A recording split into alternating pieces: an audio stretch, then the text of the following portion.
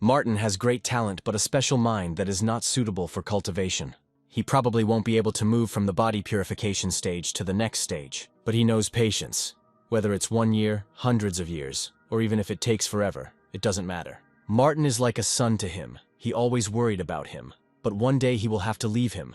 If Martin can find the core of the continent, then he will have a chance to break through.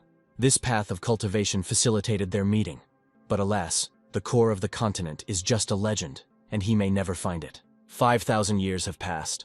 He is no longer the same as he was before. His powers are fading and he is dying. He can no longer serve his master. He has already lived for more than 100 years. There is nothing to regret. Martin does not blame him for anything. He can leave peacefully. Martin has already reached the 99,942nd layer of the body purification stage, and although he does not age, he cannot break through further. He has lived for 5,000 years, but still has not been able to break through. Over the years, he had seen many people who had been left behind or had met their end. In the end, only Martin remained and continued to watch the changes in the world. Perhaps all he could do now was find the core of the continent that the master had spoken of. But he had only managed to find the key. Alice Chain asks why Grandpa wanted to talk to that weird guy right before he died. As far as she knows, this guy is an intern teacher at Shengcheng College. Alice's grandfather was an entrepreneur, and it was only thanks to him that their family reached their current position, and he must have his own reasons for doing this. They can only wait. Finally, this guy came out. Alice asks how her grandfather is. Martin says he's already dead. Alice knew this day would come, but she still wasn't ready for it. Martin is about to leave. She asks him to wait. When Grandpa was still alive, he wanted Alice to treat Martin like him, to follow him and obey him in everything. She wants to know why. Don't take them seriously. For Martin, they are just passers-by anyway. He can't just leave like that. Their family is one of the big families in Jingzhou, and he's the last person Alice's grandfather spoke to before he died. So Martin will have to tell everything they talked about. If Alice's grandfather had heard her words, he would not have liked it very much. Alice's uncle heard that the old man had died. Ben did nothing but interfere with their family and create problems, for which his grandfather kicked him out, and he dared to return. The young are already contradicting the elders. It seems that there are no manners left in the Price family. He just wants to know whether the old man is really dead or not. If he is dead, then Ben will now lead the Price family. Only in his dreams, since they are still brothers. Dan advises him to leave this house immediately and not make a mistake. He must be out of his mind if he thinks he can stand up to Ben. Today he will show what real strength is. Ben and Dan use their skills against each other. Ben manages to defeat Dan. It turns out that his brother is a third-rank martial artist. Exactly, and perhaps they are interested in when and how he achieved this rank. The thing is, he became the disciple of the Qinglan Shan clan master, Liu Lan. After the old man's death, no one in the Price family is his opponent. Let them just give in and give him control of the Price family, and he'll leave them alone if they break their legs.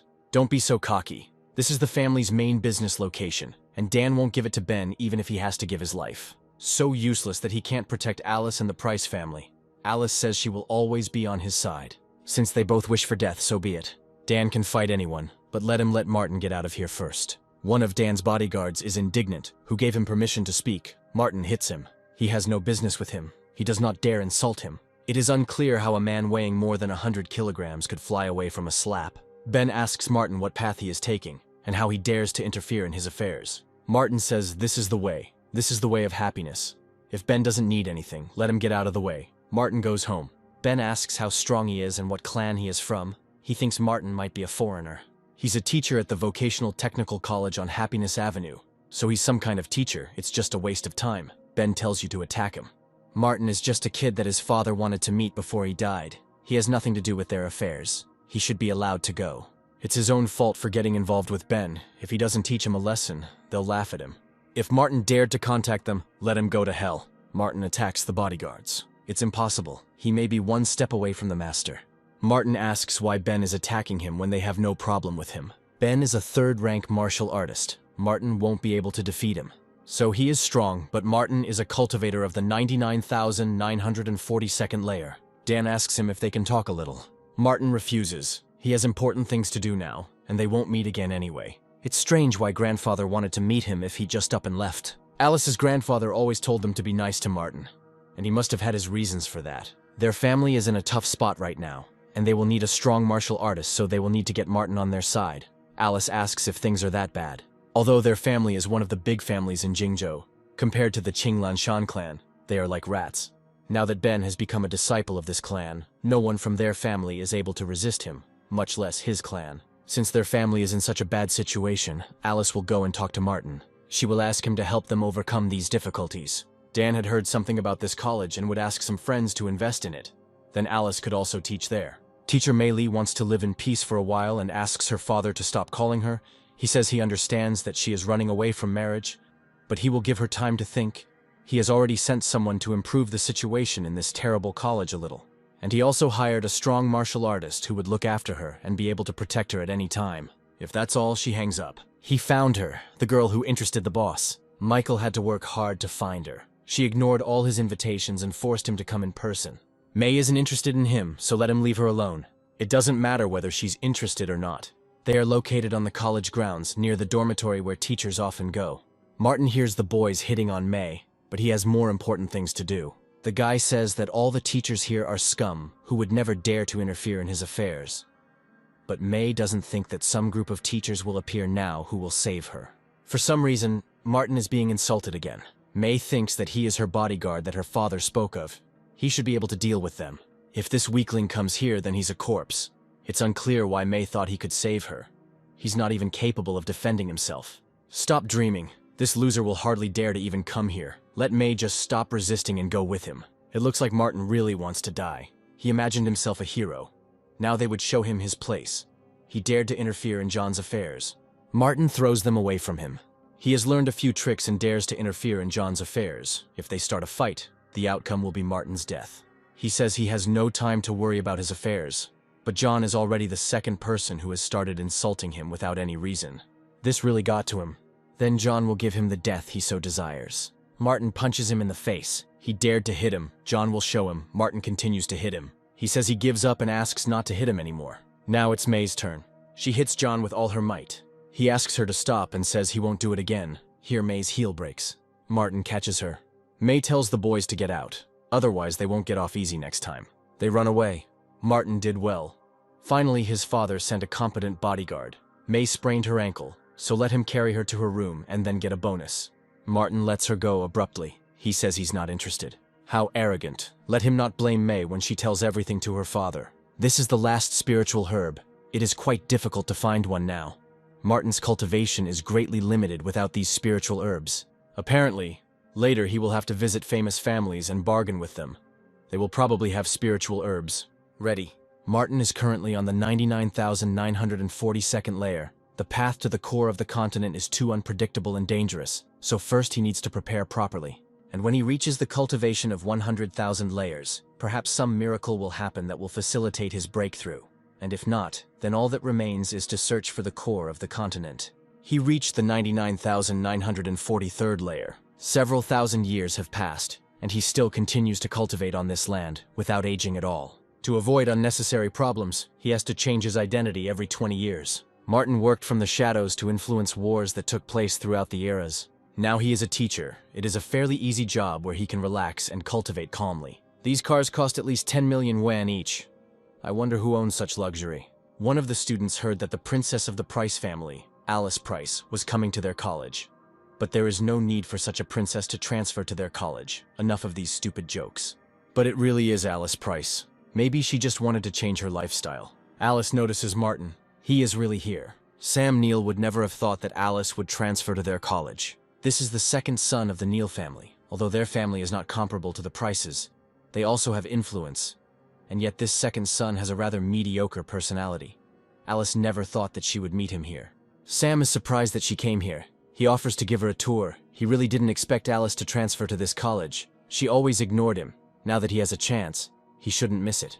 Alice says she has to go to class and has other things to do. She approaches Martin. They met again. She suggested having dinner after classes. Martin knows why she came here, but they don't know each other.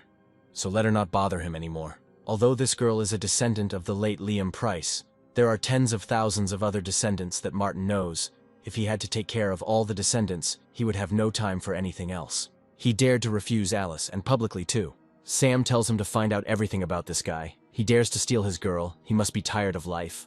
Nick learned that this guy's name was Martin Stone, a trainee teacher who had arrived at the college not long ago.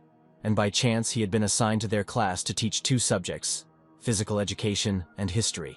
Some pathetic teacher dares to steal his girlfriend. He has completely lost his fear. Then Alice enters the classroom. Since Martin ignores her, she will come to his lectures. She'll see what he does now. Since she and Sam were in the same classes, Alice could sit next to him. Alice says she'll just sit here. She must be connected somehow with this Martin Stone, but that's not important. Sam will make sure to embarrass him in front of Alice. First, they will simply warn Martin. Sam can leave this to Nick. The masterpiece is ready. Nick wrote untranslatable insults on the board. These guys are out to cause problems for Martin. Maybe Alice should stop them. But she would like to see Martin's real strength, although her father asked her to help him. But Martin is so young, he won't be able to deal with such ruthless people as the Green Mountain Wolf, so there's no point in wasting time on him. It's better to find other reliable practitioners. And as far as Alice knows, Sam's older brother, Sean, is a cultivator who is well known even in the cities on the southern islands. He once single-handedly defeated 3 cultivators who were almost at the master level, and then he broke their cultivation, arms and legs, and was extremely cruel. And it's unlikely that Sam will be able to help the Prices get revenge on Ben, given that the Green Mountain Wolf clan is behind him, meaning he will be of little use to their family.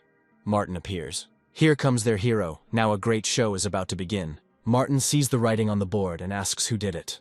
Someone must not like him. Paul begins to worry. Who knows? Maybe one day he will even get beaten up. Regardless of who did it, Martin doesn't want something like this to happen again. He is such a loser that he asked one question and started erasing everything himself. From now on, Sam no longer wants to call him Teacher Stone. He will call him Teacher Wimp, such a disgrace. Anyone would be furious after such bullying, but Martin remains indifferent. He tells them to shut up. Since they are his students, he will turn a blind eye to it for the first time. But only this time, and now he will move on to the lesson. Martin begins the lesson. He had to reluctantly close his eyes to it. It seemed Alice's father had overestimated him. Martin must be afraid of his older brother Sam, and that is why he does not dare to contradict him. Otherwise, it would be impossible to explain why he tolerates such insults directed at him. He came into their class like some kind of king, but in reality, it turned out that he was just a weakling teacher and a loser. Martin throws the sponge straight into Sam's mouth. Nobody understood how she got there. Perhaps Martin did it. But then he wouldn't have tolerated Sam from the start. And besides, Alice is sitting opposite Martin, and she hasn't seen him do anything. The sponge is choking Sam. Nick calls for help. He can't get the sponge out. We need to think of another way quickly. Sam is about to choke. Martin comes up and says he will do it. He knocks the sponge out of Sam's mouth. He falls. So he is May's bodyguard, sent by her father. His name is Peter Steele. May's father explained to him that if she walked alone, she might be attacked. But since Peter was here, no one would harm her. May can't believe that her father assigned an old man to look after her. She sees Martin through the window and asks Peter to answer who this man is, since he is her bodyguard. Peter says he doesn't know him, but he is calm and cautious. He must be a martial arts practitioner.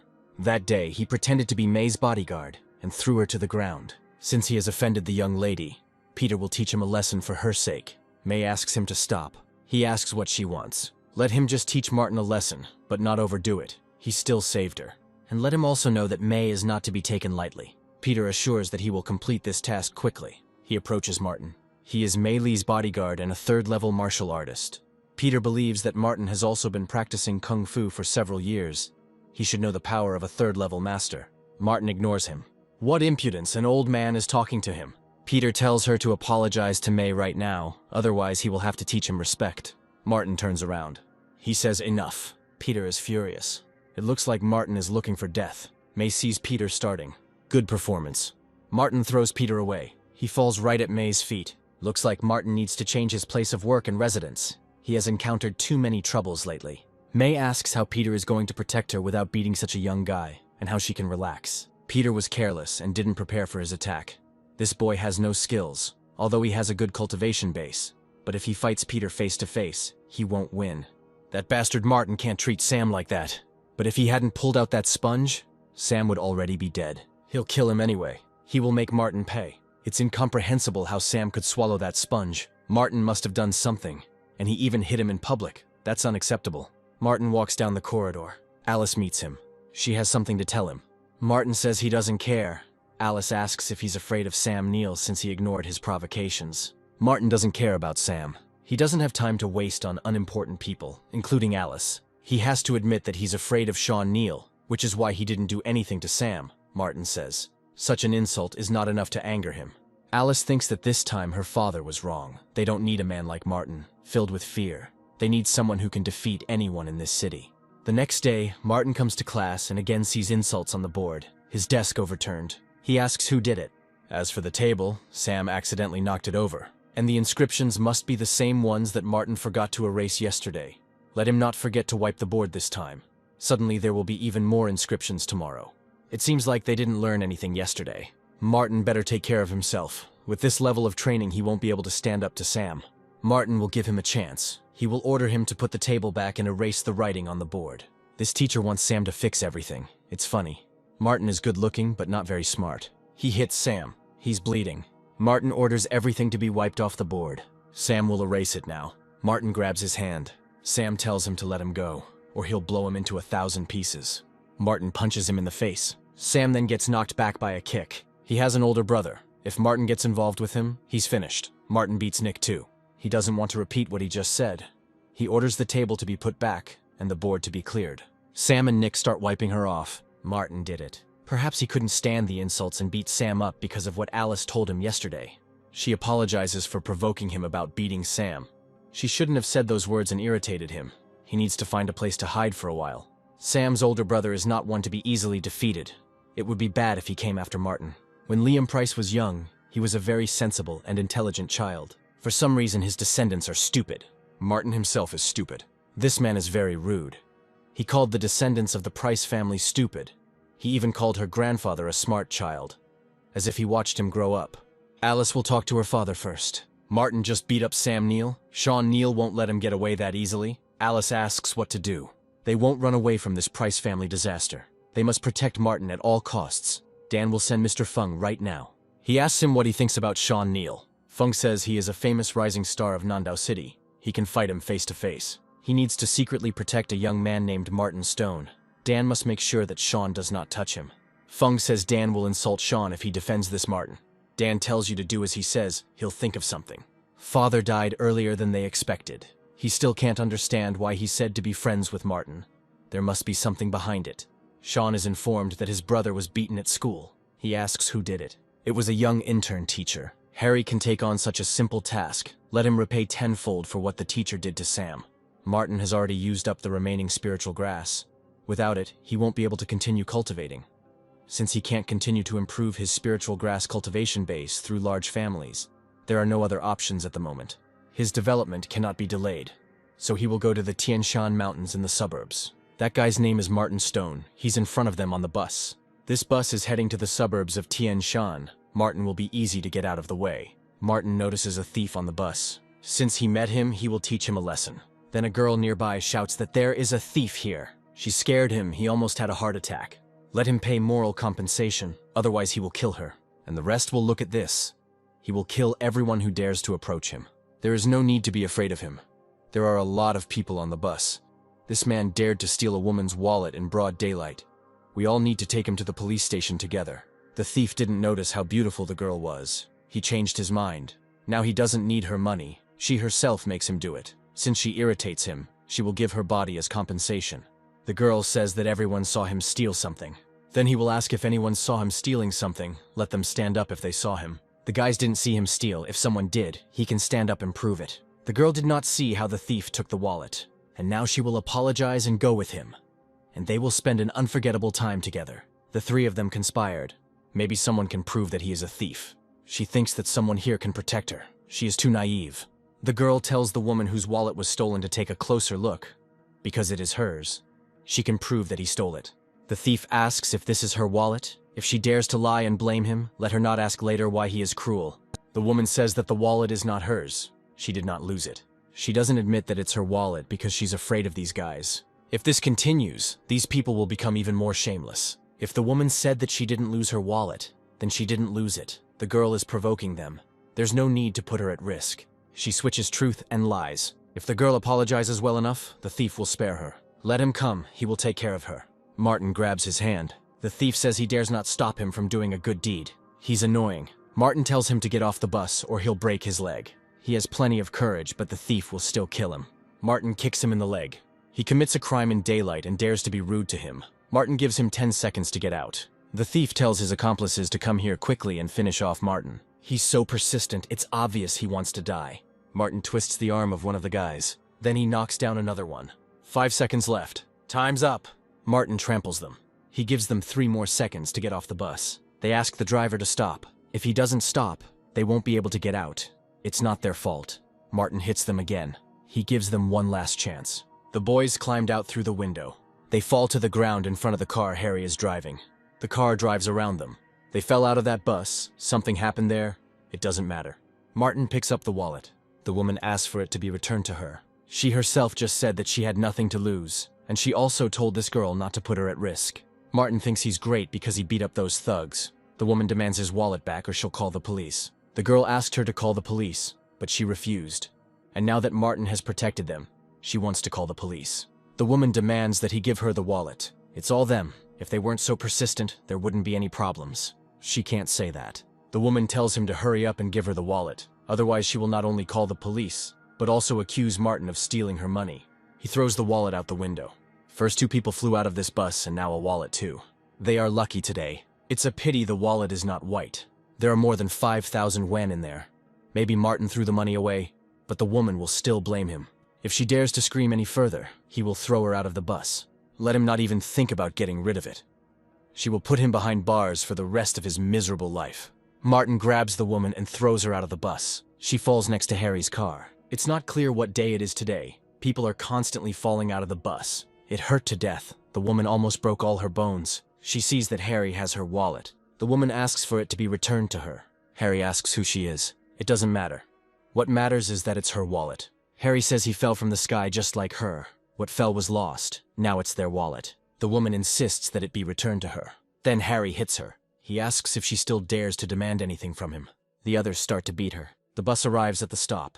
Martin comes out. The girl asks him to wait a little. He notices her pendant. The girl thanks him.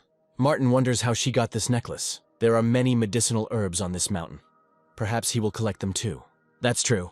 Martin asks where she got this necklace. The girl says that her grandmother gave it to her. One day, Martin came to the mountain to collect medicinal herbs, but was attacked by a 9th-rank monster and seriously injured. He was revived in the home of the large Sioux family, where there was a girl who brought him food every day. Love was like a flash with a pink tint. Martin didn't miss the chance. When his body was restored, he gave the girl this medallion in gratitude. He said that if anything happened, she should come to him and use this medallion as a mark of distinction, just so that she and her descendants would look for him in the future. This necklace was given to the girl by her grandmother when she was dying. She said that it was given to her by the most important person in her life, and she gave it to her granddaughter in the hope that she could find a love worthy of her. When Martin left, he also gave her a yansheng pill, which cures all diseases and gives a person a long life. Usually a person who eats it lives 120 years. The girl is not sure if her grandmother died when the Sioux family fell and she and her grandmother were separated, but her mother says she died because of problems with the family. Martin calls the girl baby and asks why she needs medicinal herbs. Her name is Molly Sue, and she's not a baby. She's going to college soon. She came here to collect herbs for her mother. She is seriously ill. They can't afford hospital treatment, so they try to follow what the doctor says. He told me to collect herbs from the mountain and return to continue the treatment. Martin will help her. Previously, the Sioux family was very rich. They could summon rain and control the universe. But time passed. The world became like smoke. In the blink of an eye, the Sioux family fell, and its founder died. Martin met the child of this family again, only he remained the same, but the world had changed. That's all Molly needs. She thanks Martin. It is unknown how many she would have had to collect if it were not for him. From what she described, her mother has a lung-related illness that requires a specific type of herb, Ganoderma flammea, to cure. This is the first time Molly has heard anything like this. Fire Ganoderma is an unusual herb. It cannot be found in the outskirts of the Tian Shan Mountains. While Martin was collecting herbs, he came across a place with fire Ganoderma. This place was in the heart of the forest, and was very suitable for the growth of this herb. Here comes Harry. He's been chasing Martin for a long time. This is his chance. Harry asks if Martin will beg for mercy himself or be forced to. He asks who he is and who sent him. So, Martin himself doesn't know who he messed up. I'll have to remind him. He provoked Sean Neal. So, young Master Sean Neal, well, let him attack. Martin dares to tease them, they will teach him a lesson. Maybe he'll let them have some fun with the girl next to him. Martin throws one of the guys into the air.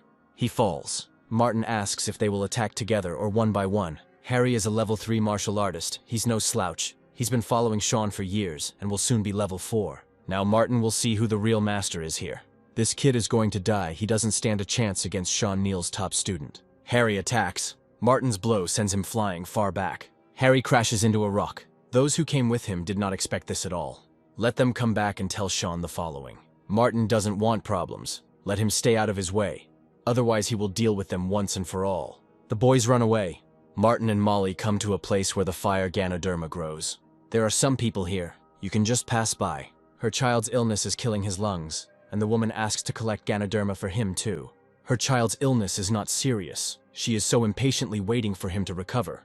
Matt will definitely collect the fire Ganoderma for her, and try to make sure that she will cure him.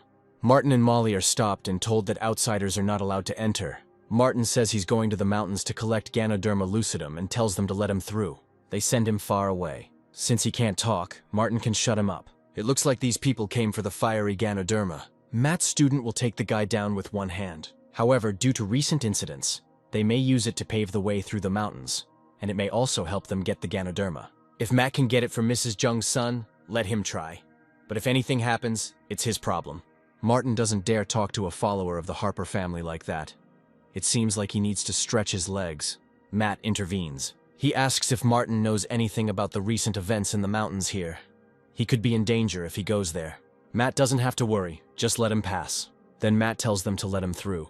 Martin tells Molly to wait here. She grabs his hand. She says she doesn't need Ganoderma anymore. Martin assures that he will return soon. They tell him to follow. On this island he can collect Ganoderma. However, the road leading to it can be dangerous. You can go one by one, walking 50 steps. Martin agrees. He goes first. This guy is an idiot. Once he lures the monster out, they can kill it. Then they can safely walk across the bridge without fear of the monster. With the help of this boy, they will test what the monster is capable of. The boy is only level 3, the monster will drag him away and eat him. However, he is the only one to blame for this. He should have thought about the consequences. But he overestimated himself. A monster appears. Martin kicks him. This turns out to be enough. Martin continues jumping from rock to rock. He walked 50 steps. Now it's the turn of those who brought him here. The monster may not have appeared, but another guy saw it attack Martin. Maybe this is their chance. Now the 3 of them can go through. There is no danger here, and Martin is walking so slowly. Here the monster appears again. Matt's students call on him for help. Matt tells the monster not to touch people. One of the students is drowning. It's too late. The temperature of the lake is very high, and even the water in it is decomposing. There is no point in saving the one who was dragged into the lake by the monster. He will not survive. It's Martin's fault. If he hadn't forced the fire beast out, his brother wouldn't have died. Martin doesn't understand why he can die, but Matt's student's brother can't. He will kill Martin for his brother. Matt stops him. This place is not safe. Let them get to the island first. It's better to keep Martin alive. They can use him. They come to the island. This is a fire Lingji. It is of the best quality. They are lucky. They will give it not only to the Yang family, but also to the Lord of the Mountain. He will definitely reward them. And Martin knows when to retreat. If he wanted to collect Ganoderma, he would not leave here alive. Martin says there's just something wrong with this stone. He's just afraid of them. No need to make excuses. This is a very ordinary stone. They won't let Martin get away so easily. He and the master will calmly roll him up into a ball. After collecting the Ganoderma, he will take it to the Wolf Mountain and Martin will become his slave for centuries. This is a rank 3 monster. Hank must run. Only now does he finally notice the monster. He's ready to attack Hank. He grabs it. The snake ate Hank. We must run! Martin continues to stand in the same place. This monster is too fast. It will soon catch up with Matt. If Martin wants to blame someone, let him blame himself. It's time to show what he's capable of. Let him hold his breath for a second. Martin doesn't move. He had to put up with Matt for a long time. Martin grabs him and throws him into the air. Matt is about to fall into the snake's mouth. This is exactly what is happening. The snake ate Matt and is now ready to attack Martin. A 3rd rank beast, a little annoying but not too clingy. Martina attacks him. He is at the 99,943rd stage of body purification. Martin defeated the snake. It's no wonder that this place is protected by a 3rd rank beast. It seems that these fire Lingji have evolved into spiritual ones, and can also be used for cultivation. Martin notices something in the snake's body. It's a stone box. It looks like it has a faint seal on it. The box held up even though Martin hadn't used all his strength, which meant that this seal had to have been placed by at least a Dao cultivator. It's been a while since Martin last saw one of these, so he'll be removing the seal slowly so as not to break what's inside. He cuts the body of the snake. The inner stone stores all the energy that the beast has cultivated. It's just a pity that the technique for absorbing such stones has long been lost, and it is impossible to obtain this energy directly. Martin does not know what happened at the end of the Dharma period, for he was locked in a secret place. Now the only way to use the beast stones is to allow the energy within them to aid the cultivation process itself. Molly is still waiting for Martin. Mrs. Jung says he won't come back, but Molly is confident that he will get out of there. Apparently she doesn't know how dangerous it is there. Those guys from the Green Mountain are top-level martial artists. A boy who can't tell the difference between heaven and earth won't survive. Martin is back. Molly knew he would be fine. Mrs. Jung asks where the master is and how Martin survived. He says Matt is dead. It's time to go back. Mrs. Jung tells you to stop. She wants Martin to explain to her how Matt died and he survived. She doesn't care what happened there. If he wants to go, let him go. But he will leave the Lingji with her. You can't fight against a gun, no matter what skills he has. Martin can give them the Lingji. Molly doesn't need them. They don't steal from anyone, so no one should steal from them. Someone is interfering here. This is Mr. Feng. The head of the Price family asked him to protect Martin. He hopes to be received with dignity. After watching Martin for a long time, it was finally his turn to speak. He would not be able to explain to the head if something happened to Martin. So that's who was following him. He thought it was someone from the Price family. Let Mr. Feng tell the head of the family that Martin doesn't need protection. He thanks him for his kindness. Oi and Molly leave. Although the Price family has power in the south, the Yang family is no less strong. Feng is in good shape now, but he can't stay like this for the rest of his life. There is no need to remind him of this. He is simply doing his duty. Martin and Molly return to town. If it weren't for Martin, Molly wouldn't have this Ganoderma. When her mother gets better, she will invite him to visit them. Martin wants to go now and see how her mother is. These herbs are good tonics, but they don't cure lung diseases. They arrive at Molly's house. It's hard to believe that her family lives in such a dilapidated house. Molly enters the apartment. She asks her mother if she is feeling better. She coughs but says everything is fine. This is Martin Stone. He helped Molly collect herbs and drive away the bad people. This is fire Ganoderma. Martin said it would help. Molly's mother has been suffering from this disease for over 10 years, and she could not imagine that such a person would cure her. There's a knock on the door. Molly goes to open it. This is Dr. Chen, asking if Molly has collected all the herbs she needs. She says that she collected all the herbs that he wrote in his recipe, and she also found the precious fire Ganoderma. It really is her. Molly asks to cure her mother. Nobody said that her illness could be cured. The fire Ganoderma has a side effect. If Molly's mother eats it, she may be in danger. This is not true. According to alchemists, Ganoderma lucidum will definitely cure Mom. If Molly talks to Dr. Chen like that, he won't cure her mother. He'll just sit there and watch her die. No need to be angry. Molly is still young. She didn't mean to offend him. He is a great doctor, so that her mother is not in danger, he will remove this Ganoderma. Molly will get her scholarship soon, and then she will pay for everything. The people Dr. Chen treats pay him millions of dollars and cover most of his expenses. Her measly stipend won't be enough. Since she can't pay in cash, let her give him the necklace she wears. It can cover her debt. This necklace is a keepsake left to her by her grandmother. Whatever Dr. Chen says is the law. Molly must not contradict him. She must be proud just to see him. He shouldn't care about the lives of pathetic people like her at all. If he cures her mother, she will give him this necklace. Molly is very sensible. She has no idea how lucky she is to have met Dr. Chen at such a young age. Martin calls him an old bastard. The doctor tells him to kneel down and apologize, otherwise he will not spare him. Martin grabs the doctor's finger and twists it. He dared to raise his hand against the master. It seems he doesn't know that Dr. Chen is a second-rank warrior. He attacks. Martin parries his blow. The doctor didn't think he knew Kung Fu. However, since he dares to provoke him, he must be prepared for the consequences. Chen, the master of the southern island, will not let himself be defeated. He will call, and Martin will die. And Molly too, since she lets that bastard treat the doctor like that. He won't cure her mother. Let her wait for her death. Master Chen has a strong influence on the southern island. His brother is a big shot in the criminal underworld. Martin says it's okay. He'll cure Molly's mother first. There is no need to worry about her, even though she has been sick for years. But she can still live. Martin is better off hiding. Mr. Chen's people will come soon. She does not want him to suffer. Fate decided to bring Martin together with her. He asks her to give him her hand so that he can check her pulse. Let Martin examine her. Molly believes in him. This is an unusual disease. Only Dr. Chen can cure Molly's mother. Martin understood her condition. He asks if there is ice at home. Molly says she will get it now. She gives Martin an ice cube. He applies birth and unification, then thickening. Dr. Chen has been studying medicine for half his life and has never seen such a method. He hopes that Martin will not kill anyone in the future. There is too much fire essence in this Ganoderma to be taken in its pure form.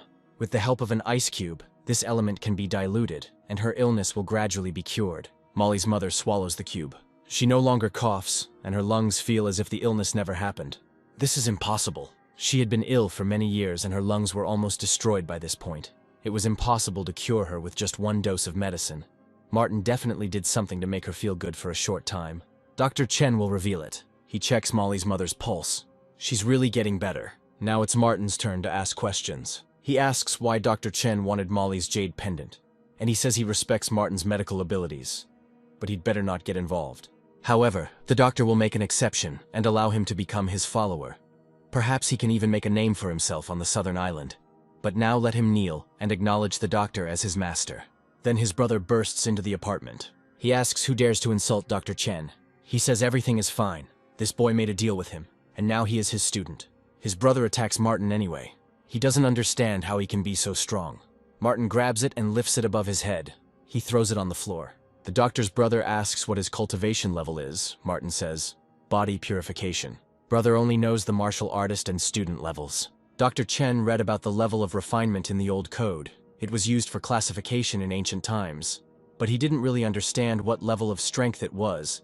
This guy is able to defeat Jack so easily. He is definitely a martial artist, and the doctor dared to provoke this god. Martin asks if Dr. Chen is sure he wants to be his teacher.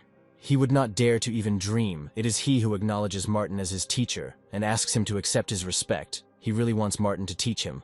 He says that Dr. Chen is not worthy of being his disciple. Yes, he is unworthy. They admit that they did a terrible thing by insulting him. They will do whatever he orders, if only he will let them go. Martin asks what their purpose is. They did these things to get the necklace on Molly's neck. Then Martin asks who ordered them to do this. Dr. Chen said, the Su family is from Tianan province. This family is very influential. Although they have not been in very good shape for the past few years, they could not resist them. Molly and her mother had already given up living on the southern island, but they weren't even allowed to leave. Molly asks what the Su family needs her pendant for. The doctor's brother doesn't know the details, but they have a problem with some person. To get this pendant, the master must take a grandmaster with him and climb the mountain. He heard that someone will reach the required level soon. Now this person can help solve the problems of the Su family, so they are still looking for the person their grandmother loved. Since he remembered his promise and decided to fulfill it, perhaps he liked his grandmother. Let Molly keep the necklace, that's better. Martin won't punish the Chen brothers today, but let them not catch his eye again. Otherwise he will be more serious. They will remember this. Molly says that this necklace was given to her grandmother by her lover. It looks like Molly's mother was poisoned. She had a lung disease and Molly's grandmother died. These people are truly evil. Martin hopes they learn their lesson and don't cause any more trouble. This is high-quality fire Ganoderma. Maybe Martin will be able to take it to the next level. He extracts the core. Now he is one step closer to the 100,000th level of body cultivation. This iron box was found on the serpent that guarded the fire Ganoderma. Perhaps it is left over from ancient times when the cultivation of immortals flourished. There is a strict ban on the iron box. If Martin breaks it with brute force, it may damage what is inside. However, this will not be difficult for him. Once he learned how to break a box, he can break even a normal one in the blink of an eye. He succeeded. However, there is another one in this box. It looks like an ancient scroll. The method is to repeatedly refine the essence. The essence condensed inside is returned to the cauldron, while the outer essence can be absorbed. This is called capsule formation, and returning to the cauldron. Even fragments were not found. It seems that someone deliberately erased the existence of this cultivation method and used it for their own purposes. Over the past 5,000 years, Martin has searched all over China, but has never found any leads. Now that he has this cultivation method, he can quickly raise his level to 100,000th by absorbing external essence when the spiritual grass is exhausted. He will begin to refine the core of a rank 3 monster. This should be enough to make a breakthrough. It seems that this cultivation method is quite unusual. Martin can directly absorb the spiritual energy from the monster's core and transform it into his own spiritual power. Instead of transforming and improving this method, someone erased it from history because it was too powerful. 3 levels at a time, Martin is now at level 990,947. The spiritual power contained in the core of a 3rd-rank monster is very powerful. Due to the unclear origin of this method, there will be problems in the future, but quickly cultivating the 100,000th level is much more important. Someone is knocking at the door. May has something to tell Martin. She comes in. Martin wouldn't let her in. May is angry, so he goes shopping with her. Martin says not now. May insists and offers him 10,000 yen. Martin still refuses. May will give him 20,000. He must go. Martin says he will give her 100,000 so that she won't bother him. The intern teacher has nowhere to get 100,000 yen. May made inquiries. He is an orphan. For an orphan, this is not a small amount. 20,000 yen is more than your salary for half a year. He is pathetic. But May will help him. She is naive. Let her not bother Martin anymore. May is outraged that he dares to speak like that. Martin is the richest man in the world. May and her family are useless to him. He can boast with a straight face. His shamelessness amused her a little. Martin is walking down the street. He is followed by May. She asks him to stop. Martin didn't know that she had been following him all this time. If he does not want to accompany her, then she will accompany him. He helped her get rid of a couple of thugs, although in the end he upset her a lot. But she is very reasonable. So even though reluctantly, she accepted him as her friend. May is very angry. She can't believe that Martin is so stupid. If she wants to know the truth about him, then there is no need for this. May doesn't even know who Martin threw away last time. The world is very dangerous. But being with Martin, May can rest easy. Alice meets him in the corridor. She wants to tell him something. She's been thinking about it all night, but she's still sure he shouldn't get involved with Sean Neal. It would be better if they went together, and Martin apologized to Sam Neal. Alice doesn't have to worry about either Sean or Sam. They're both ants in front of Martin. He is so stubborn, Alice tries to help him. Sam got it from Master Stone, but Sam's brother loves him more than anyone else. He will definitely take revenge. Martin hasn't been at school for a few days. Sean must have beaten the crap out of him. He's probably in hospital now. Here Sam finally notices Martin. He thought the man Sean sent had taken him out. Sam realized that Martin was hiding, which is why he didn't find him. Martin grabs Sam. He asks what he wants to do. May tells Feng to stop following her. Sam says his older brother is Sean Neal. Feng has heard of Sean Neal. He is a rising star with remarkable cultivation. He is also a disciple of the Master. Martin doesn't know how high the sky is. He provoked Sean. They should stay away from him to avoid trouble. Martin doesn't want to get his hands dirty with Sam. It's a waste of time. He warns not to bother him. Sam says Martin is a teacher. He can't do this. Martin hits him. He should be punished. Alice tells them to let Sam go. In response, Martin begins to hit him.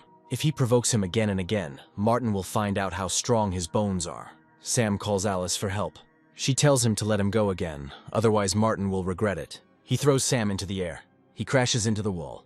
Martin is crazy. He beats Sam so badly. Sean will definitely kill him. Alice is stupid. Martin already said that Sean is nothing in his eyes. Martin is so handsome. This is starting to get annoying. He calls on the phone. This is Stanley Kim. He knew that Martin would contact him. He finally waited for him. Martin wants Stanley to find monster cores for him. The more the better. Stanley says the cores can't be absorbed, only collected. They will talk about this later. The more cores, the better. Martin can kill the demonic beasts in the mountains. But it is becoming more and more difficult to kill high-ranking demonic beasts. Stanley has a good circle of connections. He can take cores from large families. Martin senses a murderous aura. May calls out to him. It seems that the killer spirit's target is not Martin. He finally stopped. May completely out of breath as she ran after him. Martin won't let anyone persecute him again. He says that someone wants to kill May. She asks who it is and where. Feng tells May not to listen to this child. As long as the old man is here, no one will dare to come near and harm her. He thinks that Martin is trying to deceive her. He leaves. May asks him to stop and explain everything to her. Even if he does not allow her to follow him, there is no need to scare her. Martin counts to 3. Someone is going to attack May. Bold, but stupid. Feng stops the attacker. They start fighting. He will die today. Feng doesn't dare stop him. This is not good. May's attacker can be glad that he will die at Feng's hands. Martin tells him to stop. Let him stand aside. He was lucky to see Feng's skills. Martin says not to engage in close combat or he will lose. If Martin is scared, let him say so. Feng is here to protect him and the young miss. He will kill the attacker with one move. Fog spreads around. Feng's hand is covered in worms. Let him go to hell. Martin grabs the attacker's hand. Feng was taken out, but he doesn't need help. He can still fight. Martin lets go of his hand. He's leaving. Now the old man will die. The guy attacks. Feng falls. Things are bad. The attacker approaches Feng with a dagger. He admits his mistake and asks Martin to help him. Martin flies into the air. He reflects the blow of the dagger. Then he hits the attacker. Martin does not dare to interfere in the affairs of the Five Poisons sect. The attacker is enveloped in a cloud. A snake emerges from it. This golden python is highly venomous, as its venom is produced from the life force of its attacker. The python is about to bite Martin. However, something is wrong. This demonic beast's level is too low. Martin cuts it. Now he's going to attack the one who wanted to kill May. Martin attacks. The guy asks not to kill him. He is a member of the 5 Poisons sect. Martin had never heard of her. If the guy answers his questions, he will live. Martin asks if their sect specializes in breeding demonic beasts. Not in cultivation. Students make blood pacts with poisonous demonic creatures, so everyone has their own poison. Martin asks if they have any strong demonic beasts, like ones that generate poison right in the core. His master's poisonous demon scorpion can absorb the inner core. It was strange how a human could form a blood pact with a demonic beast, but that wasn't the problem. It was another way to absorb the demonic beast cores. Martin let him go, so he shouldn't worry. The 5 Poisons sect won't cross paths with him anymore. Martin hits him. He tells them to go back and tell the strongest masters of the sect to take revenge on him. Now let him get out. Martin deserves a lollipop. May asks if he'll really let him go. They have no reason to be hostile. But May didn't ask why they wanted to kill her. Martin has a feeling that this is not the killer. He is walking down the street. He is met by the young master of the Lane family, Henry Lane. He tells Martin to stop, but he walks past. This guy apparently doesn't know the rules. He sent Sam Neill to the hospital. Sean Neill was angry as ever, so Henry won't let Martin leave. He comes to the pawn shop. He asks if there is any news about the item he asked for. To tell the truth, these herbs are very rare, but Larry searched for days and nights and finally found out something.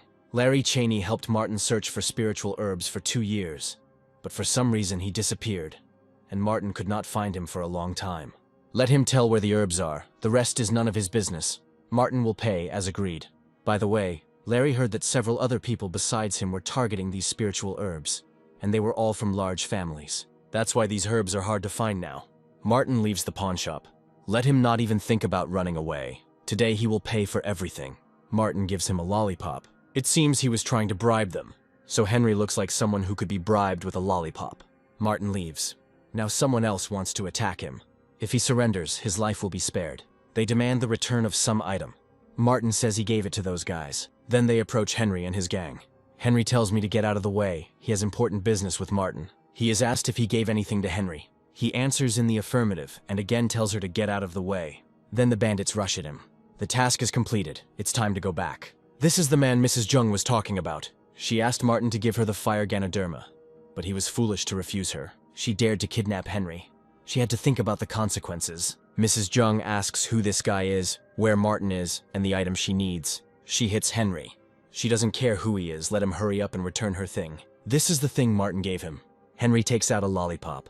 Martin passed it on to this guy. Mrs. Jung tells you to show her the lollipop. Henry asks if she knows who he is. Mrs. Jung hits him again. Martin just gave him a lollipop. Mrs. Jung goes too far, kidnapping people for candy. He himself doesn't know what happened.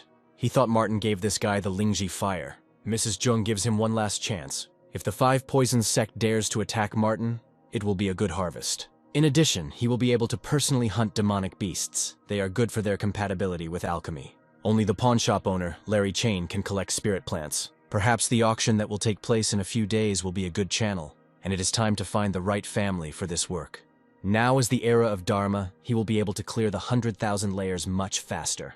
May asks teacher Norman Smith to stop following her. They teach at the same college, and for some reason she keeps running away from him. Norman asks to give him a chance. He will treat her well. He should show respect. They don't know each other that well yet. This is exactly why they should communicate with each other more. Norman asks May to open the door to her heart for him. He is in love with her. He is the vice principal of the college, and his family is quite famous on the South Island, so May should not reject his offer. Look at him. He's all ruffled up. May doesn't like him. It's impossible. She probably says this because she's angry. Norman is from a famous family. He has status. She can't reject him. May doesn't care what he's talking about. Just let him leave. Norman doesn't believe it. She probably thinks differently. He knows. Girls are very shy. He is perfect for her and will treat her like his girlfriend. May notices Martin. She has a boyfriend, so Norman should leave her alone. May calls Martin her husband and says that this guy is bothering her. Martin says they are not married. He may not be her husband, but he's definitely her boyfriend. Norman didn't expect such stupidity from her. Martin is just a trainee teacher. It's none of his business who she likes. Norman asks Martin to come over. He wants to talk to him. Martin says he doesn't have time. His business is none of their business. As deputy director, Norman orders that he be heard. He doesn't think Martin is worthy of May. He's been working at this college for about 2 or 3 years now, and he's still a trainee teacher. It is unlikely that he can afford a luxury house or a new car, since he barely makes ends meet on his salary. Women need protection that Martin cannot provide. He won't be able to do anything with his small and fragile body. Norman can handle 3 of his kind. So he advises him to stay away from May. It will make her happy. Martin agrees. He agreed. Such a simpleton. He wouldn't even dare utter a peep in front of Norman. That's because Martin treats him like a piece of shit. May is too lazy to talk to him. A member of the 5 Poison sect says he has never seen such a terrifying person. He himself asked to tell the strongest members of the sect to take revenge on him. In that case, it is the business of the disciples of the 4 guards. Let them figure it out themselves. The 4th Guardian's Thunder Python will soon make a breakthrough. It just needs fresh blood and meat. He would take this opportunity to go beyond the sect so that the Thunder Python could advance and transform into a heavenly Thunder Python. Norman meets Martin in the college corridor. He asks to take this and invite May to this place. Martin asks why he should help him. Norman already invited May, but she refused. If Martin does a favor for him, he will become his little brother, and Norman will take care of him. Martin says Norman is mentally retarded. He doesn't dare talk to him like that. Sam didn't show up. If things get worse, Sean will probably take action. Teacher Stone was unlucky enough to provoke the Neal family. He had practiced enough that Norman had specifically asked the Education Bureau to test him today. If he can pass this test, he will become a full-fledged teacher. But if he doesn't pass it, then, unfortunately, he will be fired. The trainee teacher is also a worthy competitor to Norman, and May will fall into his arms when Martin is fired. Norman invites the professors to sit down. Today he invites them to evaluate a trainee teacher. These very important people were sent by the Education Bureau to evaluate the work of the college.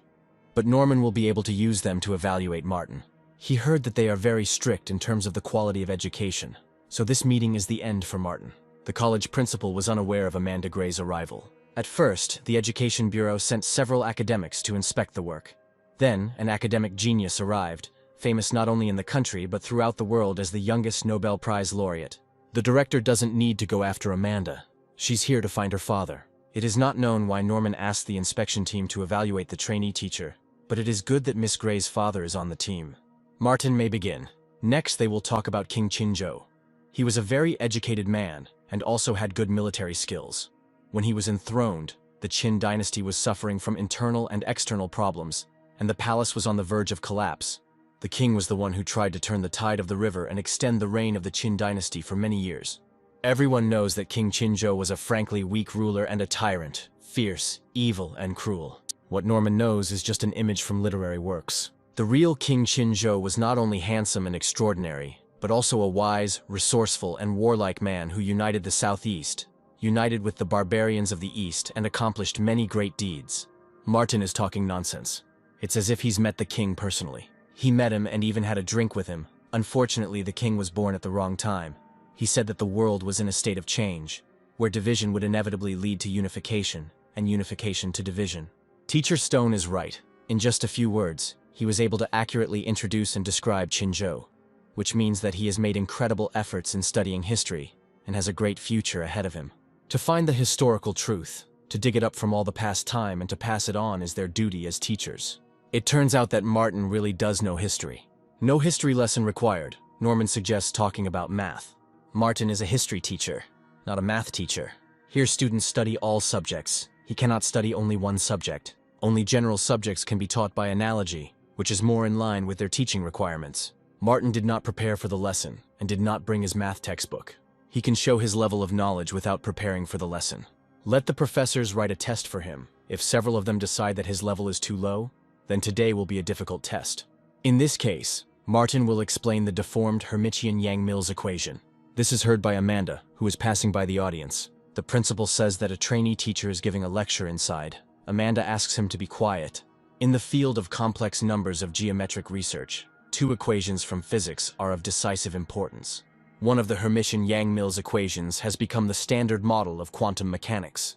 Another is closely related to the theory of relativity. This is a way to solve these 2 equations under the condition of stability.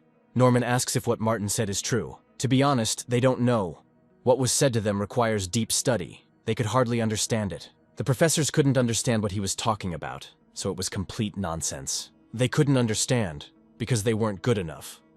Martin asks if Norman is qualified enough to tell him he's talking nonsense. After 5,000 years of immersion, a long life of secrecy, and an uninteresting period of purification, He mastered all the knowledge of people when he was bored. These are the most famous professors in the country, appointed by the Education Bureau. While they can't confirm the accuracy of what Martin said, he certainly wasn't talking nonsense. It's true that they are not good enough. It's hard to believe that Martin's level is really so high that even several professors couldn't understand his lecture. His grade will be reviewed until the professors figure out what is right and what is wrong. Amanda didn't expect that the most difficult problem in differential geometry would be solved by a teacher in this college. Martin is amazing. Everything he said is true and incredibly important. It is very possible that he will be awarded the highest award in mathematics, the Philosophy Prize. It was very ridiculous and ignorant to consider his assessment as failed. This is disrespectful to academics, so Norman should apologize to Martin immediately. He, a worthy deputy headmaster, has no intention of apologizing to a trainee teacher. The director hits him. What Amanda Gray said is undeniable. She is a national treasure of the academy, a genius. It's good that the professor's daughter is here.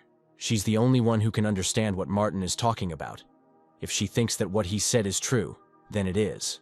On behalf of the Education Association, the professor confirms that Martin Stone has passed the assessment and will also inform the association of the outstanding results of his research, which is an honor for their college.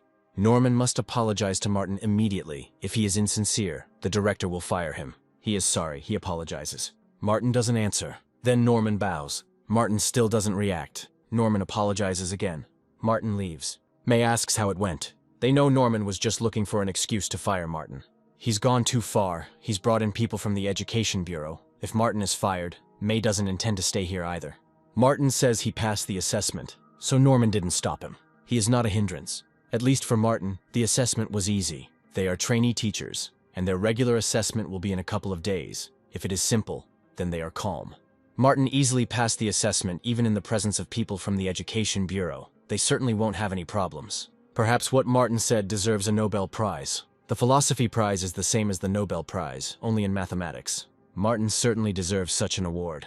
This girl must be Amanda Gray, a genius, and she gave Martin such a high rating. It turns out that the assessment for promotion at this college is so terrible that you have to be a genius. The Price family is now weak inside and out. There were a lot of people who wanted this fatty piece of meat for themselves, but Martin Stone ruined everything. But now the Price family has fallen into Ben's hands. Green Wolf Mountain Hall. Master Jack Smith asks how strong Martin is. He is a third-rank martial artist. Ben asks to finish this guy off. Jack has no time, and it's unlikely that this little boy is worth their interference. The mining master sent him to investigate the death of Hallmaster Kevin Green, which is now a priority. And for Ben, he has a pill. If he eats it, his cultivation will increase by 3 levels, although his lifespan will decrease by 10 years. It's not very attractive. If Ben wants to be Jack's man, he has to pay a price, so he can show the Green Wolf sect his usefulness. He can't even handle a small master. Jack is a little disappointed in him. Ben will kill Martin and take over the Price family as quickly as possible. At night, he comes to the dormitory where the teachers live. Martin must live here. This little guy will die today. Martin is a cunning and unusual person. Last time he deceived them. So they will not talk to him. They will just throw him in a bag and hand him over to Mrs. Jung. They are also going to break into the hostel. Ben climbs through the window. It seems like no one is home. Martin appears from behind and asks what he wants. Ben was looking for him. Let him go to hell. Martin strikes back. He really is something else. Unfortunately, this time Ben was prepared. Once he swallows this pill, his cultivation will increase by 3 levels. Martin slaps him on the back of the head. Ben falls. A fight is a fight. There is no point in idle chatter. Soon, bandits break into Martin's room. One of them thinks they have found it, but it's actually Ben. They put him in a bag. The mission was successful. They are returning. It's very busy today. The bandit comes to Mrs. Jung. She hopes that this time he is not mistaken. They took Martin from his home. There can be no mistake about that. Mrs. Jung unties the bag. She realizes that it is not Martin again. Then Miss Jung starts beating the bandit. She will beat him to death. He brought the wrong one again. Now she doesn't need him. The bandit doesn't understand how this happened. Why they caught the wrong one. Looks like I'll have to ask someone else. Mrs. Jung is calling Bill Hope. She tells him to take this garbage with him. There's no need to catch anyone else. Let him throw this garbage out to feed the fish. Martin is already here. Mrs. Jung asks how dare he come here. He doesn't like it when annoying people pester him, but they did it over and over again, and now Martin is angry. Mrs. Jung doesn't care whether he's angry or not. She orders to seize him. The bandits rush at Martin. He attacks. Martin dealt with all the bandits, and he is strong. It is not surprising that he dared to come here alone. It's better to settle everything peacefully. Mrs. Jang really needs the fire Ganoderma to cure her son. She will give him $1 million. Martin says he has used Ganoderma before. Then Mrs. Jung calls Bill Hope again. She tells him to beat Martin half to death. He should have agreed to Miss Jang's proposal. Low-ranking fighters, especially those like Martin, may seem strong to ordinary people. But in the Yang family, they are not even worth mentioning. Martin doesn't like it when there's a lot of chatter before a fight. If Bill doesn't make the first move now, he will. Bill attacks. However, for some reason his blow misses. Now Martin is attacking him. Bill falls. Let Mrs. Jung not cross Martin again, or he will have to hit the woman. Mrs. Jung asks why Bill lost. This guy is not as simple as he seems. It is better not to mess with him in the future. Things are bad. The young master is not feeling well again. Earlier, Mrs. Jang asked her son if he was okay. David said that he felt very, very bad. He hit one of his bodyguards. For some reason, it's him who's bad, not them. They both deserve to die. His lungs feel like they're on fire. David asks if his mother found a cure. She says she found it, but a man named Martin Stone took it. So he dared to steal from the Yang family and made David feel such pain. They will chop him into pieces and feed him to the dogs. David needn't worry, Mrs. Jung will never let Martin leave. Larry Cheney calls him. Last time he talked about the auction. Everything is decided. Tomorrow at 7 in the evening. Something crashes into the ground behind Martin. He feels the breath. This is a demon.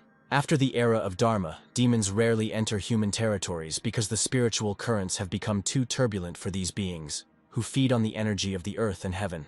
In terms of cultivation, life in the human world is extremely expensive. This demon is extremely persistent. I wonder what he wants. There is something unusual about him.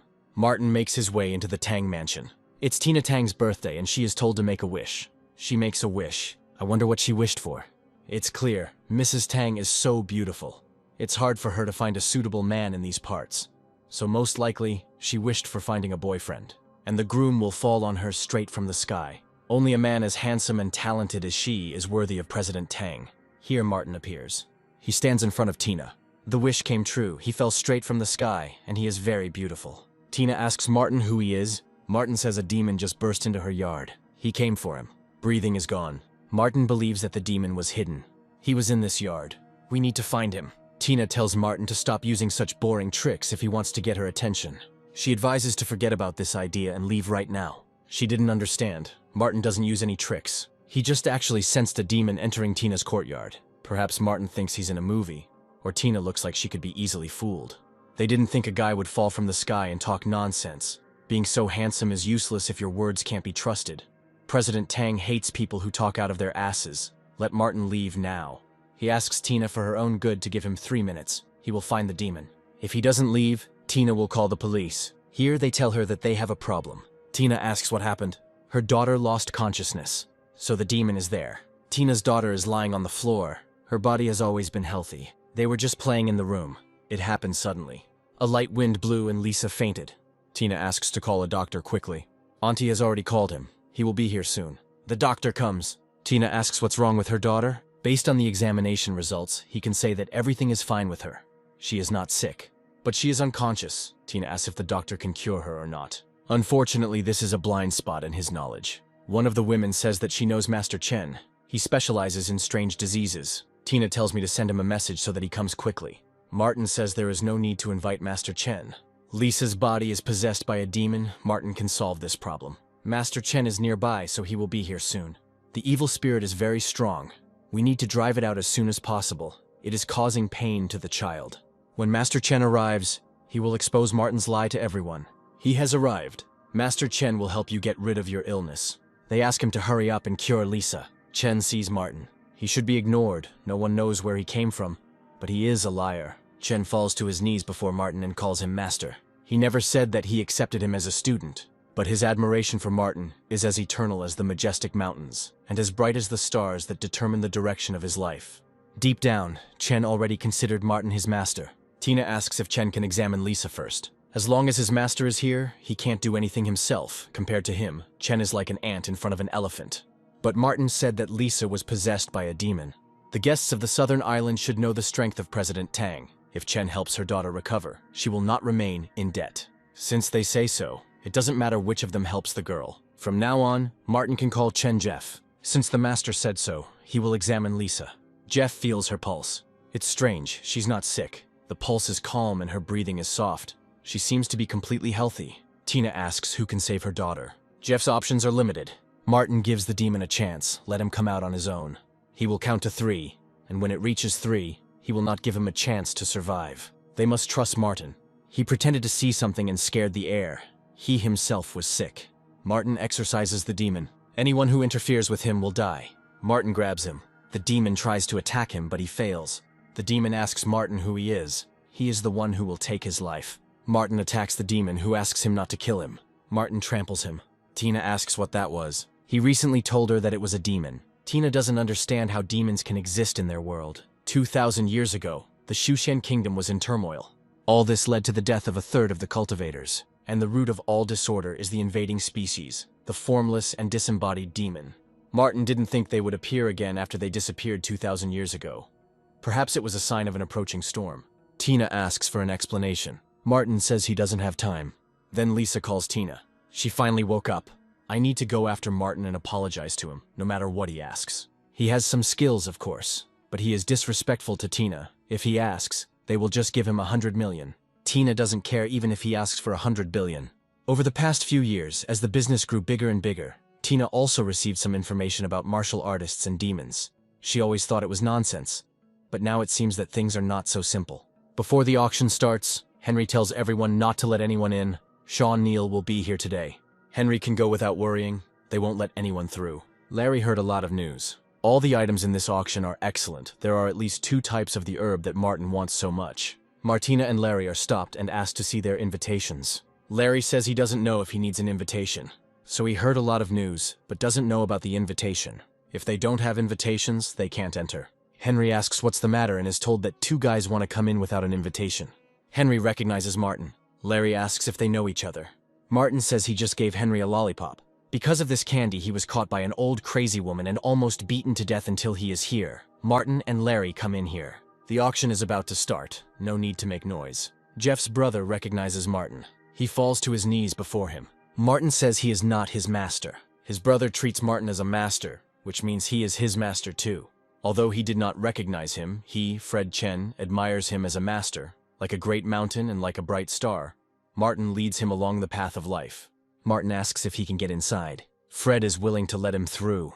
Martin provoked Sean Neal. Henry can't let him in. Fred hits Henry. He has no right to tell him what to do. He's blind. If he messes with Martin, Fred will beat him to death. Martin and Larry come to the auction. Rumor has it that deep in the Tian Shui Mountains, a powerful demon dog has appeared. She was so strong that she provoked the demons on the mountain. The auction organizers gathered many craftsmen here for another purpose, to assemble a hunting party to go to the Tian Shui Mountains and kill the demon dog. Alice sees Martin.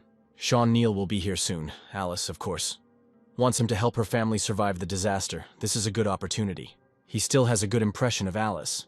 And when the auction happens, he will buy some spirit herbs. If he likes them, he will definitely help her. She knows it. This auction is full of martial artists and nobles from the southern island. The 2 types of spiritual herbs that Martin needs will likely be in high demand.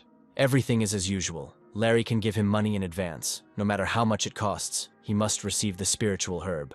Later, Martin will transfer the money to him through the Ruishi Bank. Everything here is so luxurious. It's no wonder that the part-time salary here is much higher than in other places.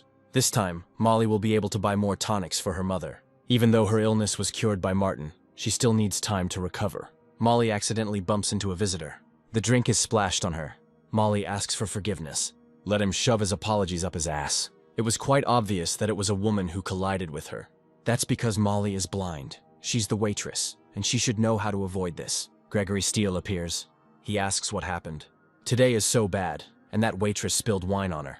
The worst thing is that this girl still doesn't admit her guilt. She's in big trouble. Cheryl Brown is the daughter of the CEO of the Tang Group, and they are well-known local tycoons. Molly doesn't understand what he's talking about, but she's not wrong. It was Cheryl who attacked her first. I wonder what these 2 are talking about with this girl. This is the son and daughter of the Tang Group executives. Tang Group has amassed over $10 billion in just 3 years and dominates the market. Molly is truly ignorant. Gregory will give her 2 options. Let him either compensate Cheryl for the damage to her clothes, or get on his knees and apologize. Kneeling in public is not nice. If Molly is not up for it, Cheryl will slap her and that will be the end of it. This will serve as a lesson to her. The next time they see each other, Molly will hide from her. Martin stops Cheryl. She asks who he is and how he dares to interfere in her affairs. Gregory tells him to let go of her hand and not be so curious. Martin lets go of Cheryl's hand. He asks Molly what she is doing here. She says she works here part-time. Cheryl thinks that Martin is Molly's brother. It's good that he came. He needs to pay off the debt. He understands very well that it is Cheryl's fault. So she's the one who should apologize to Molly. Martin must have been hit on the head by a donkey and asks Cheryl to apologize to the waitress. Martin doesn't dare ask her to apologize to him. Cheryl needs her face to let her hit her, otherwise she won't get off with a simple slap. Molly hides behind Martin. Cheryl is ready to hit her. Martin hits Cheryl. She's falling. Gregory will kill Martin. He kicks him. Gregory crashes into the wall. Cheryl's father never raised his hand to her. Martin does not dare hit her, so that means he's her first. Fred appears with other guards and asks what all the noise is about. He's just in time. These two waiters dare to commit crimes in public. We must arrest them. This bastard is causing trouble. They should break his legs. The boy who falls into the hands of Fred Chen must get what he deserves. However, the guards grab Cheryl and Gregory. They are violating the rules of the auction. Fred tells them to throw them out of here. Martin is causing trouble again. These people made him angry. Alice isn't going to talk to him about it here.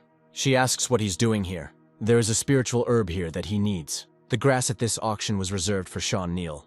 But the auction has not yet begun, and the grass must go to the highest bidder. Martin has wounded Sam Neill and now wants to fight Sean for the spirit herb.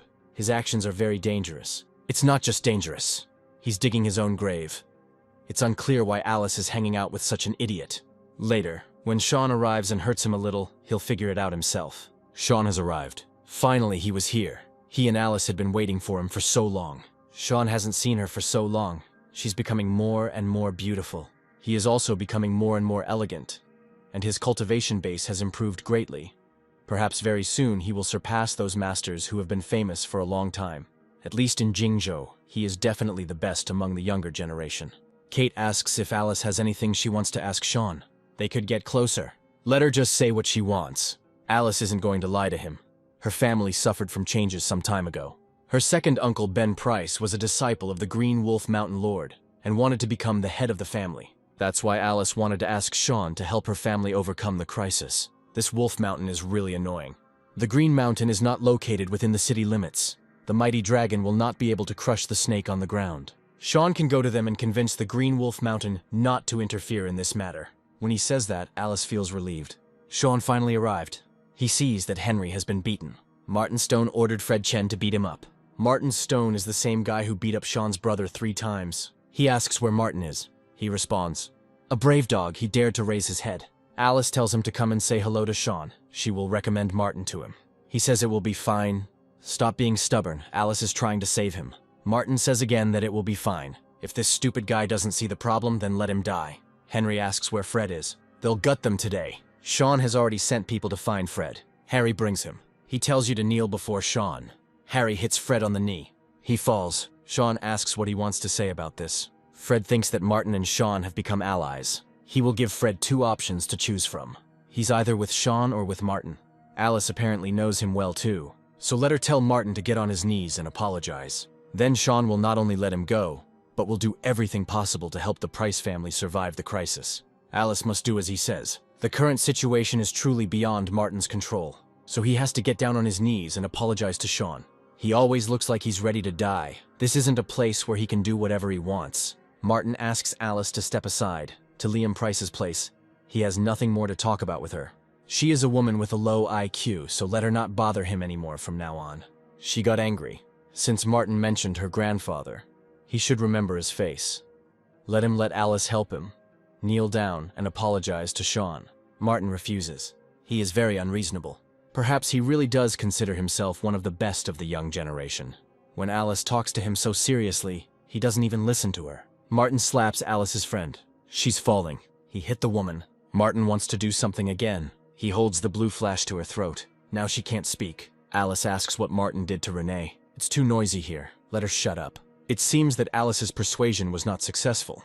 Now it's Fred's turn. Sean asks what his choice will be. Fred has absolute confidence in Martin, but Sean is not so simple, so he is not easily provoked. Henry tells Fred not to be so stupid. If he doesn't follow Sean, he will definitely die. It's a pleasure being Sean's dog. He's got a lot of bones here. When the time comes, he will be thrown 2 pieces, and he will have enough food. Let him hurry up and make a decision. He can continue to live like a dog and gnaw the bones that are given to him, Although Fred must not reject Sean, Henry must behave with dignity. They must not force him. Fred chooses Martin.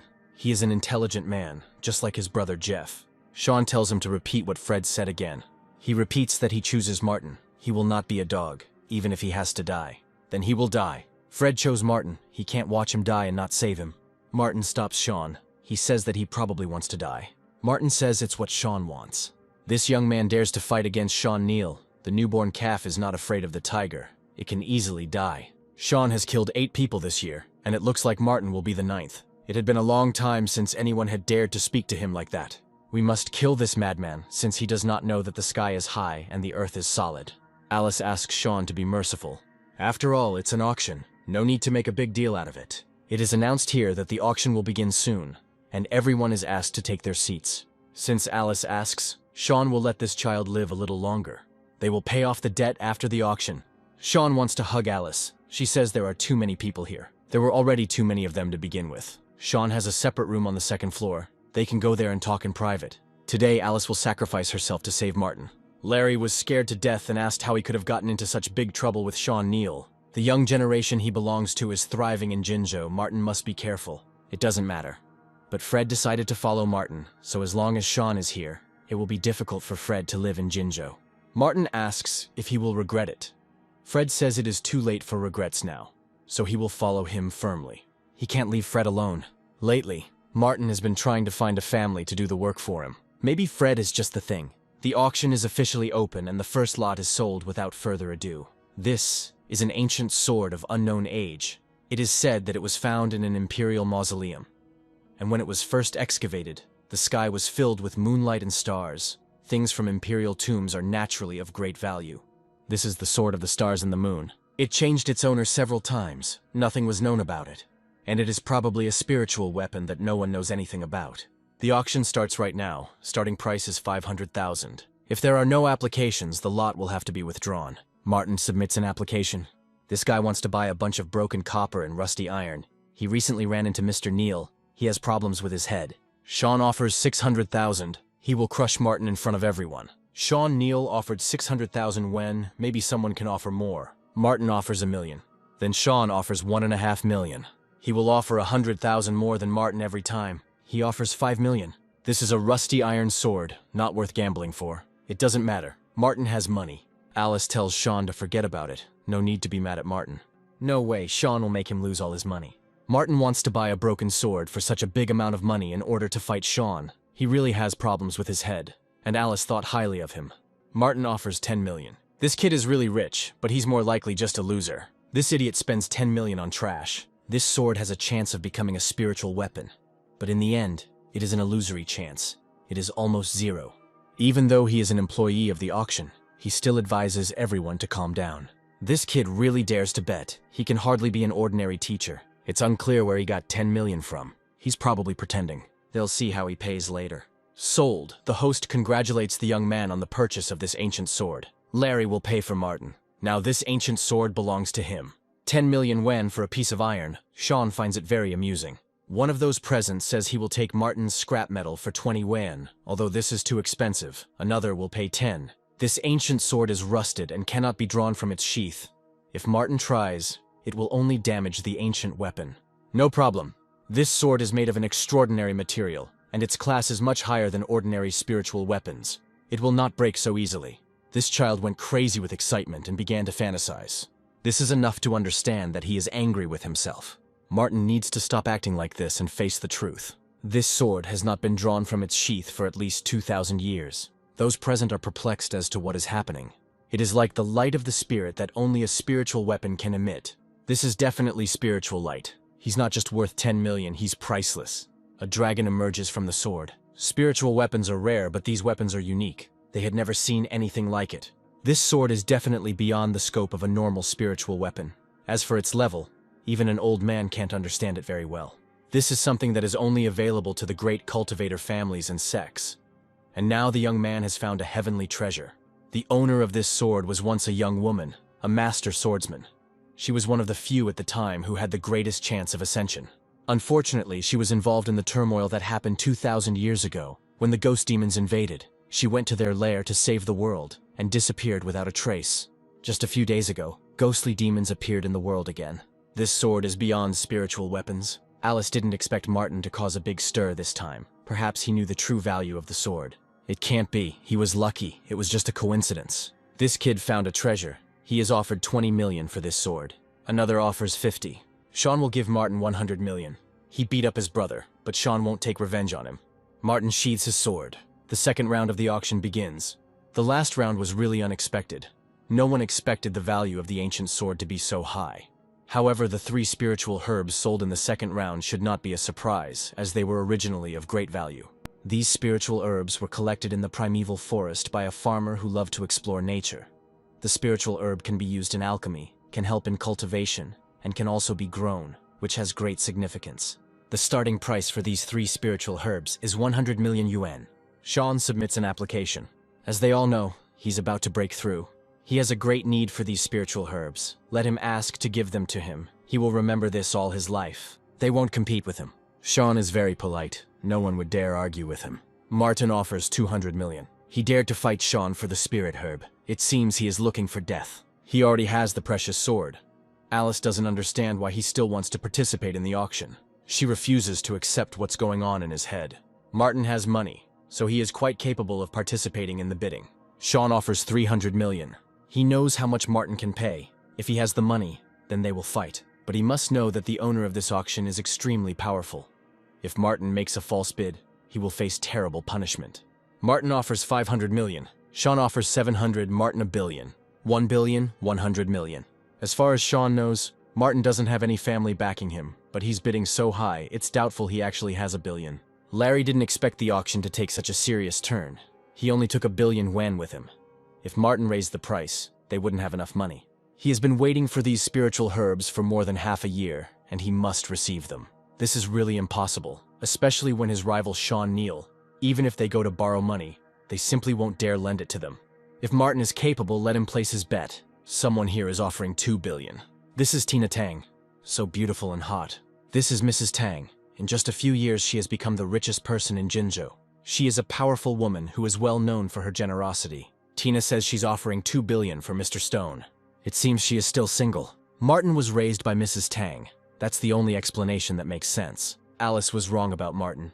She was interested in how an ordinary teacher could have so much money. It turns out that it was not earned in the most honest way. Even if Martin obtained spiritual herbs, he would not be able to assimilate them. Only then would it be considered a true mastery. The auctioneer congratulates Martin. He has purchased 3 top-quality spiritual herbs. These herbs now belong to him. Martin says he will accept them, but he will pay the money himself. He jokes. He saved Tina's daughter's life. These 3 spiritual herbs will be her gratitude. Martin is ready to leave. Molly calls out to him. She asks when he has time. Her mother wanted to thank her. Molly invites him home for dinner. He says he will come today. He would also like to take a look at the condition of Molly's mother. Tina asks if Martin will let him give her a ride. She also has something to tell him. He agrees. Tina will personally drive. Martin and Molly exit the building. Molly thinks that Martin is very rich. He has no shortage of money, but there are many things he cannot buy with money. Molly has no money, but she understands him. She had heard that rich people were unhappy, and she had never seen Martin smile. She asks if he is happy or not. When Martin was a boy, he had reached the 9th level of body cultivation and was ready to break through. The master said that he would teach him more powerful techniques when he broke through to the next level. With his qualities in cultivation, he will definitely become the best in the future. When they rise together, a good story will be told about them. And now Martin is the only one left. These pathetic relatives finally crawled out. They will kill these fools. Cheryl is furious. A couple of poor bastards think they can argue with her. She'll beat them up so badly they'll be crippled. They are members of Tang groups, they have money, and they will get it when everything is done. The boys guarantee them a show. Molly asks Martin what he's thinking about. He says her question reminded him of something from the past. Molly believes that it is important for people to enjoy life. Happiness is the most important thing. Although it sounds simple, it is difficult to achieve. She hopes to see a smile on Martin's face in the future. Then someone calls out to him. They were waiting for them. Today, Cheryl will undress Molly and take her outside. Gregory will see how Martin can escape from his grasp without Fred's support. They will teach him a good lesson. This girl is very beautiful. He will do it when she undresses. Cheryl says he can do whatever he wants. Martin says to wait. It seems he is going to beg for mercy. It is useless. By provoking them, he provoked the king of hell. There are cameras everywhere. If they are going to have a showdown here, it will bring even more problems. Naive, they turned off the cameras in advance, so today they will play with him whatever they want. Then everything is fine. Martin is glad they took care of it. He attacks. Gregory orders him to be killed. Martin killed everyone. Let him stop playing the fool. They are members of the Tang group. Gregory is the king of hell, so he has nothing to fear. There's a difference between messing with them and messing with the king of hell. They've got the Tang group behind them. Martin's going to get on his knees and apologize in a heartbeat, and Cheryl might not tell anyone what happened today. Martin hits her. Cheryl asks how dare he hit her. There's nothing wrong with that. She has a mouth that needs to be shut. Martin had the courage to do this. He asked for it himself. He says he didn't let Gregory go. There's no need to be so arrogant. He doesn't believe that Martin would dare to do anything to him. He twists his arm. Here a car pulls up. Tina comes out of it. Cheryl asks to save them. This bastard dares to be rude to them. They just wanted to teach him a lesson. Cheryl didn't expect him to dare answer them. Knowing that they were members of the Tang group, he dared to hit them, as if the Tang group was nothing to him. It was an insult to all of them, especially to Miss Tang. So they provoked Martin. Tina is wrong. This bastard contacted them himself. Tina hits Gregory. Cheryl asks what she is doing. Then Tina hits her too. Let them open their dog eyes. They dared to provoke Martin. Tina is very sorry. It's her mistake. She allowed the son and daughter of the group's leaders to do whatever they wanted, including provoking Martin. Tina tells him to kneel down in front of him and apologize. Cheryl and Gregory kneel down. Gregory apologizes. He didn't know Martin knew President Tang. They have eyes, but they haven't seen. Cheryl asks to forgive them this time. Tina asks if Martin still has any complaints. He says that he leaves everything to her. Tina tells Cheryl and Gregory to go back to their parents and tell them that they are fired from Tang Group as of now. When Father Gregory finds out about this, he will break his legs. Cheryl's mom will kill her. They will admit they were wrong. They ask to be forgiven. Martin and Molly get into Tina's car. She says that she wanted to ask Martin for something. After a recent incident, Tina's daughter became depressed. She lost a lot of weight. The doctor said it was because of shock. She was taking too long to recover. When Tina saw Martin's miraculous abilities, she was amazed. That's why she wants Martin to be Lisa's teacher. Tina knows that he is a great man and will not accept students so easily. But for this, she will give him 30% of the shares of Tang Group as a gift. Tina must think. 30% of the shares is a lot. A person who owns that many shares can become the richest person in Jinzhou in an instant. Tina tells her subordinate to shut her mouth. Martin says he doesn't take on students. He can't be so ungrateful. He should at least know what Madame Tang offered him. Tina will repeat it again. Either she will shut her mouth or let her go to hell from here. She asks if she can find out why Martin doesn't want to accept students. Once his student called himself stupid. He never understood the great path, and now his life has come to an end. He could no longer serve his master. One day Martin was meditating. Suddenly he felt something. A sword approached him. Martin broke it with one flick of his fingers. He asked why. His student said that he still looks so young. Time has not left any marks on his body. This is something to be envied. Martin asked why. Sally was told that he could become food for him. If he ate Martin, he could become younger and gain immortality. She was very old and her death was near. She asked to let her take a bite of it. Martin killed her. This is his personal business. He does not accept students. In that case, Tina would like to ask him for something in the future. He can come to Tang Group at any time to find her. Molly says that her mother cooked a lot of dishes for Martin. They come to her house. A man's voice comes from behind the apartment door, saying that if Molly's mother doesn't satisfy him, he won't leave. Molly opens the door. She asks her mother if everything is okay with her. Molly has grown so much. For some reason, she doesn't even want to call him her dad. It is better not to have a father than one like him. Molly asks him to leave their house. Her father pushes her away. He married Helen because she was rich and powerful. Perhaps in a few years, it won't be just the Sue family that kicks her out. They threw her out. So Erwin also suffered from poverty and hunger. Helen and her daughter were failures. Erwin spits at Helen. He already told them he was going to sell the house, so if they had any sense left, they should give him his real estate license right now. This house is the only home for their daughter. He hasn't given them a cent in all these years. Molly's education is completely paid for by her own part-time job. And now Erwin wants to take the house and sell it. He has no conscience. He has nothing to do with them. Molly will call the police if he doesn't leave. There is nothing wrong with selling this house. Erwin will ask again whether Helen will satisfy him or not. Apparently, she wants to be punished. Martin grabs Erwin's hand. He asks where this brat came from. Just because he's Molly's father, Martin won't hit him. And he's quite funny. He's a fool. He has such a small body and he dares to threaten him. And Erwin is a gang member. He can call several thousand bandits to beat Martin to death. He grabs his hand again. Erwin screams that it hurts. If he understands what pain is, Let him get out of here. Helen tells him to leave and never come to their house again. They have nothing in common anymore. Erwin says Molly has grown up and Helen has dared to find the short, white-haired man who helps her. This little guy looks pretty good. I wonder which one of them got underneath him, or both of them. Martin hits Erwin. He starts to say something. Then Martin hits him again. If Erwin says another word, he will get a slap in the face. This is not the end. He will come back. Helen apologizes to Martin. She was going to invite him to dinner but didn't expect this to happen. They are connected by fate. If in the future they encounter problems, they can always find him. Once Martin gave the necklace, it became real. Since the girl had passed away, he would return the favor to her descendants. Molly suggests that he eat more. 3 hours later, Martin calls Fred, who asks what the orders are. A mother and daughter live at 301, Block 1, East Garden District. Someone has been causing them trouble lately. Martin asks to send someone to help him look after them. It will be done. Martin is walking down the street. He knows he is being watched. This is Henry and his gang. Henry says that Martin stole Sean's things. Martin asks why he didn't come himself. Sean sticks to his own ideas. Harry has already been beaten by Martin and is no match for him. Martin is very busy and doesn't like troubles. It's better to finish this now. He will solve them all together. No need to waste his time. He is brave, but they didn't come for nothing. They have the power to take him down. This is the pill that Harry gave to Sean. If you swallow it, it can make you several times stronger. Henry advises Martin to hurry up and return the items purchased at auction, and to get on his knees. Henry can still ask Sean to forgive Martin. Otherwise, if they take this pill, he will not have a chance to beg for mercy. Martin prepares to attack. He hits Henry. He crashes into a glass wall. He could have taken the pill already. There's no point in talking so much. They will eat it all together. Harry and the others take the pill. This is the power of a master. Incredibly cool. Martin never realizes what he's about to face. They also have no idea what kind of force they are up against. Harry attacks. Martin strikes back. He throws Harry to the ground. Then the others attack Martin. He sends them flying with one blow. Someone is watching this from the window. This is the head of the Kong family, Leo Kong, asking what his granddaughter Seaton thinks of this man.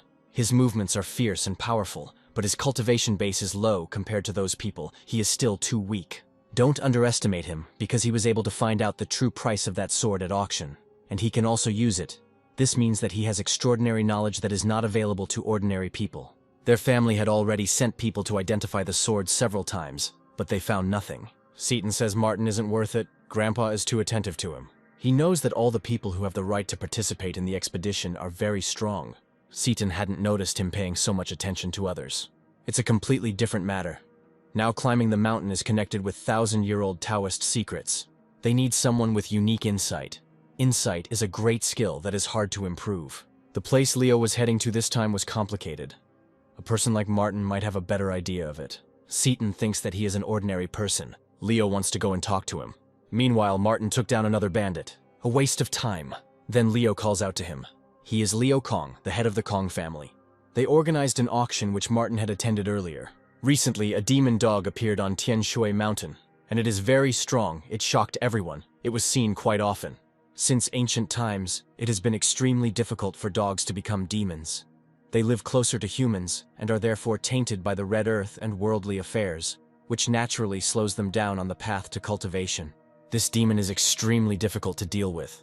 There is a 5th-level martial artist who fought him before, and he turned out to be no match for him. The most important thing is that this demon dog guards the ancient hidden Taoist kingdom. Leo is sure that this kingdom must be extraordinary, and hopes that there are important treasures inside. Apparently, he wants Martin to help him enter this hidden kingdom and get the treasure. Martin has too high an opinion of himself. All this is to help him, not them. He will not be able to help them with his pathetic abilities. Leo tells Seaton to shut up. If Martin can help them this time, no matter how much it costs, he can name any price. Martin says he's not interested in money, and neither is Leo's business. Leo knows that he purchased 3 top-grade spiritual herbs from the auction. He must have a need for spiritual herbs, as far as Leo knows. In the hidden realm, there is a field of spiritual herbs where all kinds of spiritual herbs grow. He hopes he was able to interest Martin. He really needs some spiritual grass. He asks when Leo is leaving. He says in 3 days. Martin can help, but all the spiritual herbs will go to him. He can only dream about it. Many are eager to take part in this expedition. They agreed to take Martin with them and already respect him, but he dares to ask for even more. If they don't agree, they can find someone else. This expedition may be led by the Kong family, but there are a lot of people involved. Leo isn't sure if some of them will listen to the Kong family's orders. In the end, whether Martin can get the spiritual herbs from the field or not depends on himself. Martin agrees. It will be ready in 3 days. 3 spiritual herbs obtained from the auction are enough to refine 3 top-grade Peiyuan tablets. Martin doesn't know how many levels he'll be able to take this time. The cultivation base hasn't even changed. Martin swallows the pill again. Still nothing happens. This is the last pill. Now he is at level 990,948. It is estimated that 1 Peiyuan tablet can increase 1 cultivation level. Now 3 pieces are barely enough. It seems that the peak of cultivation has been reached again. The so-called peak is at the stage of body purification. When cultivation reaches a certain level, Martin's body becomes like a whale swallowing water. It takes a lot of spiritual power. Full absorption is not enough. It becomes extremely difficult to increase the cultivation level. For Martin, it was like an ocean that required tens and hundreds of times more pills and spiritual herbs. Over the thousands of years of cultivation, Martin had encountered this kind of obstacle several times. Otherwise, his cultivation base would have long ago broken through to the 100,000th level. And the only way to overcome this peak is to fill this ocean with a huge amount of spiritual power. Perhaps the hidden Taoist kingdom mentioned by Liu Kong is a possibility. Jack Smith asks how Ben got beaten up so easily if he gave him a pill. Maybe he didn't take it. Ben asks for forgiveness. He didn't have time to accept it. Martin beat him up earlier. Jack throws a piece of watermelon at Ben. First I had to take the pill and then go to Martin. After Ben was beaten unconscious, he was taken to the Jang family's home. He accidentally discovered the killer of the gym master Matt Kim. Jack asks who he is. Naturally, it turned out to be Martin. Jack hopes that Ben didn't say it on purpose to get revenge for the humiliation. Ben says that's what Mrs. Jung told him. That day, she asked Matt to take the fire lingji, but she didn't expect Martin to show up. He, the master of the hall, and 2 disciples entered the canyon, and only the boy came out. Even if he didn't kill Matt, he had to have had something to do with it. It's time for the owner of the hall to make his move. Ben heard the news. In 2 days, the mysterious Kong family will gather a team to go to Tianshui Mountain. Jack can destroy the demon dog, which has become active lately, and explore the hidden Taoist kingdom. It is said that this time the Kong family invited Martin too. If they kill him, there may be a conflict. The Kong family has always been secretive and inaccessible. Even Jack doesn't know everything about them. Ben must go and talk to the head of the family. Jack is ready to join this sortie and help kill the demon and explore the hidden world. By heading to Tianshui Mountain, Jack will find a chance to deal with Martin, and in the next few days, Ben will take action, which will help him take the place of the head of the Price family. That's all for today. Everyone is free. Alice heard that Martin was invited by the Kong family. She has news for him. They invited Sean too. Martin leaves silently. He dare not ignore Alice. She follows him to the exit of their college and asks him to stop. Norman notices this. He tells Martin to stop. He heard Miss Price calling him. If Martin upset her, let her tell Norman. He will help teach him a lesson. Only recently did he learn that the real benefactors of this college were the Price family. And if Norman pleased Miss Price, it was possible that he would be promoted. Alice can't understand why Martin is so proud. She thinks too much. He just doesn't want to talk to her. He hopes she knows what she's doing and asks her not to bother him. He dare not say that Alice is bothering him. This college belongs to her family. And here he must listen to her. If he does not stop, she will fire him. Martin says he'll wait until Alice fires him.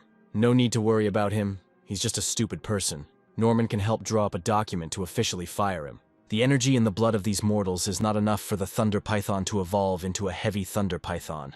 It's better to find the kid who provoked the 5 Poisons sect. If the martial artist is swallowed, the effect should be better. Mei should be killed as soon as possible, although her death will not give much. But this task has been delayed for too long. It may affect the reputation of the 5 Poisons sect. In accordance with the decision of the college principal, Martin Stone is dismissed as of today. Apparently, they decided to reconsider his appointment. Even the brilliant Amanda Gray praised him. It is unclear why he is being fired. Mei sees a notice about Martin's dismissal. She asks him to answer her honestly why he was fired. Norman says it's the chairman's decision, and if Mei has any doubts about it, she should contact him personally. Ben is confident that Jack can help him lead the Price family. Today, he is in a good mood, and Master Kim's killer has finally been found. Although because of the Kong family, he won't be able to kill him right away. But this time, when they were alone and the task was completed, Jack would be able to do everything, and it would be easier to explain what happened when they returned. Ben suggests coming in now. They can't go without a plan. Ben will go inside and tell the Price family that they must come out to Jack and hand over control of the family within an hour. Otherwise, they will see what he is capable of. Ben will go and tell Dan. There is a knock on Martin's door. He opens it. This is Mei. Martin asks what she is going to do. Since he is being fired, she will leave with him. Tom joined the school as a trainee teacher alongside Martin, and his teaching standards have been incredible over the past 3 years. He may be unsociable, but you can't just fire him. It's definitely a personal vendetta. Tom doesn't want to stay at this college either. Martin tells him to stay here. It has nothing to do with him. There are too many advantages in this place. I will have to change my place of residence and identity. May asks what their plans are next. Martin hadn't thought about it yet. It would be better to leave here first. Ben relayed the message deadline 1 hour. Within an hour, he must kneel before Master Smith and hand over control of the family to Ben. He is also a member of their family, and now he has joined them to destroy his own family. Dan asks if he has a conscience. From the moment Dan took responsibility for the Price family, Ben's conscience disappeared without a trace. In terms of cultivation and management skills, Dan is no match for him. He is the head of the family, but everything changes. This time, Ben will see how Dan can save the Price family. If he doesn't follow Master Smith's words, the family will disappear and it will be his fault. Ben leaves. Dan tells me to go to the back door and get the car ready. We need to go to the Eastern Vocational College.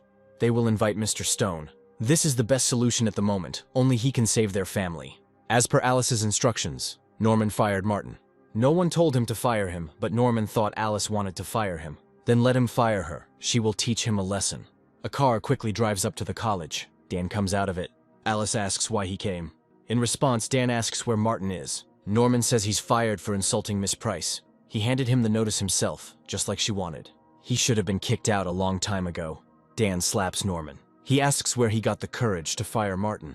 Alice says he deserves it. She treated him well, and he's not grateful at all for it. Dan is in shock. Ben has brought Master Smith and is going to take their family for himself. If Dan doesn't betray her within an hour, she will be destroyed.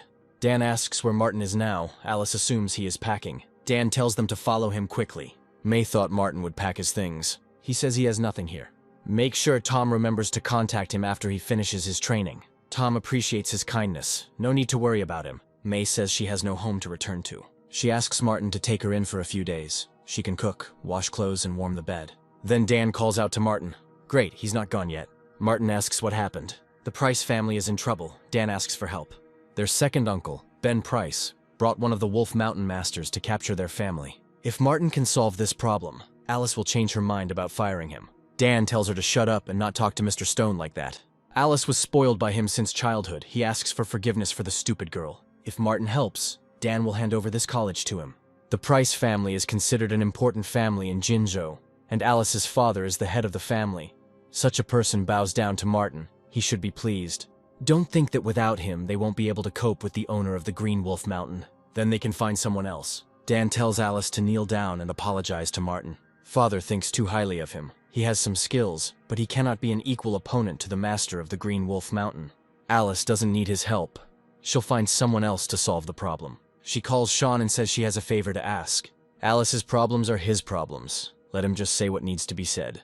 Sean promised to help. He is much better than Martin. Alice's second uncle, Ben Price, has teamed up with Master Smith of Green Wolf Mountain, and she would like to ask Sean to help drive them away. If it were someone else, then no problem. But she asks to go against the master of the Green Wolf Mountain. They say he is a master of martial arts. There is also a legend that the holy master of martial arts himself lives on the mountain. Sean is confident that he is the strongest among the younger generation, but he still falls short of an established figure like Gym Master Smith. So he can only try to help Alice by being a mediator in this matter. She and her family should show a little sincerity. Sean will try to convince Master Smith to leave her family. Alice asks what he means by sincerity. For example, giving half of the Price family to the master of the hall, Smith and Ben. This is absolutely impossible. Alice still doesn't understand what kind of people she's dealing with.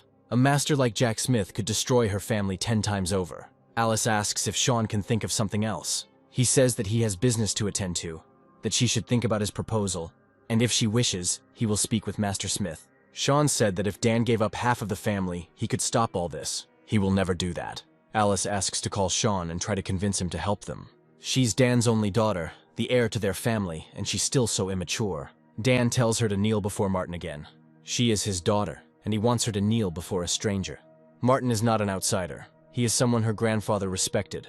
With their family's survival at stake, Dan hopes Alice can tell the difference between what's important and what's not. She does it for her family. Alice falls to her knees and begs him to listen to her father and forgive her. Dan also kneels before Martin and begs him to help the Price family. Martin offers him his hand. Seeing Liam Price's face again, he decided to help. It's an emergency. Dan is waiting for Martin in the car. Alice still thinks that he alone is not enough to save her family. She fears that in the end they will still have to rely on Sean. Time is up. The Price family still hasn't given up. Ben must know what to do. He must kill them. Here Dan comes out with Martin and Alice. Finally he came out.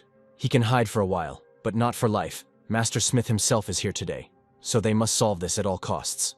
Their family actually raised a wolf with white eyes. Even if they were destroyed today, they still wouldn't let Ben go. Martin is here too. Apparently he wants to die too. Jack asks if he killed the gym's master, Matt Kim. Martin says he killed himself. It's all pretty crazy. It seems like Martin really doesn't know who he's offended. Jack originally wanted to deal with him a little later, but since he was here, he would deal with him and the Price family right away. This is his personal grudge against Martin. There is no need to drag it into their family. Alice didn't expect Martin to do anything to Master Smith. It only adds fuel to the fire. The Price family still hopes to negotiate with Jack. This is a man that even Sean fears. Martin will definitely not be able to save their family. When Jack kills this kid, then they'll talk. Here Sean appears along with the vice president of the Martial Arts Association, Yang. Alice knew that Sean would not abandon her family. He did say that her problems are his problems too. This is President Yang. He is from the Jingzhou Martial Arts Association. Sean specifically asked him to act as a mediator in this matter. Sean and the president of the Martial Arts Association will intervene and save their family. Dan met with President Yang, but did not expect to see him here. He is very kind. Yang heard about the problem from Sean and immediately rushed here. Dan is counting on him. His family will be very grateful to him. Jung had heard a lot about Master Smith. He is the president of the Jinzhou Martial Arts Association, and in the past he had the honor of meeting the master of Green Wolf Mountain. Jack believes that Yang wants to stop him. He says that no one can stop the Green Wolf Mountain from doing something. It's good that he knows this. As the saying goes, it's better to settle a grudge than to keep it to yourself. Jung would like to act as a mediator in this matter and be a peacemaker. He hopes that Master Smith will not hit him in the face. This kid has something to do with the death of Master Kim of Green Wolf Mountain. Jack asks how Yang thinks this issue can be resolved. Dan talked about a dispute about family, but it turns out that the death of the Hall Master Kim is involved. This matter has nothing to do with their family. They had no part in this. It was Martin's personal business. Since this issue has nothing to do with the Price family, Jung believes they can put the matter aside. Jack agrees, but Martin won't leave alive. Yang asks Dan's opinion. He's afraid that something is wrong here. He asked Martin to help their family. Now he has a feud with the Green Wolf Mountain. He will not be able to help them, and they will not be able to help him. This is the end. Alice hopes that Martin can understand her. If they do that, then there is no difference between them and Ben. Dan will never become such an ungrateful villain. This is to protect the family, and Sean and President Jung are here to help them. The Price family's centuries-old foundation cannot be destroyed in one day. Martin is a dead man. There is no point in standing up for a dead man and sacrificing your family. They can still mediate on the Price family issue, but they can't resolve the issue of the Green Wolf Mountain Hall Master's death. Yang hopes Dan understands that well. He completely disagrees. If he does this, he won't be able to face Alice's grandfather when he dies. He really has aged. Alice asks to be allowed to make a decision. She is not the head of the family yet, but she can't watch their family, built by her grandfather's painstaking efforts, be destroyed. She is sure that he would not want his family to be destroyed either. After Alice does everything, her father will be able to punish her as he wants. She asks Sean to take care of Dan. What he did is really destroying their family. Dan better pull himself together. He asks Alice to listen to her father and not talk to them. If he doesn't take a break, Sean will have to ask him to take a break. Dan sincerely regrets what happened today and asks for forgiveness. Martin no longer has anything to do with their family. Alice will only speak to Jack on behalf of her family. Since Alice is sincere, they can talk. Ben really didn't expect her to become like this. She is much more determined and ruthless than her father. Ben is talking nonsense. If he was right, he wouldn't be here. Alice suggests starting negotiations. Since Sean and Yang are here, they shouldn't lose face. Maybe Master Smith will decide not to destroy the Price family.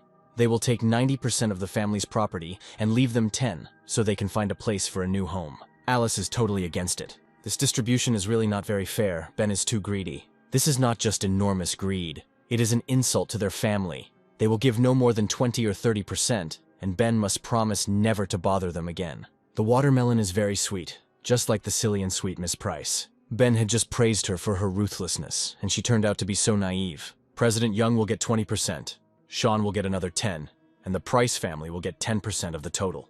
The remaining 60% will go to Ben and Jack. Jung believes the distribution is reasonable. He can't talk like that. Alice asks Sean to say something. In fact, 10% of the estimated collection is quite a lot. If President Yang had not shown up, Alice and her father would have lost everything. Yang's reputation in Jinzhou is very high, so the fee for his presence is high. This distribution is really reasonable. Sean realized what was going on. He didn't need the 10%. He would give it to Alice, but she must promise to be his girlfriend. So they're all in the same gang. They're here to rob her family. Dan told her that she was looking for tiger skin, but she didn't listen. Now their family is finished. They can't do that. Alice absolutely disagrees with this distribution. It's time for her to grow up. Things have gotten to the point where the family has broken up. Alice falls to her knees. She doesn't understand how this could happen. It's impossible to believe. Now that they were done talking, it was time to get down to business. Jack tells Martin to tell him what happened to Master Kim, and he will give him a decent death. This kid stole some items from Sean at the auction. That's why he's here. It's worth letting him act on Jack's behalf and teach Martin a lesson. Let Sean just leave his mouth whole for questioning. Dan tells Martin to run quickly. He'll hold Sean off for a while. He strikes. Dan crashes into a house. Sean asks where the things are hidden. If they are given to him, Dan will suffer less. He tells Martin to run again. Everything is fine. Sean had been bothering him a lot and wasting a lot of his time. They really needed to end things today. Martin thinks he's going to end it all, but it's Sean who's going to end him. Martin stops him. He strikes. Sean will kill him. Let Martin look at his steel legs. They are unbeatable, and that is the main reason why Sean is considered the best among the younger generation. This time Martin will lose. He slams his foot into Sean's leg. He falls. It looks like he was defeated. Jack thought Sean was strong, but he was just a loser. He asks what Martin is going to do. As he already said, today he will end all this, and therefore him too. He doesn't dare. Sean's teacher is a martial artist. Martin dared to break his leg. It's unforgivable. He dared to stand up to Sean again. His master would not spare him. Let him kneel and make amends. Let him break his legs. Martin attacks again. He killed Sean. He heard that his teacher was a martial artist, and a martial artist was like a god. Martin is too self-confident. He doesn't care even if a martial arts master comes. He will kill him too. Leo is in such a hurry to go to the Price family. With his power, he could save Martin. But then, they will have a conflict with the Green Wolf Mountain. Although they are not afraid of their masters. In the end, it is better to settle the problem than to create a new one. Leo has a premonition that Martin will be the key to this expedition to Mount Tianshui. It is extremely important to their family, so Leo must help him. Moreover, he is sure that Martin is not as simple as he seems. In any case, Seaton thinks that he is quite ordinary, and there is nothing surprising about him. Jack enjoys killing young fools, especially those with some skill. Martin had awakened in him a strong interest in killing him. Jack is an 8th-level martial artist, and is about to enter the realm of quasi-master. Finally, President Jung realized that for Master Smith, killing Martin was like cutting vegetables. He will break every bone in his body, and then slowly torture him to death. For some reason, Martin didn't even move from his spot. Jack did say he could break his bones. Let him continue. He hasn't shown everything he can yet. Martin found his own death, and Jack sees him off. He attacks. It breaks his fingers. He doesn't understand how this is possible. Martin has been perfecting his body for 5,000 years. Although his cultivation level has remained at the level of body cultivation, even he does not know how great his strength and toughness are. Jack is not in the best shape today. He will let Martin go for a while. If he's finished, then it's his turn. Martin will not dare to go against the Green Wolf Mountain. However, he attacks. Something is happening to Jack's head. He's falling. Master Smith died so easily. Even he is not Martin's opponent. Alice was wrong about him. Ben asks to forgive him. Then Leo's car pulls up. He asks if everything is okay. Martin says everything is fine. Seaton asks where Master Smith is. Martin points it out to her. Master Smith is dead. Leo thinks President Yang did it. He says that he is not Jack's equal in strength, and could not kill him. Leo asks who saved Martin. Nobody saved him. Jack wanted to kill him. Martin did kill Master Smith. Jung fears he brought disaster upon them. This is great. Leo was right about him. He was worried about Martin and came to help, but it turned out to be unnecessary. Tomorrow they will meet for a joint adventure on Mount Tianshui. Leo spotted the right person. Seaton admits that he is very perceptive. Martin looked very average, but he really exceeded all her expectations. Alice is at his complete disposal. Martin says he doesn't need her. He's no longer part of the Price family. Dan hits Alice with a cane. He tells her to get on her knees and admit her mistake. She was wrong. Martin can beat her, or even kill her. It's up to him. No need. Dan asks not to abandon their family. Martin has been betrayed many times over the past few thousand years. Rise and fall, reunion and separation, fate is merciless. but for Martin they are just a fleeting moment. Alice has no idea how much trouble she's caused today. She says she did it for her family. She had harmed them. If it hadn't been for Martin, they would have come face to face with Master Smith. Their family could have died today. Dan told Alice to be polite to Martin. Her grandfather told her to respect him as much as he respected him, and she just didn't want to listen. Even the Kong family respects Martin. So the man who just arrived was a member of one of the 12 powerful families. These families are the source of China's strong economy. Alice cannot help but know this. The Kong family is a big family that can make half of China tremble with just one sneeze. The small Price family definitely can't compete with them. If they want to destroy them, it's only a matter of time. But Alice repeatedly spoke rudely to Martin.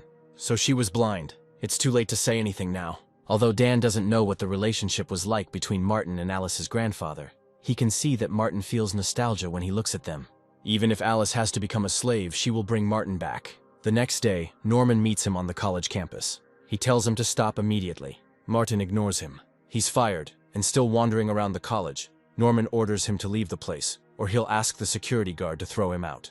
Here, someone tells Norman to shut up. This is Alice. Norman says Martin doesn't want to leave college. Alice punches him in the face. Norman is fired. He can get the hell out of this college. He asks why, since he helped teach Martin a lesson. Now the entire college belongs to him. Norman will no longer be able to work here. This is impossible. Alice tells Norman to be thrown out of here. He did nothing wrong. He asks Martin to forgive him. Here, a car pulls up. Seaton invites Martin to sit down, and they immediately drive off. Alice won't give up so easily. Seaton apologizes for being late. Those present will go on an expedition to Mount Tian Shui. There are many masters here. So this brat is the man that Seaton was following. They've been waiting for such a brat for so long. He has a pretty face, but he doesn't look very strong. Nick is also very curious about what his power is. Martin is very knowledgeable about the past and present. His main purpose for being here is to give them some advice if they encounter unexpected difficulties. Naturally, he is second to none in strength. So Martin is a walking library. He has such a small body. Let him stand behind Nick, and he will be able to protect him. A helicopter appears. Someone jumps out of it. This is definitely a high level of cultivation. This person has a very strong body. This is a future martial artist, young Mr. Terry Chain. He is very famous. They haven't seen each other for a long time. Terry asks when they are leaving. They will go now. The road was recently destroyed because of the demon dog, so they will go up the mountain on foot. This time, with a martial arts master with them, they will definitely succeed. After a while, Seaton reminds them to be careful. They have gone too far. They come across a huge doll. Seaton asks Martin what he thinks about this. This is a blood silkworm pupa. Don't touch it. Better just walk around it. The blood silkworm should have become extinct 2,000 years ago. Their adventure has just begun. Retreating when faced with problems and thinking how to avoid them is not the spirit of adventure. Adventure is precisely about going forward and exploring the unknown. You can't just avoid it. Nick will go and see what it is. The purpose of their journey is to find the hidden Taoist kingdom. No need to create problems for them. Better to listen to Martin and avoid this doll. So Seaton really believes what that kid said. Because of the demon dog, the entire Tian Shui mountain changed dramatically. This doll may have something to do with the mystery of the Taoist kingdom. No worries. Nick is not a weakling. Everything should be fine. Martin says not to touch the doll. It can be easily woken up. And he really is an expert. If it's a silkworm pupa, it must be gigantic. If Martin is scared, let him say so. Nick cuts the doll. Something is spilling out from there. It stinks. There's someone inside. It seems he is from the Wang family. It seems they got here much earlier than them, and now they are one step ahead. He's been here for quite some time now. They've been way ahead of them. They need to continue on their way quickly. Artifacts from the ruins must not fall into the hands of anyone else. Seaton commands us to move forward at full speed. Martin says we can't go. The blood silkworm appears. He is ready to attack. A butterfly this big can't exist. It's a monster.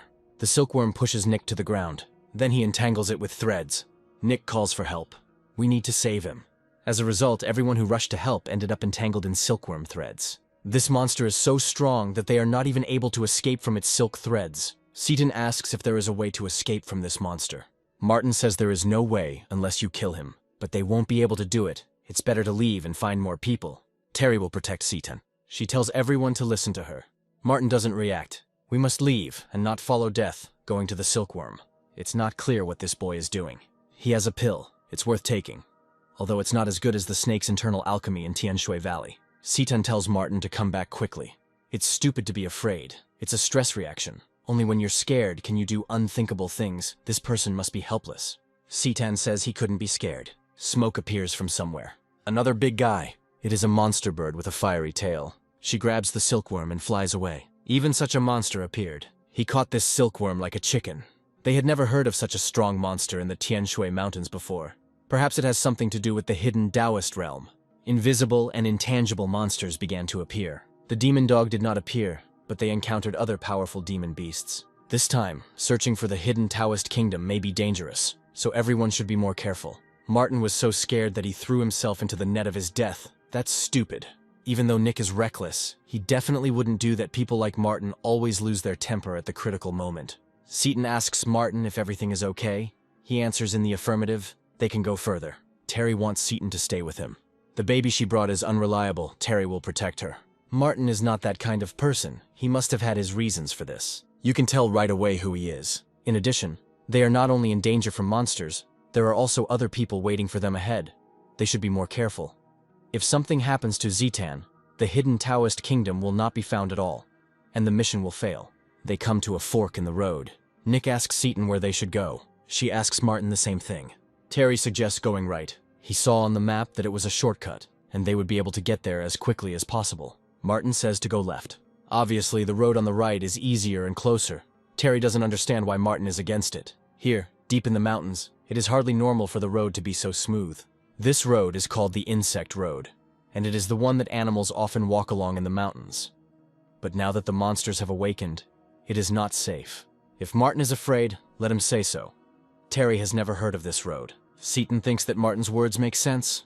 For safety's sake, it's better to go as he said. You don't have to listen to him, even if it's really dangerous. Terry will protect Seton. The other clans are already ahead of them. If they have a way to find the Taoist realm, they can take the initiative, and then they will have to retreat. But this shortcut will save them at least an hour, and perhaps they will catch up with them. Martin is just afraid that something will happen to Seton. Since she decided to go right, they will go. No need to worry, Nick will protect Martin. They have been walking for a long time, and nothing has happened. Not even an animal cry is heard. This guy is panicking in vain. Martin is just being careful. Terry thinks he's a coward. Seton shouldn't have taken him along in the first place. Given his behavior, if there was danger, not only would he not be able to help, they would have to save him. There is some sound here. This is a monster. He grabs one of the expedition members. Nick will kill him. He attacks the monster. It turns out that his skin is very hard. He attacks again. Terry will behead him. As expected from a master, one move is enough to kill the monster. However, he fails to do so. The monster's defenses are so strong that the blade does not penetrate the skin. The monster was not hurt at all. It has thick skin and flesh, and its fur is like a diamond. It is very difficult to kill. You have to hit him on the neck. That's the weak spot of this red-toothed pig. No need to talk nonsense. Lives are at stake. This is a herd of red-toothed pigs. We must listen to Martin and quickly get rid of this monster. Terry doesn't think Martin has the right to teach him how to kill the enemy. He will get rid of this monster and protect Seton. She will do it herself. Seton hits the monster in the neck. Now he is defeated. Martin was right. The neck is indeed this monster's weak point. New monsters appear here. This is a whole herd. Even one was so difficult to kill, and here there are 100 of them. These beasts have surrounded them. They will kill them all. Seton must come up with a way to kill them. Otherwise, they will be finished. Seton asks if Martin can do anything. He says he should have taken a different route. If they had known about this earlier, they would not have listened to Terry. They should have listened to Martin and gone the other way. Now they are all in danger, and it is unknown whether they will be able to escape. Seton tells her to prepare to retreat. Terry tells her to follow him. He will protect her. Martin must be smart, otherwise no one will be able to take care of him. Another monster scatters the participants of the expedition. Terry attacks him. He won't be able to hurt Seton. We must kill at least one. Seton orders us to retreat together. Although they escaped from the monster's encirclement, more than half of their people died. And the monsters are still chasing them and will attack again at any moment. It's time to get to the hidden Taoist kingdom. Everyone must stick to the plan. The jade pendant began to warm up, indicating that the destination was near. Here appears a giant red-toothed pig. She brought the herd with her. It's all over. They're surrounded again, and this time they definitely won't escape. At the moment, the only plan is to fight to the death. Seton orders everyone to advance together. They rush to attack. However, the giant monster remains unharmed. They are not his rivals. He definitely wants to eat them all without exception. They can only rely on Terry. As long as he was here, he would stop this Pig King and prevent him from harming Zitan and everyone else. The monster is heading straight for him. Let Terry show the power of their clan and kill him. He jumps into the air above the monster, leaving Citan defenseless. Don't blame him, this monster is too strong. Terry can't stop him. He's about to attack Citan. Then Martin appears in front of her. He attacks the monster. He succeeded. Terry says he ran away on purpose to lure out the Pig King and keep Citan out of danger. Don't take her for a fool. Here another giant monster appears. Let Citan follow Terry. He will take her away to escape. Another flying monster appears. He prepares to attack the Pig King. The monster blows his head off. The King of Pigs was killed by this monstrously large bird in one fell swoop. The demon bird senses the energy of the jade pendant. She flies towards Citan. Let the others stay away. This big bird reacted to the jade pendant. It is a sign of the opening of the Taoist kingdom. Terry said he would protect Citan. The demon bird grabs her. Terry must save her before the bird flies away. It's not too late. The strength of this monster definitely surpasses all of them put together. They were gathered by the Kong family, and Terry was going to stand and watch as Mrs. Kong died. He had already asked her to run away with him, but she did not listen. Whoever goes there will die. Martin takes off into the air after the bird. He grabs her leg. The bird carried them both away. Martin tells Citan to take the pill from his hand. He shouldn't have done this. Now neither of them would be able to escape. You don't have to worry about him. Now they are at least 1,000 meters above the ground. Even if the bird doesn't kill Citan, it will be crushed to pieces if it falls from such a height. Then it's better to go into the abyss. Martin jumps on the bird. He grabs hold of her feathers. She must throw them off. Terry is asked what they should do now. He says to keep going. They are not far from their destination. Miss Kong is not here. Even if they reach the hidden Taoist kingdom, they will not be able to enter. They could return the same way. Let's not forget that in addition to their team, there is also the Wang family, and they are in the lead. Since they are here, perhaps they have a way to find the hidden realm, even if they return now. There is no telling how many demonic beasts they might encounter along the way. That's right, we need to move on. They are leaving. This animal is very stubborn. He flies towards the mountain. If this beast wants to die, Martin will help him. He strikes. The bird throws them off. Martin catches Citan. The bird wants to grab them. Martin draws his sword. He cuts off the bird's head. Such a powerful monster, and he died so easily. Citan asks why the sword disappeared. Martin says he put it away in storage. Citan saw the records of the storage space in the ancient books of the Kong family. It is a kind of magical ability that existed in the era of immortal cultivation. Martin can open a space in the void and store things there. It was extremely valuable during the Zhuxian cultivation era. But it has been extinct for 1,000 years now. But Martin has this magical ability. He plunges his sword into the bird. Found it. This is a 4th rank seed, but it is better than the highest rank Yamato no Orochi's internal alchemy. Apparently Martin needs the internal alchemy of demonic beasts. There are several in Citan's family collection. She will ask her grandfather to pass this on to Martin when the opportunity arises. Martin is very grateful. He saved Citan's life. She should be the one thanking him. Grandpa was right. It was lucky that they went with Martin this time. Citan asks what his level of training is. Martin says, the stage of cleansing the body. This is what is now called the combat stage. Citan estimated that his cultivation level was somewhere around the 4th or 5th level of a martial artist. The rank of that beast was definitely higher than the one he could kill. Citan asks how he did it. Martin says it's because he's so strong. He is really strong. Martin asks where Citan got this jade pendant. It was bought by her grandfather from a fallen Taoist heir. The pendant can open the Taoist kingdom. The era of 10,000 dharmas has passed. Citan hopes to obtain some ancient practices. Martin asks to let him look at the pendant. He feels negative energy. This is the thing of an evil spirit. Martin breaks the pendant. This is a demon thing. A hidden Taoist kingdom. Probably an evil place too. It doesn't matter anymore. Martin broke the jade pendant. Now they can't get in there. There must be another pendant like this. Grandfather Citan was deceived by someone and was deliberately asked to put this ornament on her to enter the kingdom. The owner of this pendant fears that if he personally enters the hidden realm, he will be controlled by the evil energy of the pendant and misfortune will befall him. Martin said that this was not the only jade pendant, so it seemed that the Wang family, one of the 12 powerful families, arrived there first. It must be all a setup, and besides, they have this decoration too. It turns out that it is. However, this is not the point. Whether it is an evil land or a blessed one, for Martin, it does not matter. What he is really worried about is whether there really is a spiritual herb field in that place. Citan is sure of this because they also obtained a very old topographic map. It clearly shows the field of spiritual herbs. There can be no falsification here. Then they continue on their way. 2 hours later, Terry and the others arrive at the cave. There are ruins ahead. You have to be careful. It's pretty quiet here. But there's no guarantee that there won't be strong monsters here. The Wang family was in front, but for some reason they didn't see them. Perhaps the demonic beasts destroyed them halfway. If that was the case, then something might have happened to Miss Kong as well. Then they would not be able to enter the hidden Taoist realm, and they would have come all this way in vain. It doesn't matter. You have to go in and check first.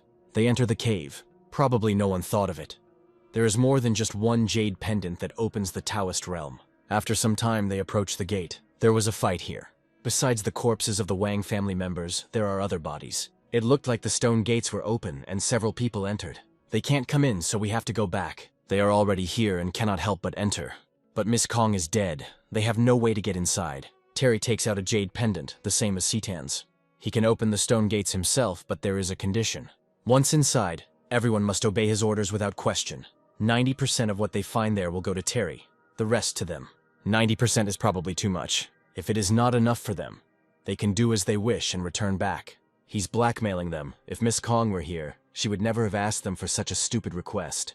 Enough, Citan is already dead. Terry will ask again if there is anyone else who disagrees. If there is, then let them get out of here immediately. Ben says he agrees, then Terry lets him go.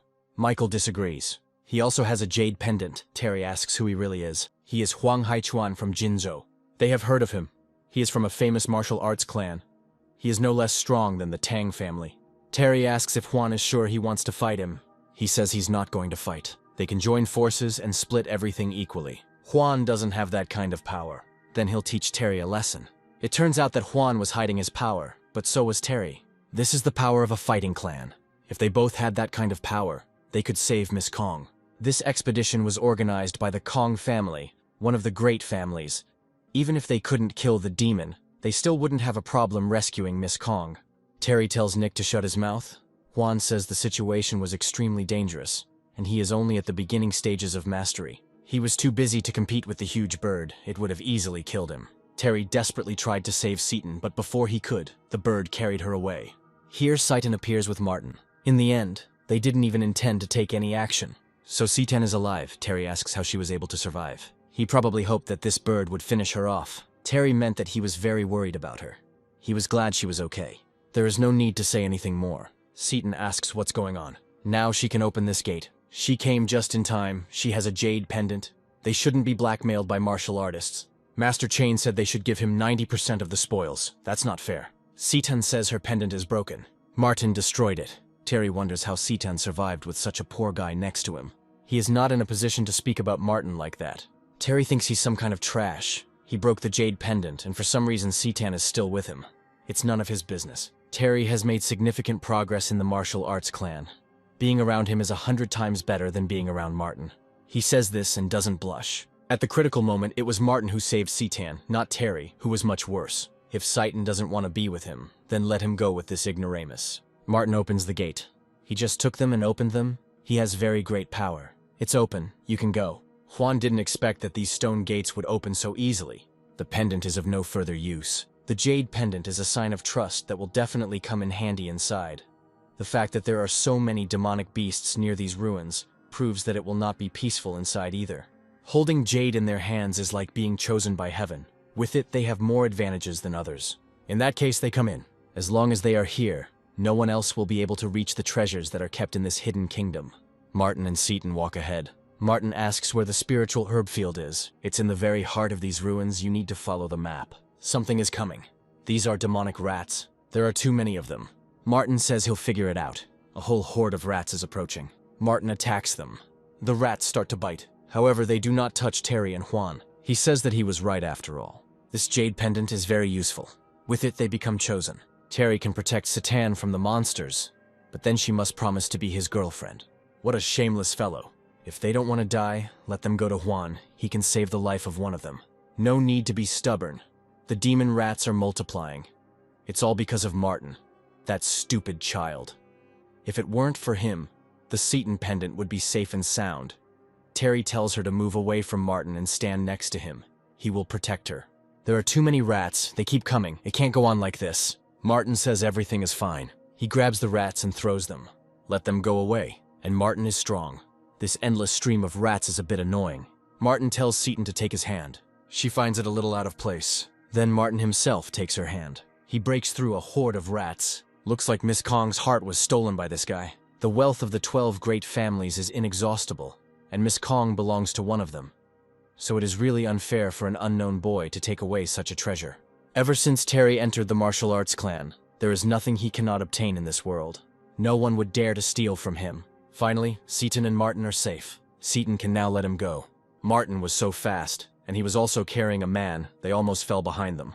There is no point in this running, the main thing is to get the treasures. We need to move on. Martin wants to find the field of spiritual herbs. He says that someone is coming.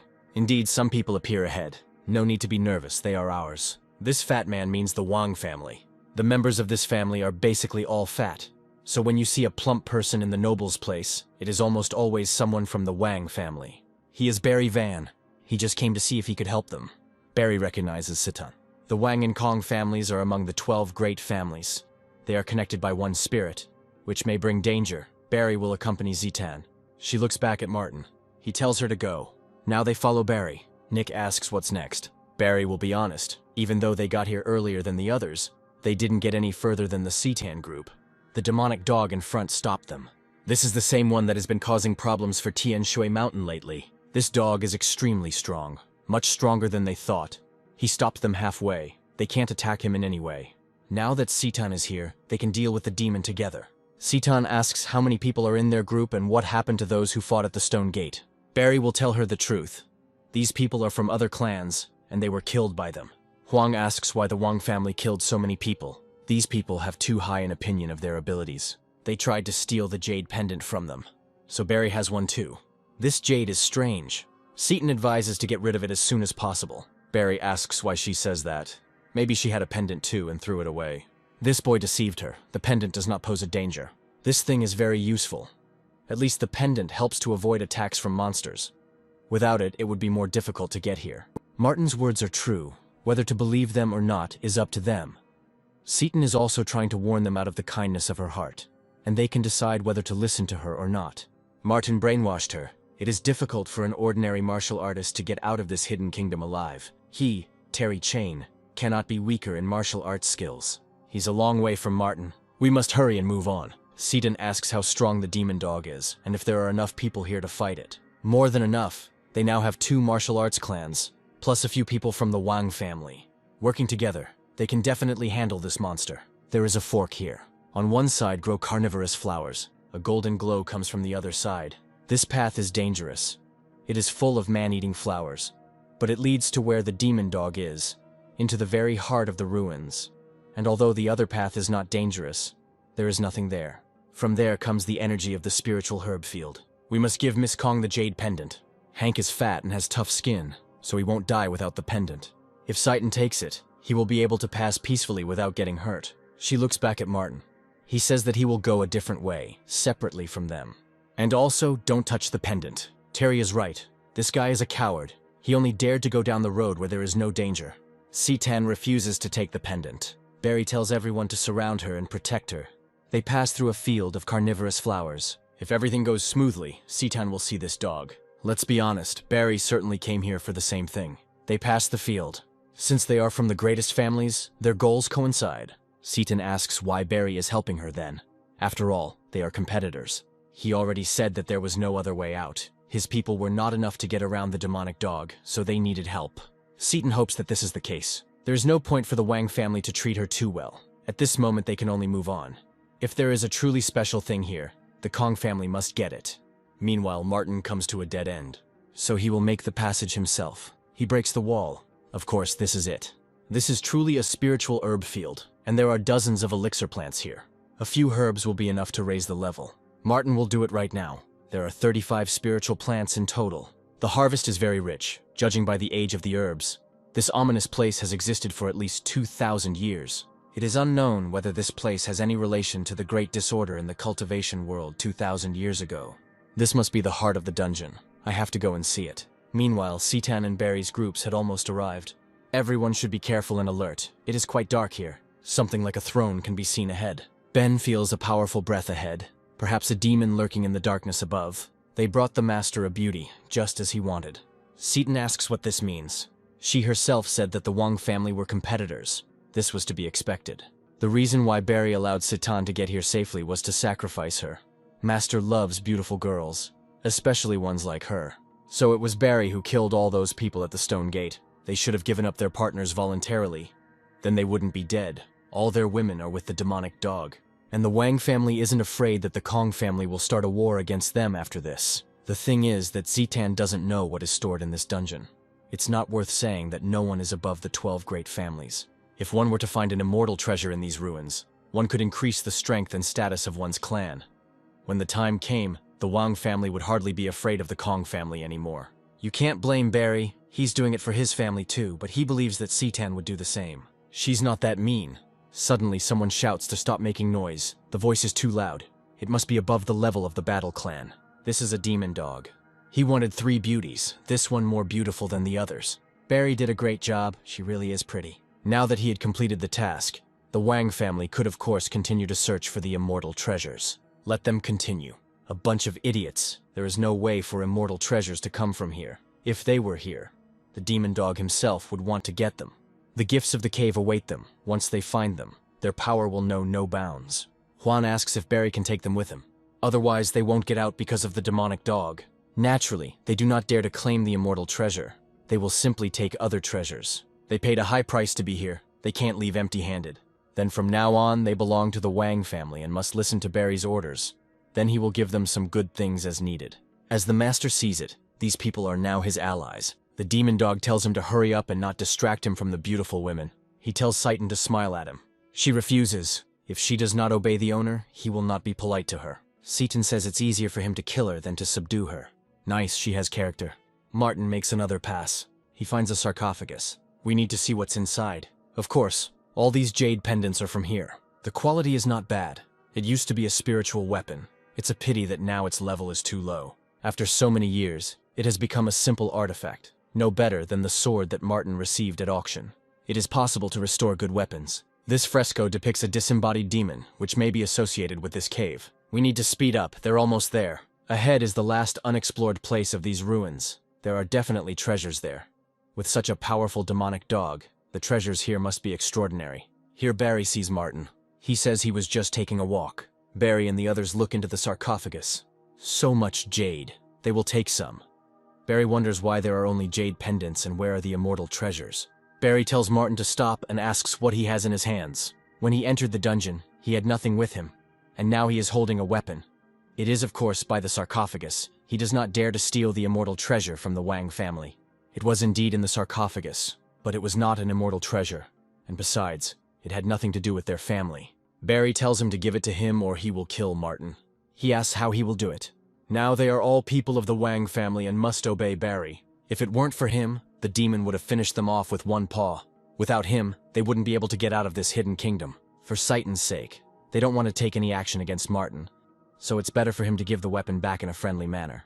Juan says to give the immortal treasure to Barry. This kid had been pissing Terry off for a long time now. If Zitan hadn't been there then, he would have already beaten him to death. Let him give up the treasure, and then Terry will figure out how to torture him. Martin slaps him. Terry throws up. The martial artist flew away with just a slap in the face. They underestimated Martin. He is strong, but until the Wang family obtains the immortal treasure, no one will leave here alive. There are more of them. It will be difficult for Martin to win. Don't blame them. They are forced to do it. Nick doesn't want to take any action. It's not wise for so many people to attack one. So Nick is looking for death. Martin is attacked. He fights back with weapons from the sarcophagus. This is a good chance to kill him. Martin grabs Juan's hand. He throws it straight into the sarcophagus. A bunch of useless people. If you want something done well, do it yourself. Barry will give Martin another chance. His family is one of the greatest. They will satisfy any wishes. Martin advises not to waste his time. If Barry wants to fight him, he should stop talking nonsense. And he's really funny and makes Barry laugh, which makes him look younger. Barry had never met anyone who was so good at pretending. Martin throws him away. What he hates most are people who chatter in vain. If Barry doesn't kill Martin today, then may the king turn over in his grave 3 times. He orders to attack together. Martin deflects the blows. He throws everyone into a heap.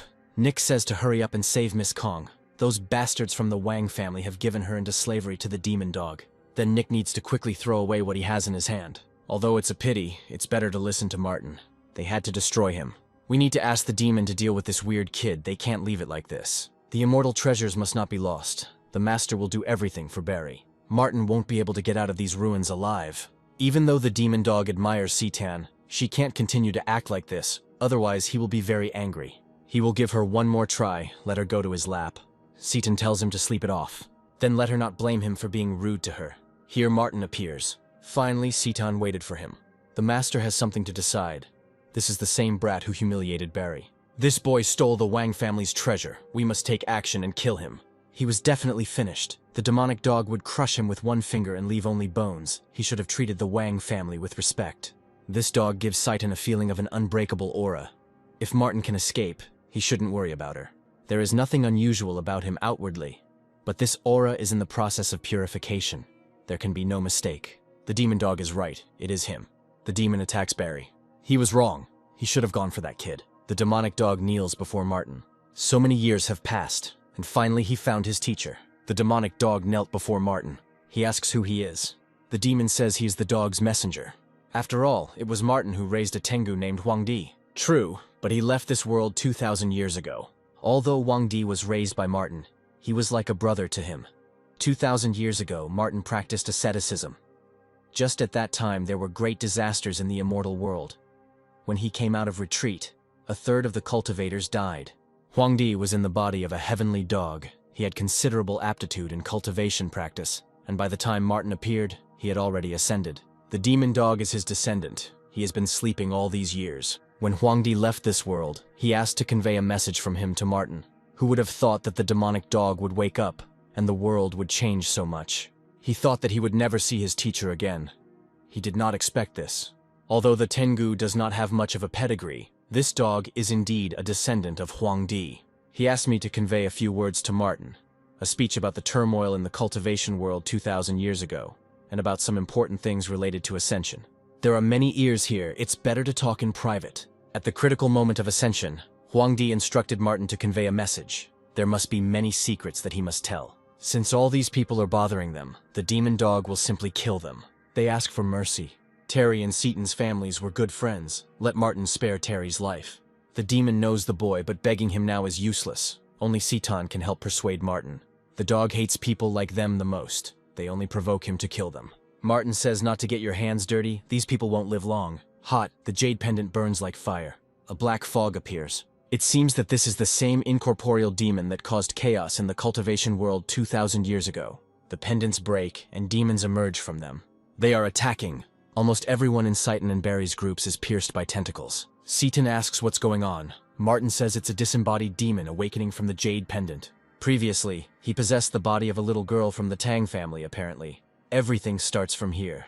Demons begin to awaken. Those pierced by the tentacles are engulfed in a red glow. Then the tentacles release them. Meat with blood is always tastier and fresher. Let mortals worship it. This is the devil's germ. Legend has it that demons conceived in a magical womb are extremely evil and powerful, born to destroy everyone. The whole world will be plunged into eternal darkness and will be under the influence of demons. The devil's embryo again commands to bow to him. He pretends to be a god. Martin will destroy him. He shouldn't talk to a deity like that. Martin flies into the air and approaches the embryo. He attacks. Martin is impudent. The fetus must punish him. He won't get away with a simple death. The embryo emerges from the egg. His aura is very strong. Fresh air, new world. So beautiful, just waiting for him to destroy it all. The stupid bipedal creature must repent of its actions. Martin attacks. It is impossible for an ordinary mortal to have such power. Martin already said he would kill him. He attacks again. He tramples the demon into the ground. 2,000 years later, the teacher still inspires fear. The demonic spirit leaves the body. He is invisible. Martin will not be able to catch him. He will escape, and no one will be able to stop him. Martin grabs him. He slams the demon into the ground. He did say he would kill him. Martin tramples the demon. He finished. After some time, Martin, Seaton, Nick, and the demon dog emerge from the dungeon. It is unlikely that this dog can just return with them. His appearance will raise some questions. He may indeed be captured and cut into pieces for research. The dog agrees, then let him change a little. This won't work, it's too big. Not the same again, it's still huge and will scare children. This should be enough. Martin is back. Next to him is a demonic dog in the form of a puppy. May asks when Martin got the chance to get a dog. This strange woman wants to rape the dog. She is trying to determine his gender. Martin says she better stay away from him, he's very fierce. That's not true, he's so cute, he can't be mad. May can torture him as much as she wants. This is the ignorant boy who provoked the 5 Poison sect. It's lucky that May is here too. He will take care of her today. May asks if Martin is sure he won't leave college. Now it belongs to him, and for now he's not going anywhere. Martin did quite a service to the Price family last time. It was only fitting that he accept this college as a reward. When Martin left, Tom and May also left college. Tom has become Martin's only friend in the last few years. May talked to him. It seems like he doesn't want to come back. He seems to have met very influential people outside of college. Something rushes past behind. Martin feels the presence of an evil spirit. He tells the dog to bring him demon pollen. The dog jumps out of May's arms and she wonders where he ran. Martin says to leave him. First they will go to the hostel. The snake begins to hiss. This is the dog that May was holding just now. It's strange how he ended up here. This man dares to raise his head and provoke the teacher. He should know that masters have been greeted as unearthly beings for thousands of years. Okay, first there will be an appetizer, and then the main course. The snake attacks. The dog reflects his attack. This is a fully evolved thunder python.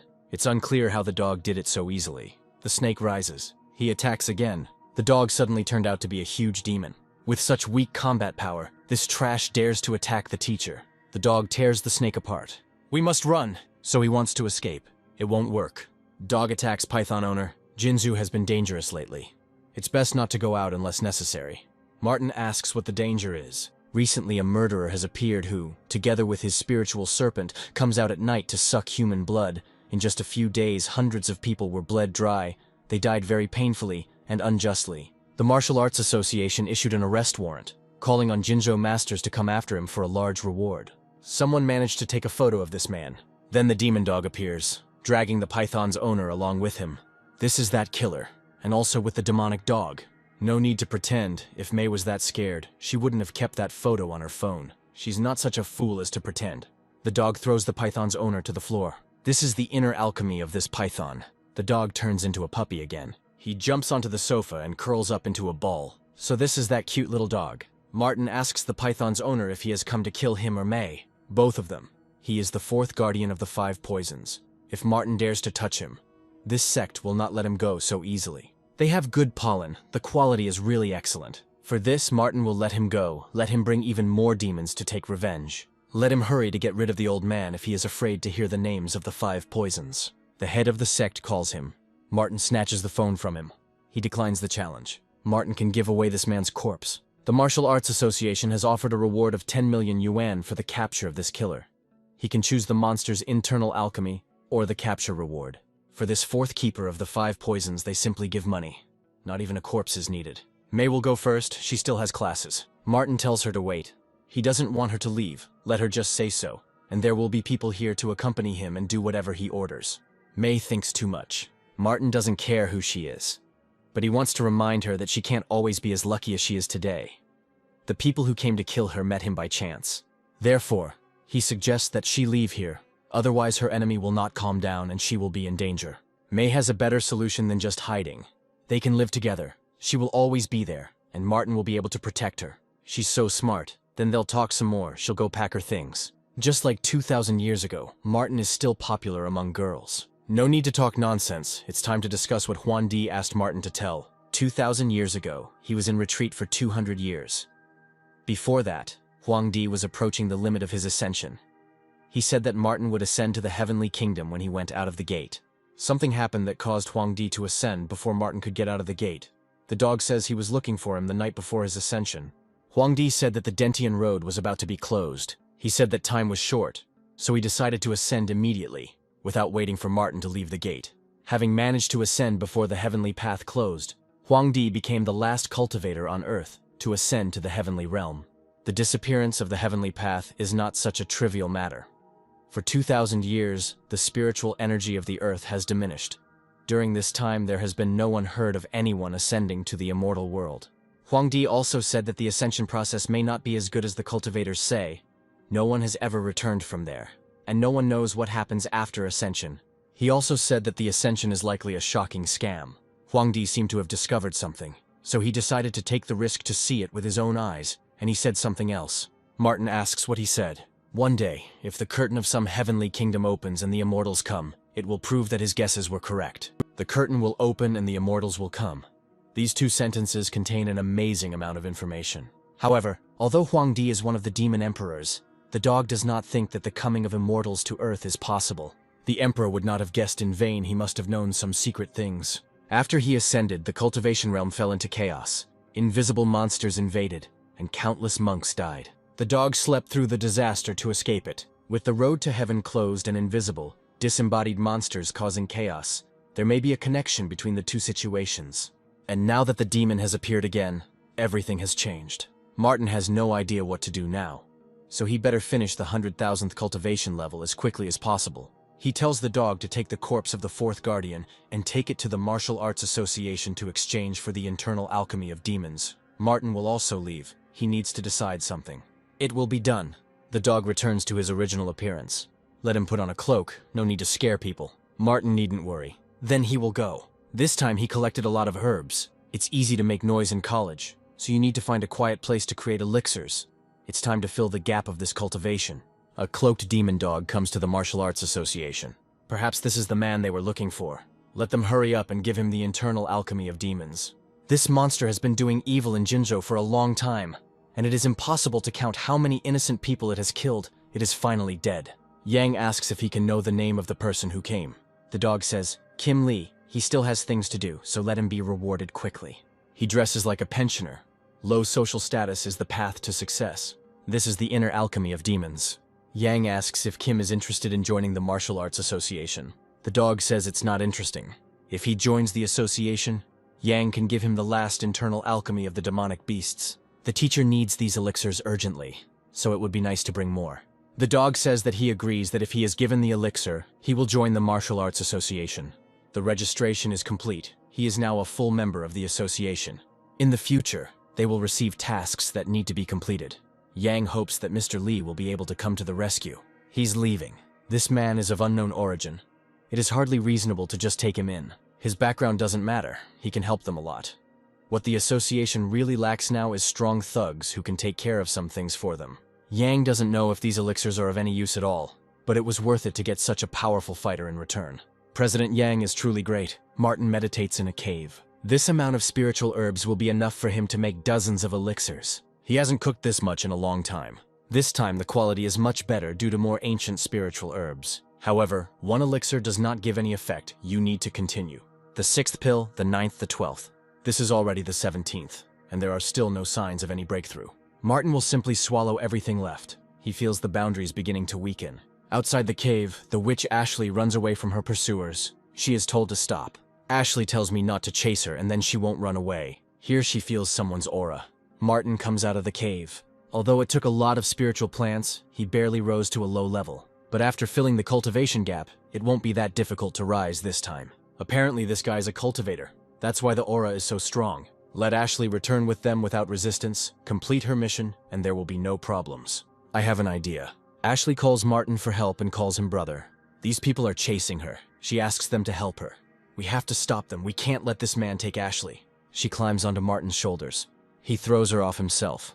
It's none of his business. Ashley thought they were so stupid that they would mistake a passerby for her brother. She starts pretending again. She knows her brother is sacrificing her to come back and find help, but it's too cruel. Whether it's true or not, he suddenly appeared here, so it's better to deal with him. Martin is told not to move. How annoying this is. He is surrounded. Martin says he doesn't know Ashley. Even if they don't know each other, now he can't leave. It's fate. The guy attacks Martin. He gets ahead of him. The guy tells us to attack and use a fire attack. The rest follow the order. However, their magic has no effect on Martin. It is a great honor to die from their witchcraft. Here they discover that Martin is unharmed. It's witch fire. It seems even ancient witchcraft has appeared again. Martin is the first to survive their witch fire. They ask who he is. He in turn asks who they are and how they know even such weak magic. He insults their work with his behavior. Only death awaits him. They don't believe that they can't harm him in any way. Martin attacks. Ashley is watching him. She caused him problems. He helped her kill people to get out of it. When Ashley saw him, she felt some kind of kinship. She didn't expect Martin to be so cool. I wonder what he'll do with her now. He asks how Ashley can repay him. She says she didn't mean to, but Martin really does look like her cousin. She asks what compensation he wants. Martin says spiritual herbs, or inner alchemy of demons. Ashley understood him, but now she is penniless. She asks him not to leave. Ashley continues to follow him. He asks why she is still following him. Ashley says she always keeps her promises. She will repay him. But she's a little hungry and wants Martin to feed her first. He does as she wants. Not bad. He really knows his food. Someone sees Martin in the window. He says there's a man there that David Jung is looking for. That's right. There's no doubt it's Martin Stone. He is the one who stole the fire Ganoderma from Devil, causing him pain every day. He wants to make Martin suffer 100 times more. They are professionals in this matter. Now Martin and Ashley have become friends. They will see each other again. This girl's aura is very similar to that of her old friend Martin.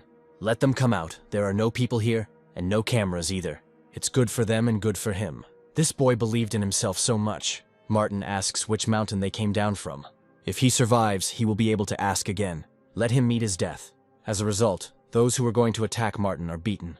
Apparently, he's a martial artist. Martin asks if they can talk now. There is no need to be arrogant. They are professionals in their field. Today, he will not leave alive, no matter what. The bandit commands the sniper to open fire. A bullet flies towards Martin. He catches it with his fingers and returns to the sniper. Even if he is a martial artist, it is impossible to catch a sniper bullet. Such a bullet can penetrate an armored tank. Maybe now they can talk. Don't even dream about it. They are professional killers. It is absolutely impossible to extract any information from them. Then Martin will fulfill the killer's main task. He asks to forgive him. He will tell everything. David Jung paid them for Martin's head because he stole the fire Ganoderma from him.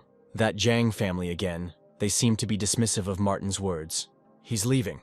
The killer reports that the mission has failed. The man David wants to kill is not only a martial artist, but also some kind of super being. They are professionals. Even if they failed, they should say goodbye. He needs to run. Let David figure it out himself. He throws the phone at his bodyguard. Let him tell me how Martin can be killed. He doesn't know what to say. Then David starts hitting him. Mrs. Jan thinks he's having another attack. He says he sent people to kill Martin, but they couldn't. He is the strongest martial artist. We need to get revenge on him somehow. If David can't, he'll ask his father. His father can't come back now. Martin was able to take the fire Ganoderma from them. He is definitely an unusual person. Mrs. Jang did not expect him to be so good. David wants him dead right now. Since an ordinary person can't handle it, they will find a martial artist to take action. David asks where they will find such a thing. At the Martial Arts Association, David's father befriended President Yang at the camp.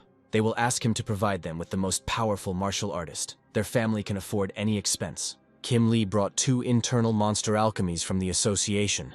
Martin had previously received one from the 5 Poisons sect, and he also had more. It's time to level up. 99,955th layer. This time, there was a good effect, especially the internal alchemy of the 4th level monster, which transferred Martin higher by 3 small kingdoms at once. Then the phone rings. Martin picks up the phone. Fred reports that Molly is in trouble and someone is following her. Martin asks to send him the address. He will come right away. The manager gives Molly her pay for the day. She tells her to have a good rest. The manager also did a good job. Molly is such a sweet girl, beautiful and extremely hardworking. She is walking down the street. Here she is stopped. Molly asks what they need.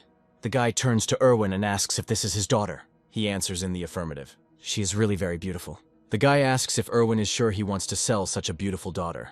If he didn't want it, he wouldn't even talk about it. Now Molly belongs to Van, Erwin asks.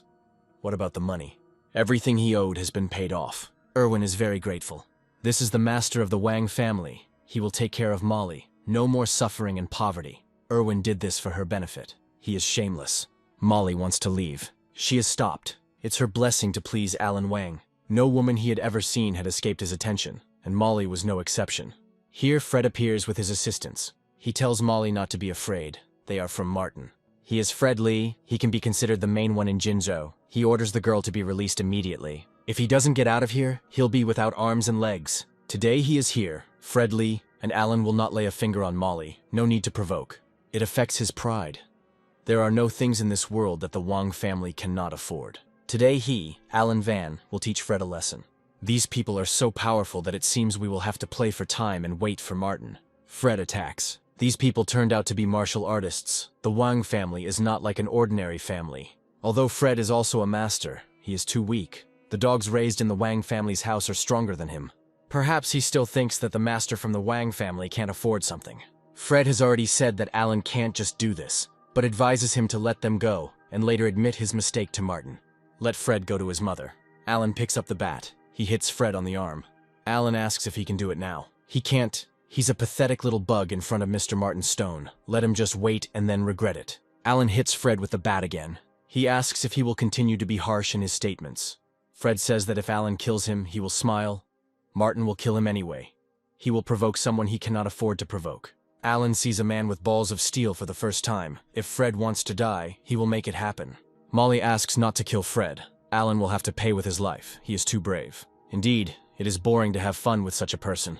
The one who is behind Fred, of course, asked to protect this girl. I think Fred said that Alan couldn't afford such a provocation. He will kill Molly in front of him so that he knows that Alan is allowed to do anything. He orders Molly's clothes to be torn apart. The bandits tear her jacket. Alan wants to look at Erwin's daughter in front of everyone. He doubts that this is necessary. Alan hits him. So Erwin also wants to forbid him something. He says Alan has complete freedom. Molly is so innocent, he likes it. She tells him to take his paws off. Let him scream as loud as he can. It only excites Alana. Now let her show a little initiative to satisfy her master and take off her clothes. Let him kill her instead. She will never do it. Then Alan hurts her face. He tells her to do as he says, or he will rip all the skin off her face. Molly says he is a pervert and a pedophile. He can kill her. Alan never does such low things. There are many things that give him more pleasure than killing people. Martin won't let him get away with this. Alan asks if Molly has thought it through, or if she still wants to die. Here Martin appears. Finally he's here. So he is the protector. It's unlikely that he can forbid Alan anything. Martin asks Fred if he can be patient for a little while. Of course he can. He will hold out. Martin tells Molly not to be afraid. She is safe. He's rarely short-tempered, but today Alan really pissed him off. Martin attacks him. He dared to raise his hand against Mr. Wang. One of the bandits wants to attack Martin from behind. He grabs the blade of the knife. He breaks it. Martin broke the white blade with his bare hands. Now he attacks. They got him so angry so quickly it was outrageous. Alan orders to save him quickly. Martin throws a knife. It lands in Alan's hand. They are all 4th level masters. If they attack together, they can save the young master and quickly retreat. Otherwise, the whole family will blame them for not even trying. Martin scatters them. He got rid of 3 of the Allen family's masters in an instant. Fred warned that Martin was someone who should not be angered or provoked.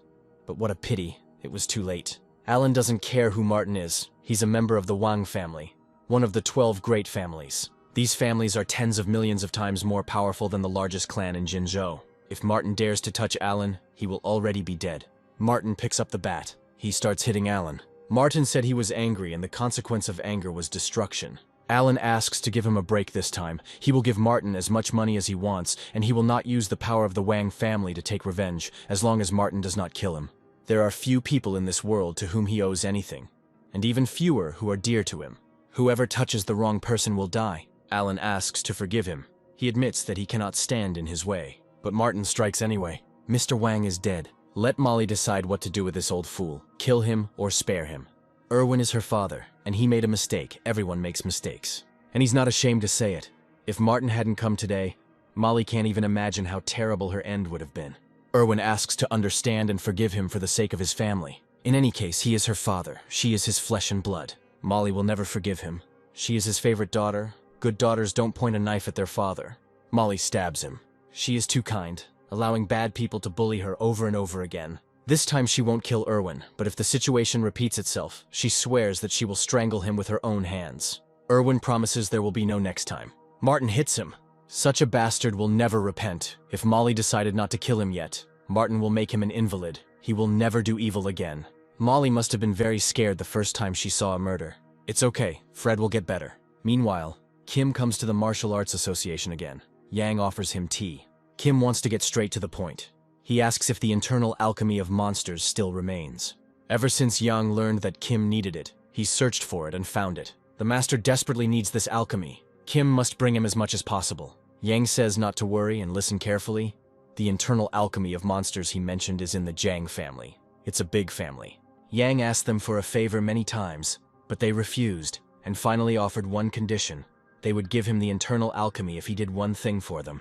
Kim asks what case we are talking about. We need to help the Jang family kill one person. So the Martial Arts Association does things like that? As far as Kim knows, they're a justice group, not a hitman organization. Of course, they fight criminals. But it's a personal matter. And Yang offered it to Kim because he knows his need. This is the one they want to kill. This is the master. These people just dug their own graves. Maybe we should beat this idiot to death. His name is Martin Stone. He stole the medicine that saves the customer's life. This is a truly heinous crime. Killing him means helping to restore justice. If Kim feels that there is not enough internal alchemy, the Jang family can increase its amount. First, Kim will take the internal alchemy. and then he will kill these idiots. He says that he agrees, but he wants 5 elixirs. They are rare. Yang doesn't know if the Jang family has that many, but he will ask. Kim will be waiting for news. Mrs. Jung asks if this man, who hides his face, will definitely be able to kill Martin. She can rest assured, this man is incredible, and his aura is powerful. He is a true master. As long as he is willing to act, Martin will definitely die. This man wants 5 elixirs for it. The Jang family has only had 5 monster elixirs in their collection for generations, but since they aren't particularly useful, Mrs. Jang will give them all away. David really hopes to see Martin's corpse, kick him and crush his bones. Mom promises him. Martin comes home. He tells Fred to sit down and he will treat him. Fred thinks it's worth going to the hospital for treatment. He's worried that even if his leg heals, he could become disabled. Molly is afraid that her mother will worry if she sees the scar on her face. Today Martin will heal the wounds of both of them, and they will not only recover, but become better than before. Martin invites Molly to sit down. He says to stretch out your hands to him. She needs to try to concentrate and take a deep breath in and out. Martin will help through the chai particle to cleanse her body and heal the wounds. Molly closes her eyes. She and Martin are enveloped in a glow. The wound healed. It's amazing. There wasn't even a scar left. Molly lightly brushes her foot against the table. As a result, it falls apart into pieces. While Martin was treating the wound, Molly's body was filled with a frantic energy.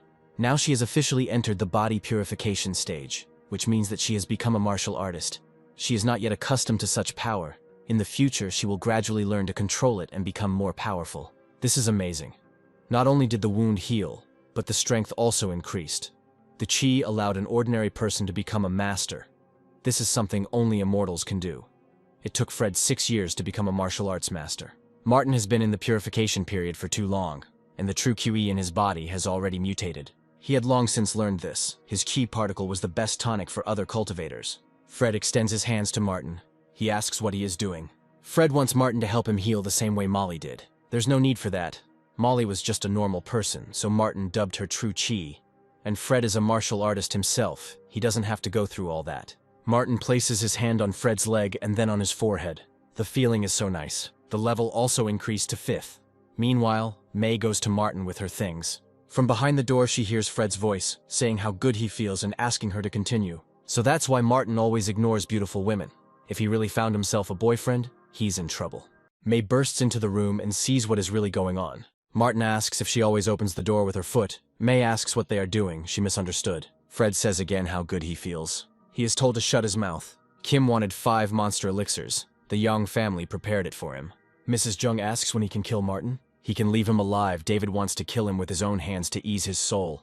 Kim will do as he wishes, but then he needs 2 more elixirs. Demon's internal alchemy is very rare. What they gave him is the inheritance of the Yang family. Other families don't even have 1 elixir, so it's impossible to get 2 more. They can give Kim money if he catches Martin alive. They will pay any amount. Then for 10 billion yen, Kim will catch him alive. He was probably joking. Their family is not that rich. They are not even one of the 12 great families. They don't have 10 billion. Their family's total income is only 2 billion. So they'll give Kim 2. Mrs. Jung says she'll handle it. Her family can't go bankrupt just to kill 1 person. They can only afford to spend 500 million. He has to understand. You have to offer more, and then you will get the amount you initially wanted. Kim says he agrees. David asks when he will bring Martin to him. It won't take long, he'll let you know. With the chai energy, Fred's strength has increased, and he will be sure to send Molly home safe and sound. Now she is also a martial arts master and can defend herself. Martin could take Fred as his apprentice. With his abilities, he could easily create the greatest clan in the world. Martin says he will not take any students. Fred and Molly must keep what happened a secret. They will see each other next time. Here Alice appears. She has something very important to tell Martin. He ignores her. Alice asks him not to leave. Martin says that if she bothers him again, then she shouldn't blame him if he hits her. She knows that her actions made Martin hate her. But she was really looking for him to tell him something important. She found out Sean Neal's teacher is here, so Martin has to run. He asks why he needs it. Alice says everyone knows he killed Sean and his teacher is a martial arts monk. Monks are 1,000 times stronger than masters. Now Sean's teacher is here and he can kill Martin. He says not to worry about him. He will kill any monk who gets in his way. Martin seems so angry at Alice that he is going to kill the monk. She thinks he really doesn't understand the limits of his powers. Martin's phone rings. This is Seaton. Martin asks how he can help. Seaton says that they have been through fire and water together, so she can easily call just like that. She said she could get him some monster elixirs, so she came back and asked her grandfather to find them. Sitan actually found a couple of things and came to Jinzhou to give them to Martin. However, she needs to attend a business event. Perhaps he can come to her himself. Martin says to send him the address. He will arrive soon. Soon he comes to the specified address. It seems to be here. This is the building where the social event is taking place. The access control system at the entrance gives an error. It was not possible to recognize the face. Martin can't get in. If Tom does his job well, Kevin Bao will treat him well. And today, he will introduce him to the cream of society.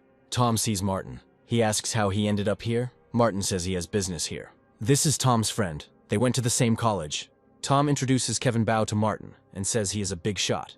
Martin feels like he has an evil aura. Apparently, he is doing shady business deals. Tom asks why Martin is standing at the entrance. Perhaps he can't get in. That's right. This thing doesn't recognize his face. Kevin says Tom's friend is a bit vain for showing up here uninvited. Tom insists that Martin is not that kind of person. However, for some reason he can't get in.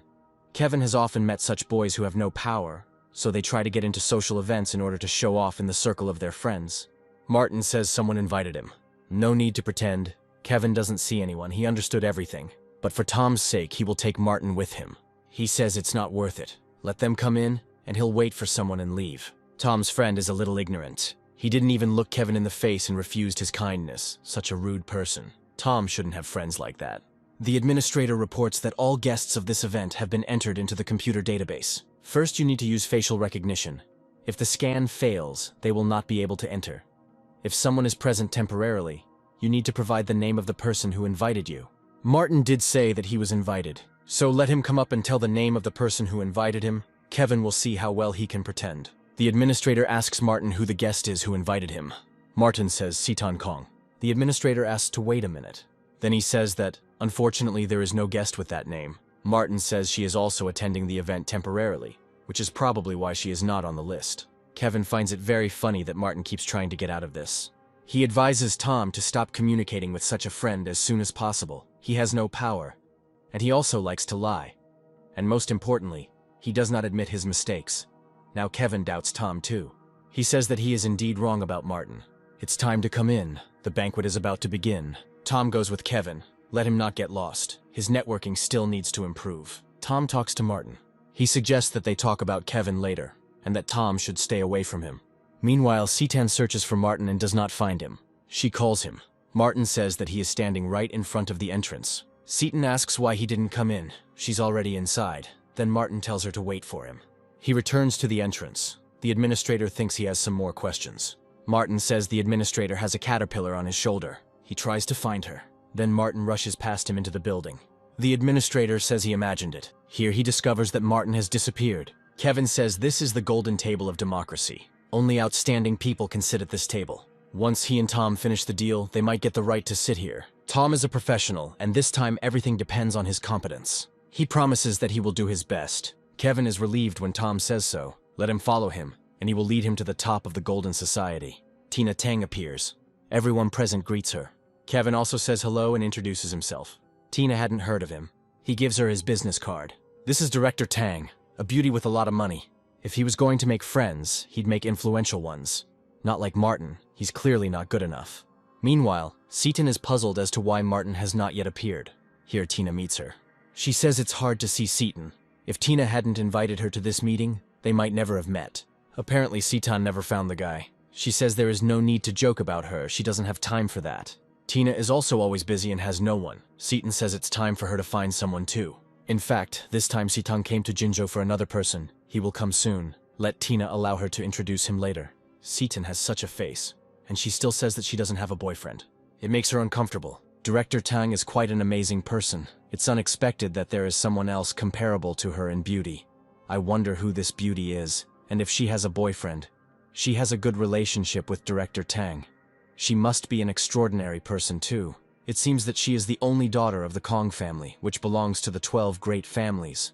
Her background is extremely pretentious. Tina is really curious about who the person is that Miss Kong herself came to see. She will settle some matters and come back to accompany her. This girl is from the 12 great families. She looks just like a heavenly fairy. Tom just read information about the 12 great families, all of them from the highest nobility. They are far from them. This is their purpose of participating in this event. They came here for useful contacts. Only through friendship with influential people can you start a new life. Otherwise, you will continue to have a low status in society. Despite this, Martin is Tom's friend, and it's better if Kevin stops talking about him like that. This kid shouldn't lie in front of Kevin. It seems Tom has forgotten who he is with. Kevin will show him how to meet Miss Kong of the 12 Great Families. Such a person can only be met once in a lifetime. You must take advantage of this opportunity. Kevin approaches Sitan and greets her. He is Director Tang's friend. His name is Kevin Bao. Here is his business card. Seaton takes it without even looking at him. Kevin asks if he can have her business card. She says she didn't take it, just let him remember her name, Seaton Kong. Kevin finds the name familiar and asks what the name of the guest who invited Tom's friend was, and he says it was Seaton Kong. It may seem funny, but at the entrance Kevin ran into a man who said that it was Seaton who invited him here. She asks who Kevin means. It can't be Martin, so Seaton forgot to include him on the guest list. Here he finally appears. Kevin says this is the guy who said he knows Seaton. Let her just tell, and Kevin will throw him out of here. Martin didn't want to go in anyway. Let him turn around quickly and not humiliate himself. Seaton approaches Martin and asks where he has been. She has been waiting for him for ages. Tina wants to see who Seaton is going to introduce to her. It turns out it was Martin. This is the gentleman Tina was talking about. He treated her daughter. She invites him to settle in.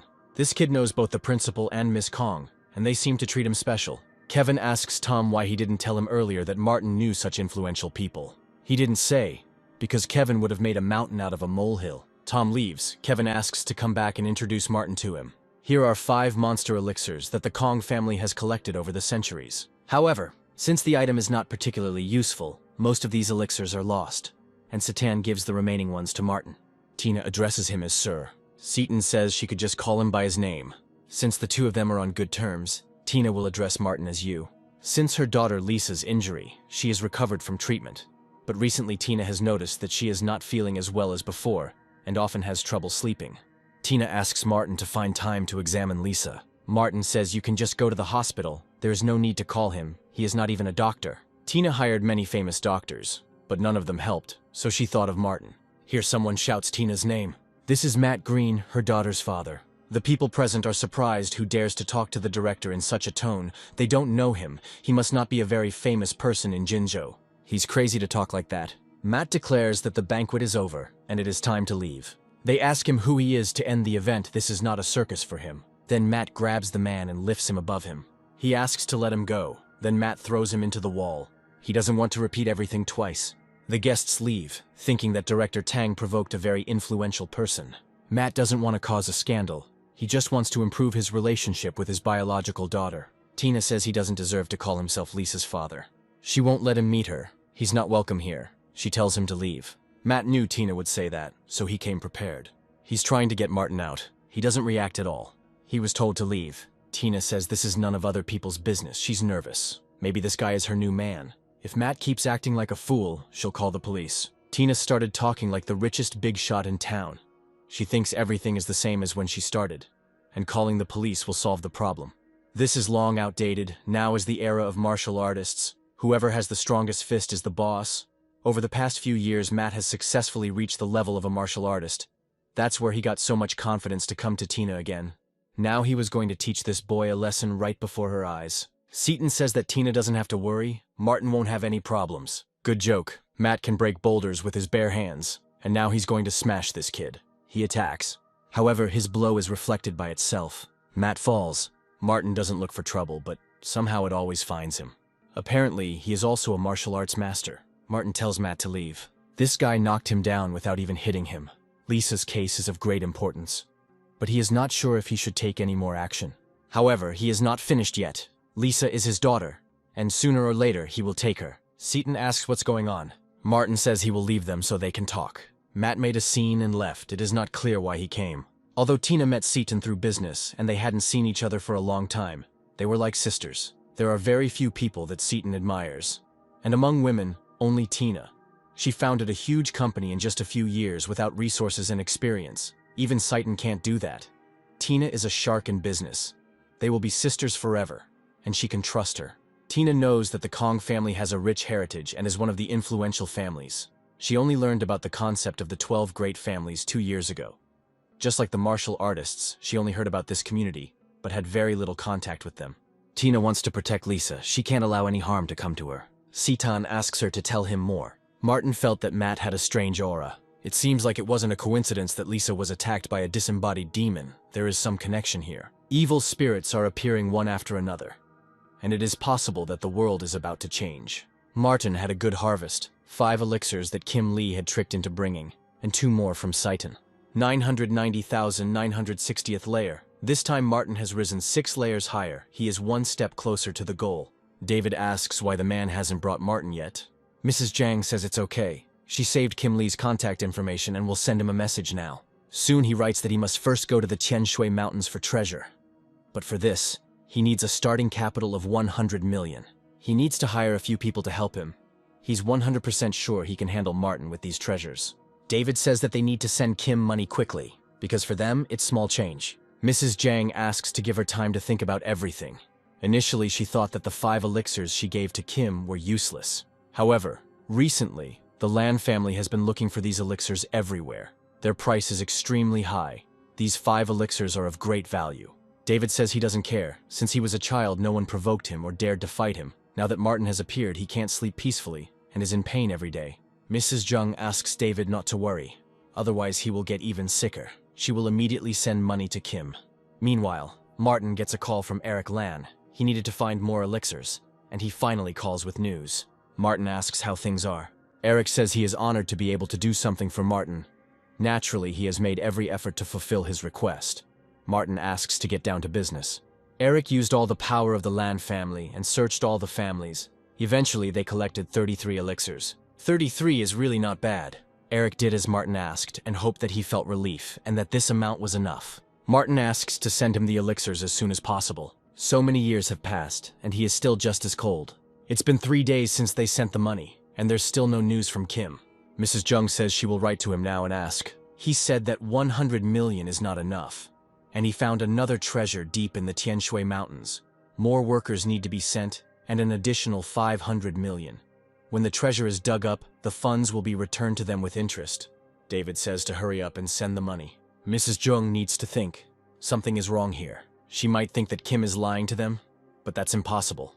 A professional like him shouldn't be short of money, so there's no point in him lying. Mrs. Jung says he sent a photo. David wants to see it. This is a stone gate. At first glance, it looks like an ancient relic. There must be incredible treasures there. It is clear that Kim did not lie to them. They must hurry and send the money. Mrs. Jung still has doubts. Then David becomes ill. His health is the most important thing, so Mom will do everything. Kim receives a message about receiving 500 million yuan. The old dog fooled them with just a photograph of the gate where he stopped. May admires Kim. This dog is so cute, playing with the phone. There's someone knocking at the door. May opens. This is Alice asking why May is at Martin's house. She says she lives here. It turns out that this shameless guy lives with a girl. Alice leaves. She meets Martin on the street. Alice says she has business with him. This time Martin is ready to listen to her. She wants to be a martial artist and protect her family, since Martin was able to defeat even Sean Neal. This shows that his skills are not bad. Alice asks him to teach her. Martin says he doesn't have time. He's so rude, and he knows that Sean's teacher will arrive soon. Martin could die and still be so careless. Master Tsong is 100 times stronger than him. Martin says, in that case, let Alice go to Master Tsong. There is no need to disturb him. He's an idiot. Alice has no words. Now she'll kill him herself. She'll go to Master Tsong to learn from him, and make Martin regret it. She is waiting for Tsong, along with Yang and the others. He still hasn't arrived. They have been waiting for 2 hours already. Yang says the master is a very busy man and may be delayed. Their association must show loyalty and continue to wait. He has arrived. Master Tsong walks on water. This means that he is a worthy master. His style is truly unmatched. Alice has only seen this in movies, but it turns out it's possible. Master Tsong is many times stronger than Martin. If he were Alice's teacher, her family would stop being bullied. They greet the great master. President Yang must know very well what business Tsong has come for. Martin Stone killed his student Sean Neal. Yang believes Tsong is here for revenge. The Martial Arts Association will do everything possible to help the master. This Martin Stone has caused too much trouble, no matter whose hands he dies at. Then let Yang go and find this guy named Martin Stone. Tsong will give him a chance to become his student, thereby saving his life. It turns out that Tsong won't kill him. Whether he kills him or not depends on whether he knows what he is doing. Tsong has spent too much time. With great difficulty, he is prepared for when someone with a good body will appear to fight him, who has no rivals in the Celestial Empire. Tsong doesn't know how long it will take to find another such body. but he heard that Martin is young since he was able to kill Sean, meaning he is of a higher rank and could be suitable to become Song's new vessel. Alice says that she knows Martin and could introduce them and make him bow to Song. She is Alice Price of the Price family, ready to serve the great master like a faithful dog. Then Song entrusts this matter to her. He also admires this guy and does not want to kill him, so he gives him a chance. Song is a master whose power is irresistible and incomparable to that of ordinary people. Alice would like to ask him for something. She asks to be taken as a student. She knows that this request is quite presumptuous, but she sincerely asks for it. No matter what the price, she is ready. So, price is not important to her. Alice again asks to take her as an apprentice. Her sincerity touched the old man. Alice knows it's a little late to be taking up martial arts, but she'll try 10 times harder than anyone else. Sean's death had a profound effect on Song, and he no longer wanted to accept anyone as a disciple. But looking at Alice's sincerity, he will make an exception and accept her. She thanks him. Yang asks if there is anything else he should say to his teacher. Alice says, Alice Price's apprentice pays tribute to her master. Song tells her to go to Martin. When the job is done, the teacher will reward her. Alice promises that she will do it. Barry Wang has been missing for so long, and Seaton from the Kong family has already returned safely. It seems like Barry died in these ruins. Although Miss Kong has already returned, she came without the immortal treasure. Otherwise her family would not be modest now. According to her, Barry was captured by demons in the ruins and died. Ben does not believe this. Seaton definitely won't tell them the truth. We need to figure it out ourselves. The head of the Wang family tells us to find out what really happened in these ruins. According to Ben's investigation, not many people got out of there alive. 2 of them, Martin Stone and Nick Lane, are from Jinzhou. Ben will personally go there to find out the situation. Let him leave as soon as possible. The martial arts competition among the 12 great families in the South China Sea will soon begin. Whether they can break ahead depends on this matter. The next day, Alice meets Martin again and tells him that she has news for him. Martin doesn't want to listen to her. Alice won't lie. This is really great news. He will be excited after hearing it. She reports that Master Song has arrived in Jinzhou. He originally came to kill Martin, but changed his mind. He said that as long as Martin worshipped him as a teacher, he would not prosecute him for killing Sean. Martin says Song is a dumbass. He points to something behind Alice and asks what it is. Alice looks around, but of course there's nothing there. While she was looking the other way, Martin disappeared.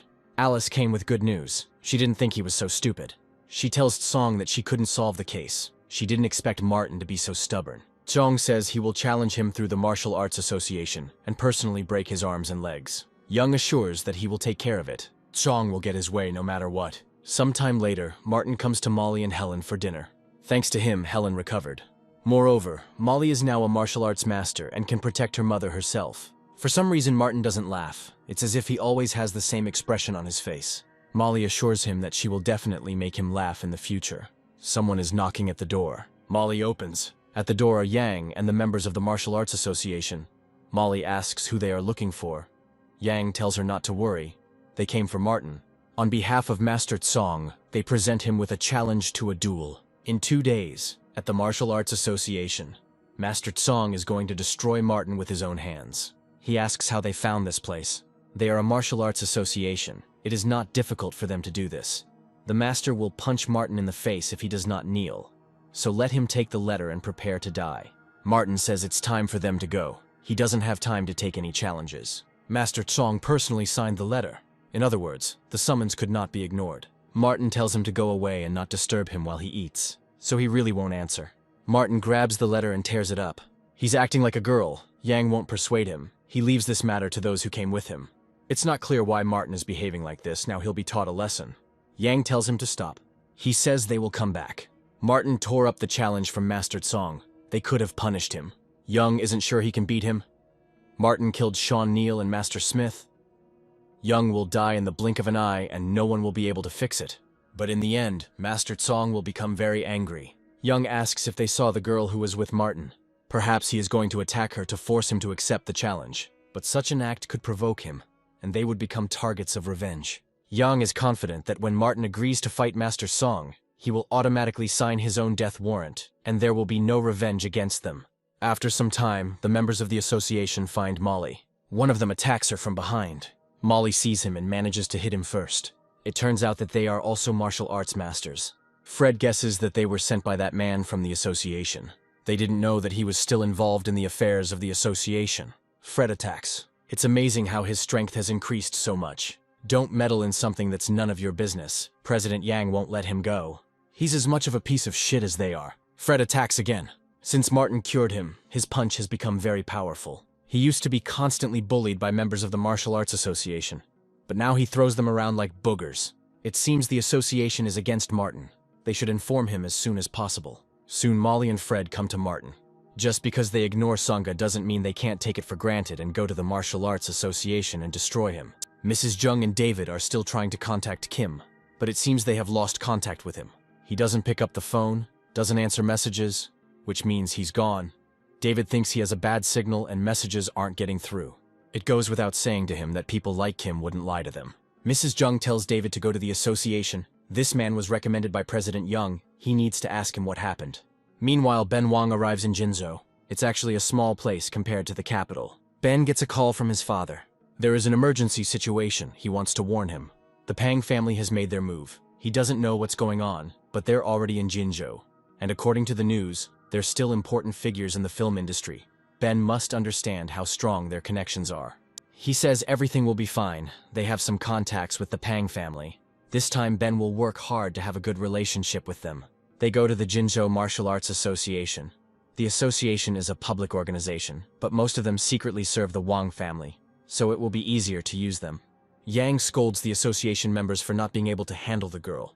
They are a disgrace to the Martial Arts Association. The association can hardly afford this. They let Song down. Yang asks him to calm his anger.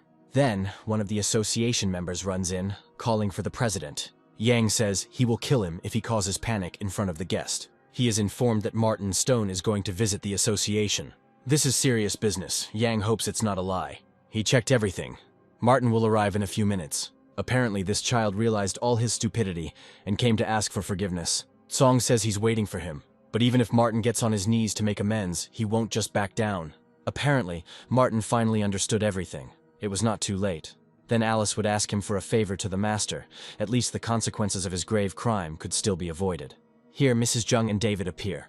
Mrs. Jang reports that they are having problems with Kim Lee. Yang asks not to make noise and not to disturb Master Song. This is Mrs. Jung and her son, David Jung. Song says that he knows her husband. He is a very special person, and Song admires him.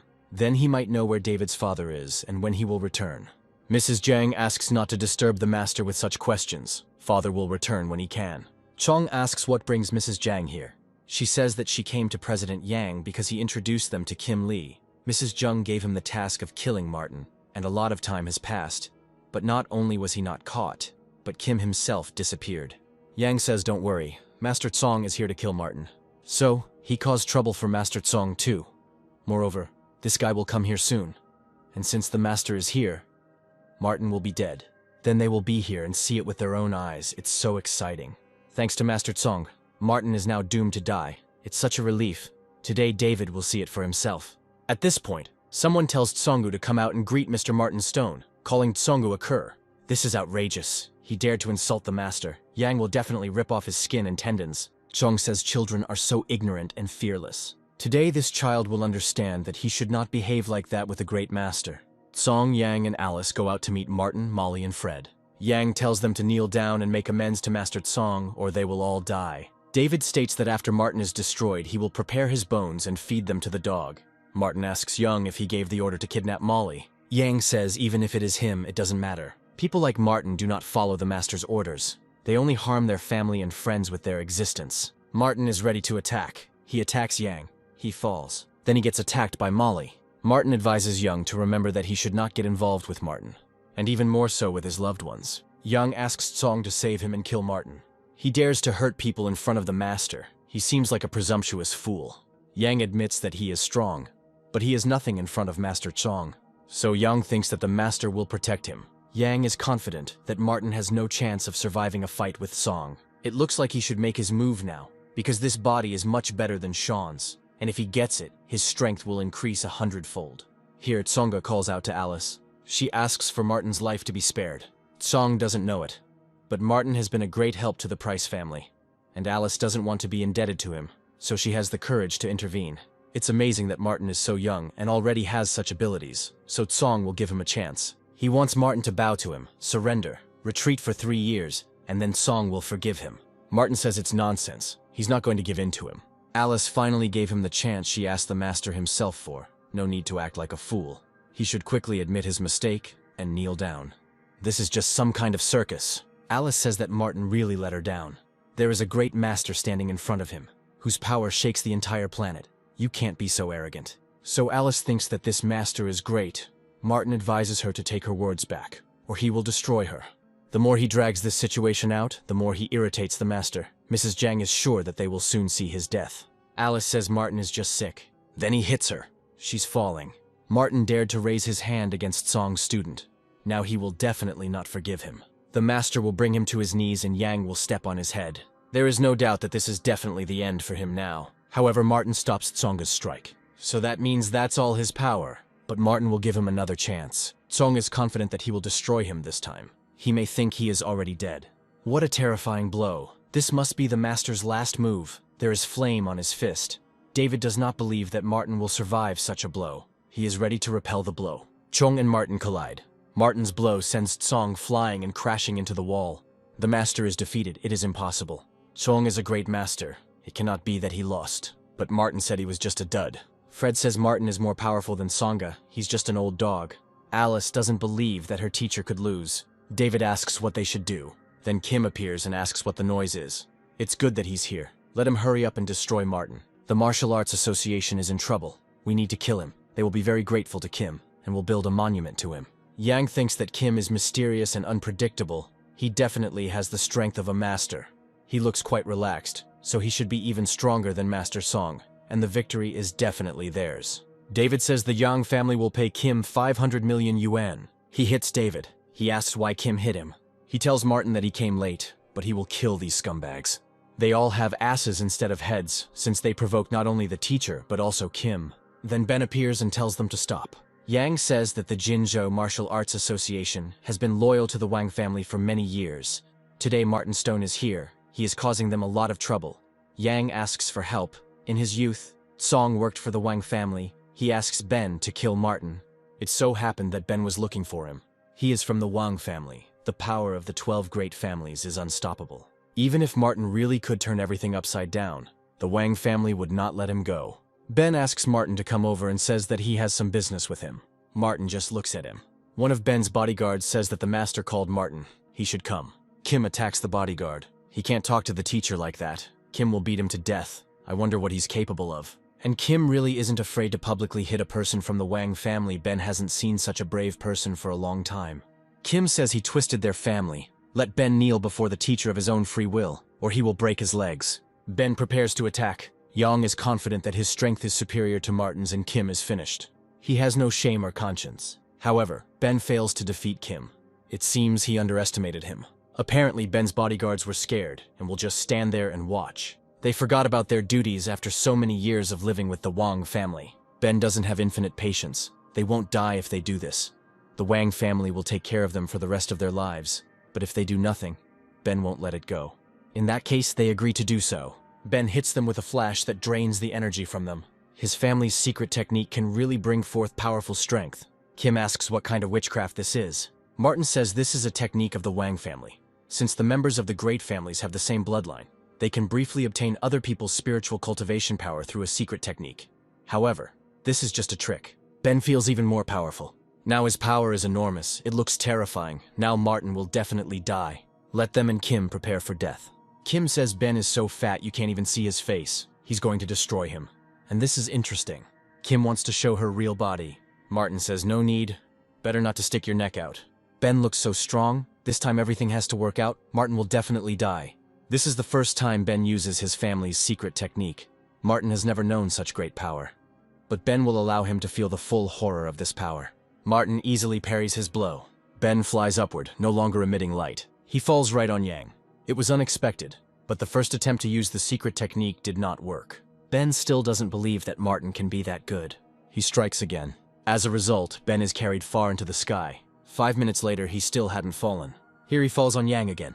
Ben says he is from the Wang family and Martin will regret it. Kim will help him destroy these people. Yang will be first. No need to pretend to be dead. He begs for mercy, but Kim strikes anyway. Yang feels like he literally took away all of his martial arts power. Not only will Kim get rid of his cultivation base, but he will also torture his body. Yang will be lucky if he survives. He says he doesn't want to be a worthless person. He is a martial arts master and can't fall so low. Kim ignores his words. Now it's David's turn. He says he doesn't want to die. If Kim dares to harm him, Mrs. Jang will eat his liver. Kim throws her away. He attacks David. Now it's Tsong's turn. He says Kim will regret it if he touches him. Kim attacks. Here comes Eric Lan. Ben says it's so nice to meet Uncle, reminding him that he comes from the Wang family. His father is the head of the family, and he has mentioned Eric many times in conversations, and their families have been in contact for many years. Eric says he doesn't really have time to chat with Ben. He wants his uncle to give him credit. This man's name is Martin Stone. He is extremely arrogant, and not only is he a murderer, but he also took away the power of President Yang of the Martial Arts Association. He injured a group of people. Eric must deal with this. Ben didn't expect that he would be lucky enough to meet important people from the Lan family. This family is one of the 5 great clans that stand above the 12 great families. Yang says the Lan family is a legendary clan. Their prestige and power are higher than others. Eric must destroy Martin and his henchmen. David has a broken leg and asks if Martin is sure he will die this time. Mrs. Jang assures that the Lan family knows what to do and will deal with him. Martin will definitely not be able to escape from the hands of the head of their family and will die. Kim tells Martin that she will handle it. Eric falls to his knees and greets his master. He bowed to either Kim or Martin. Now it was definitely over. David asks why it is so difficult to kill Martin. He gives Eric his hand and helps him stand up. Eric says it's been decades since Martin disappeared, and he finally found him. He brought everything. Martin suggests they talk when they get back. Eric says these people dared to provoke him. They can't just forget about it. Ben calls Eric uncle again. He hits him. He is not his uncle. They dared to insult Martin. Van Eric will deal with these people from the Van Eric family. Jung says he'll take care of everything for him. He was wrong. He doesn't want to be Martin's enemy. If one such great clan becomes angry, the entire city will tremble, and even 12 great families will become cannon fodder. Mrs. Jung asks to let her son go. She is ready to die for him. David says there is no need to be afraid of Eric, because there is a father. Mrs. Jung slaps David and tells him to shut his mouth. Eric can do whatever he wants with her, just don't harm her son. What pathetic little people. Martin is about to leave. It turned out that Alice had been wrong all along, and she might have lost Martin forever. Shame. Humiliation. David asks if his mother can contact his father. This time she promises to call him. Eric says he hasn't seen Martin for so many years, but he hasn't changed at all. Martin asks how Eric has lived all these years. He is the only one who is still alive. No one can resist the ravages of time. Everyone died of old age. He really misses those days when they were still young, those cultivators who had a common enemy and went through fire and water together. In the end, they were saved under Martin's leadership, and when Eric thinks about it, it can still cause a storm of delight in him. The era of lawlessness has lasted for more than 2,000 years. Next time everything may be different. For them, monks whose lives are about to end, this could be a new opportunity. Eric is already so old that he can hardly fight. But for the rest of his life, he will be content with the fact that he can still do something for Martin. He asks him to come over. Martin gives him strength. Eric feels like his body is filled with energy again, as if he has become decades younger. He asks if the spiritual power that Martin has now given him has extended his life. He says this is just a temporary solution. It doesn't do anything except increase the cultivation level. Martin simply allowed Eric's body to regain its strength, and from now on he would have to rely only on himself. Eric is very grateful. He is in his debt. Maybe he can help in some other way. Martin says there is something that needs to be done. We need to find the core of the continent. The news regarding the disembodied demons that Kim brought is extremely important. The world is likely to undergo major changes, and Martin must be prepared for the worst. The master is dead. Martin won't be on Alice's side either. She doesn't know what to do now. She originally wanted to become stronger, but it turned out to be a waste of time, and now she won't be able to protect her family. It turns out that Song is alive. He says Alice might scold him. He underestimated Martin's strength. Alice will heal his wounds better. No need. He is too badly injured. All his bones are broken. He can't move. Now he wants to tell Alice something important. He asks if she wants to practice and become stronger. She wants it, but Song is powerless now. Although they lost to Martin, but Alice's teacher comes from the ancient Shui sect. They have been powerful for many years. Song is the master. That is, the master of all masters, and also the keeper of the evil lunar gate that has existed for thousands of years, and the demon is about to awaken. Alice asks why Song calls himself the master. He says this is the rule of the lunar gate. There is only the master and the slaves. Whoever is stronger is the boss. When Alice becomes stronger, she may have countless servants. Song wants her to help him get to the sect, after which he will make her extremely powerful. As long as Alice is on his side, he promises to help her. Then she will become stronger than their opponent Martin. She will surpass him, and everything she wishes will come true. Alice may have her doubts, but Song can't lie to his student. Alice agrees. David tells his mother not to be shy. He needs to call his father. Mrs. Jung calls and says she's looking for Liam Young. They ask her who it is and what the matter is. Mrs. Jung says that this is Liam's wife. Something happened at home. He should come home quickly. Master Jang still holds the vow. He ignores reality. Mrs. Jung says that if he doesn't come back, his son will die. The monk who answered the phone goes to Liam Young. He knocks on the door and is invited in. Liam is informed that his wife has just called. He is a nobody. He cannot have a wife. Don't bother him. The monk says Liam's wife asked him to tell him that if he doesn't come back, his son will die. He can't ignore this. After all, there are still things to do in the outside world. Liam says he'll go out for a while and then come back. Martin doesn't know how much these demon elixirs will increase his cultivation layers. He tries all 33 elixirs. 99,975th layer. Not a bad result. The small goal of 100,000 layers is getting closer and closer. Martin is looking forward to finally doing this. Then May calls out to him. She says something happened. Her father is here. Martin thinks that since May tells him this, it means he has some business with him.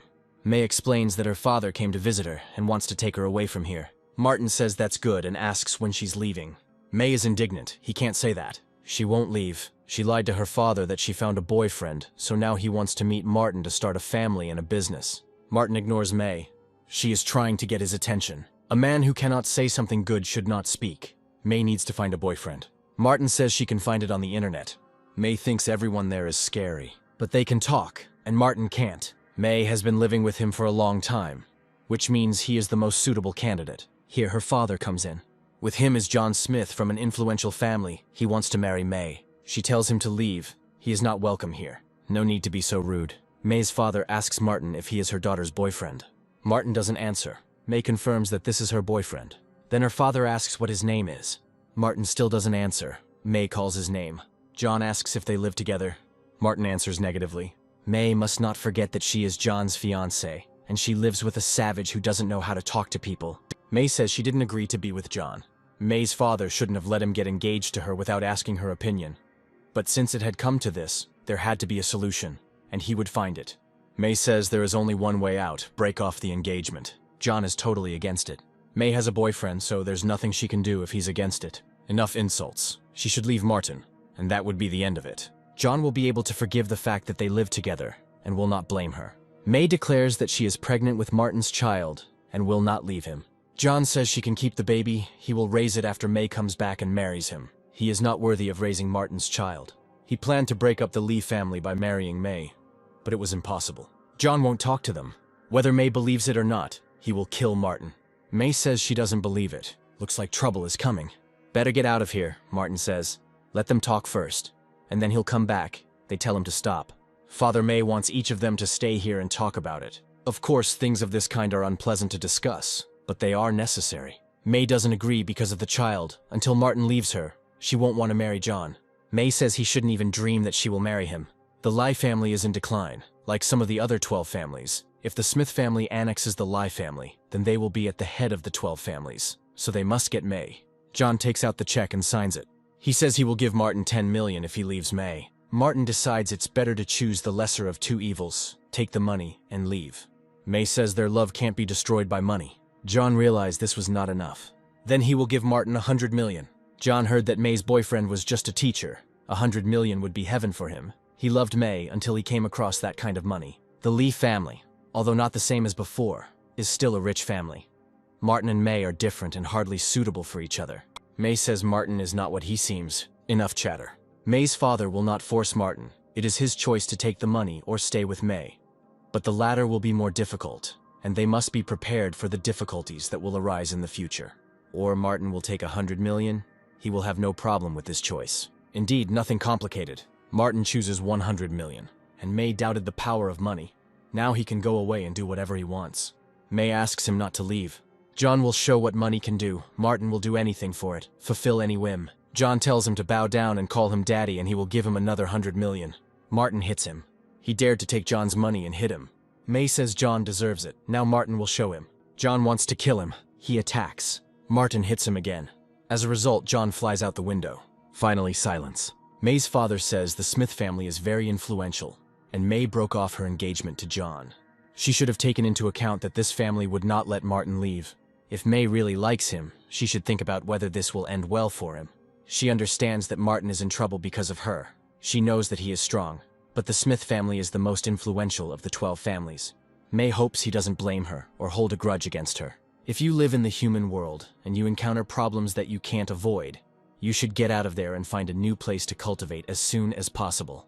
If Martin is not angry, May can promise something. Maybe not everything, but everyone considers them a couple, so he can do whatever he wants with her. Martin tells her to get out of here. He'll have even more problems if she doesn't leave. Martin is so stupid and it's so annoying. He comes to Larry Cheney. He's glad that Martin is here again. He asks how things are going and if the product is in stock. Larry says that everything is there, and this time the product is very good. He specially saved it for Martin. In all these years, there has never been such a good product. It's a spirit herb that's 5,000 years old. Martin asks where Larry got it. He hadn't seen her for so long. The last time he found the spiritual herb was in the ruins, but she was only 2,000 years old. Larry says a mysterious man brought it. He doesn't know who it is, but he has to get it next time, and the man should come soon. Here he comes. Larry says it's him. Martin seems to recognize this man, and he does look familiar. Larry invites him to come in. The man believes that the merchant has no doubts about the quality of the goods. Larry says last time was the best quality he's ever seen. Then let him pay. Money in one hand, goods in the other. In the future, he will take as much of the product as he can. The product is so good. The man hands the goods to Larry. He is about to leave. Martin asks him to stop. He thinks it's Tom. He says that Martin was wrong. He leaves quickly. The last time, the ominous aura came from someone who called himself Kevin Bow. This time, the same aura comes from Tom. This grass, which is 5,000 years old, does not grow in ordinary places. In other words, Tom's group found a special place, and most likely it is rare. Someone sees Tom on the street. Apparently, he is the one they are looking for. The compass points to him. There can be no mistake. Tom has the goods. Then the general managers of the Martial Arts Association, Dan Gray and Susan Weiss, get down to business. A car pulls up to Tom with Kevin sitting in it. He asks how the deal went and if Tom received the money. Tom hands him the payment for the goods. Then police cars show up. It's clear that they've been tracked. They need to get away. Sooner or later, they'll be blocked from passing, Kevin says. Then they need to stop and take a few people hostage. Martin just happens to be passing by. Kevin tells him to stay still and get in the car. Here he recognizes Martin. Tom asks to let him go. Kevin decides that there will then be 2 hostages. It's so good to take hostages. Now the cops are afraid to intercept them. Kevin took a family hostage who was also passing by. Martin and Tom are also sitting in the car. Martin asks Tom what he is doing. He tells him to take off his glasses and mask. An evil spirit entered his body. Martin asks where they are going. Tom says that at the right moment he will ask Kevin to let Martin go. The man asks to let him go. He is told to shut up. He could be their hostage. He asks to release his wife and son. Martin tells Kevin to stop right now. He's playing with fire. He might get burned. Martin is a nobody. His acquaintance with Tom means nothing. Kevin will kill him anyway. Then a police helicopter appears in the sky. They have problems. The helicopter will track them down, and it will be difficult for them to get out. Kevin tells them to go to the tomb. It's a terrible place. They lost a lot of comrades there. Harry doesn't want to go there. It's very dangerous here, but Tim still doesn't want to go to the tomb. Kevin says if not there, then to prison. They won't be able to escape persecution. The ancient tomb is huge. They will find another exit and leave with impunity. Moreover, no one but them knows what is inside the tomb, so the advantage is on their side. Now it's clear where they found the spiritual herb. The helicopter commands us to stop immediately, otherwise they will open fire. Kevin tells us to go to the tomb. It looks like they won't stop. There's nothing easier than killing them, and Dan hasn't done it in a long time. Susan points out that they have hostages. Dan says it doesn't matter. There can only be one outcome to this story. He shoots. However, the blow misses the target. These people in the helicopter are not right in the head. They know that Kevin has hostages. They need to press. The tomb is very close. Dan missed twice. We need to try again. He shoots again. He is confident that this blow will hit the target. The boy says he doesn't want to die here. Martin disappears. He appears again on the roof of the car. The projectile flies straight at him. Martin deflects his blow and he explodes in midair. It's impossible. He blocked the missile. Even a martial artist couldn't do that. He should have died. The car is slowing down. Kevin orders them to get out quickly with the hostages. Martin appears, and it turns out that he even survived. Kevin says he should speed up. He won't repeat himself twice. They came. Here is that very tomb. Martin senses a strange aroma coming from there. A moment later, everyone enters the tomb. This door appears to be made of bronze. There are few tombs with doors. It may belong to a prehistoric civilization. Harry tries to open the door, but it doesn't want to open. Kevin throws Harry the key. He tries to open the door again. It still doesn't work. Tim says that last time the doors opened after their people died. Kevin decides that they will try to kill one then. The couple asks to release their son. Harry and Tim beat them. The boy bites Kevin on the hand. He threatens to shoot him. Then the boy hides behind Martin. Kevin tells him to move away. He tries to move Martin, but he can't. Kevin told him to get lost. He would kill him eventually. Martin asks how he found this place. Kevin says he has no right to ask that question. Tom tries to calm Kevin down and asks him not to get angry. Kevin tells him to get out. Martin hits him. He says he needs an answer to a question. Here, Dan and Susan appear. It is unlikely that anyone will be able to escape from them.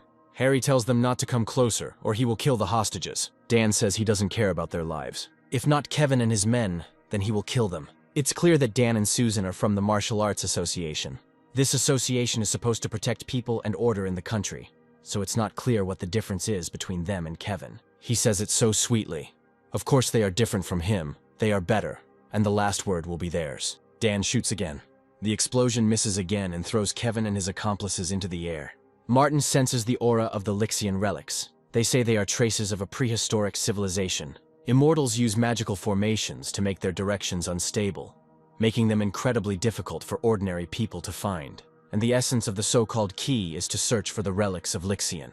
More than 5,000 years later, Martin found several such places, but they were destroyed. These places were dilapidated and their spiritual energy was depleted so that nothing remained there. If these are real immortal relics, Tom and the others can collect the spiritual herb inside. It is a relic, but they will not be able to connect it with the tomb and will simply go inside.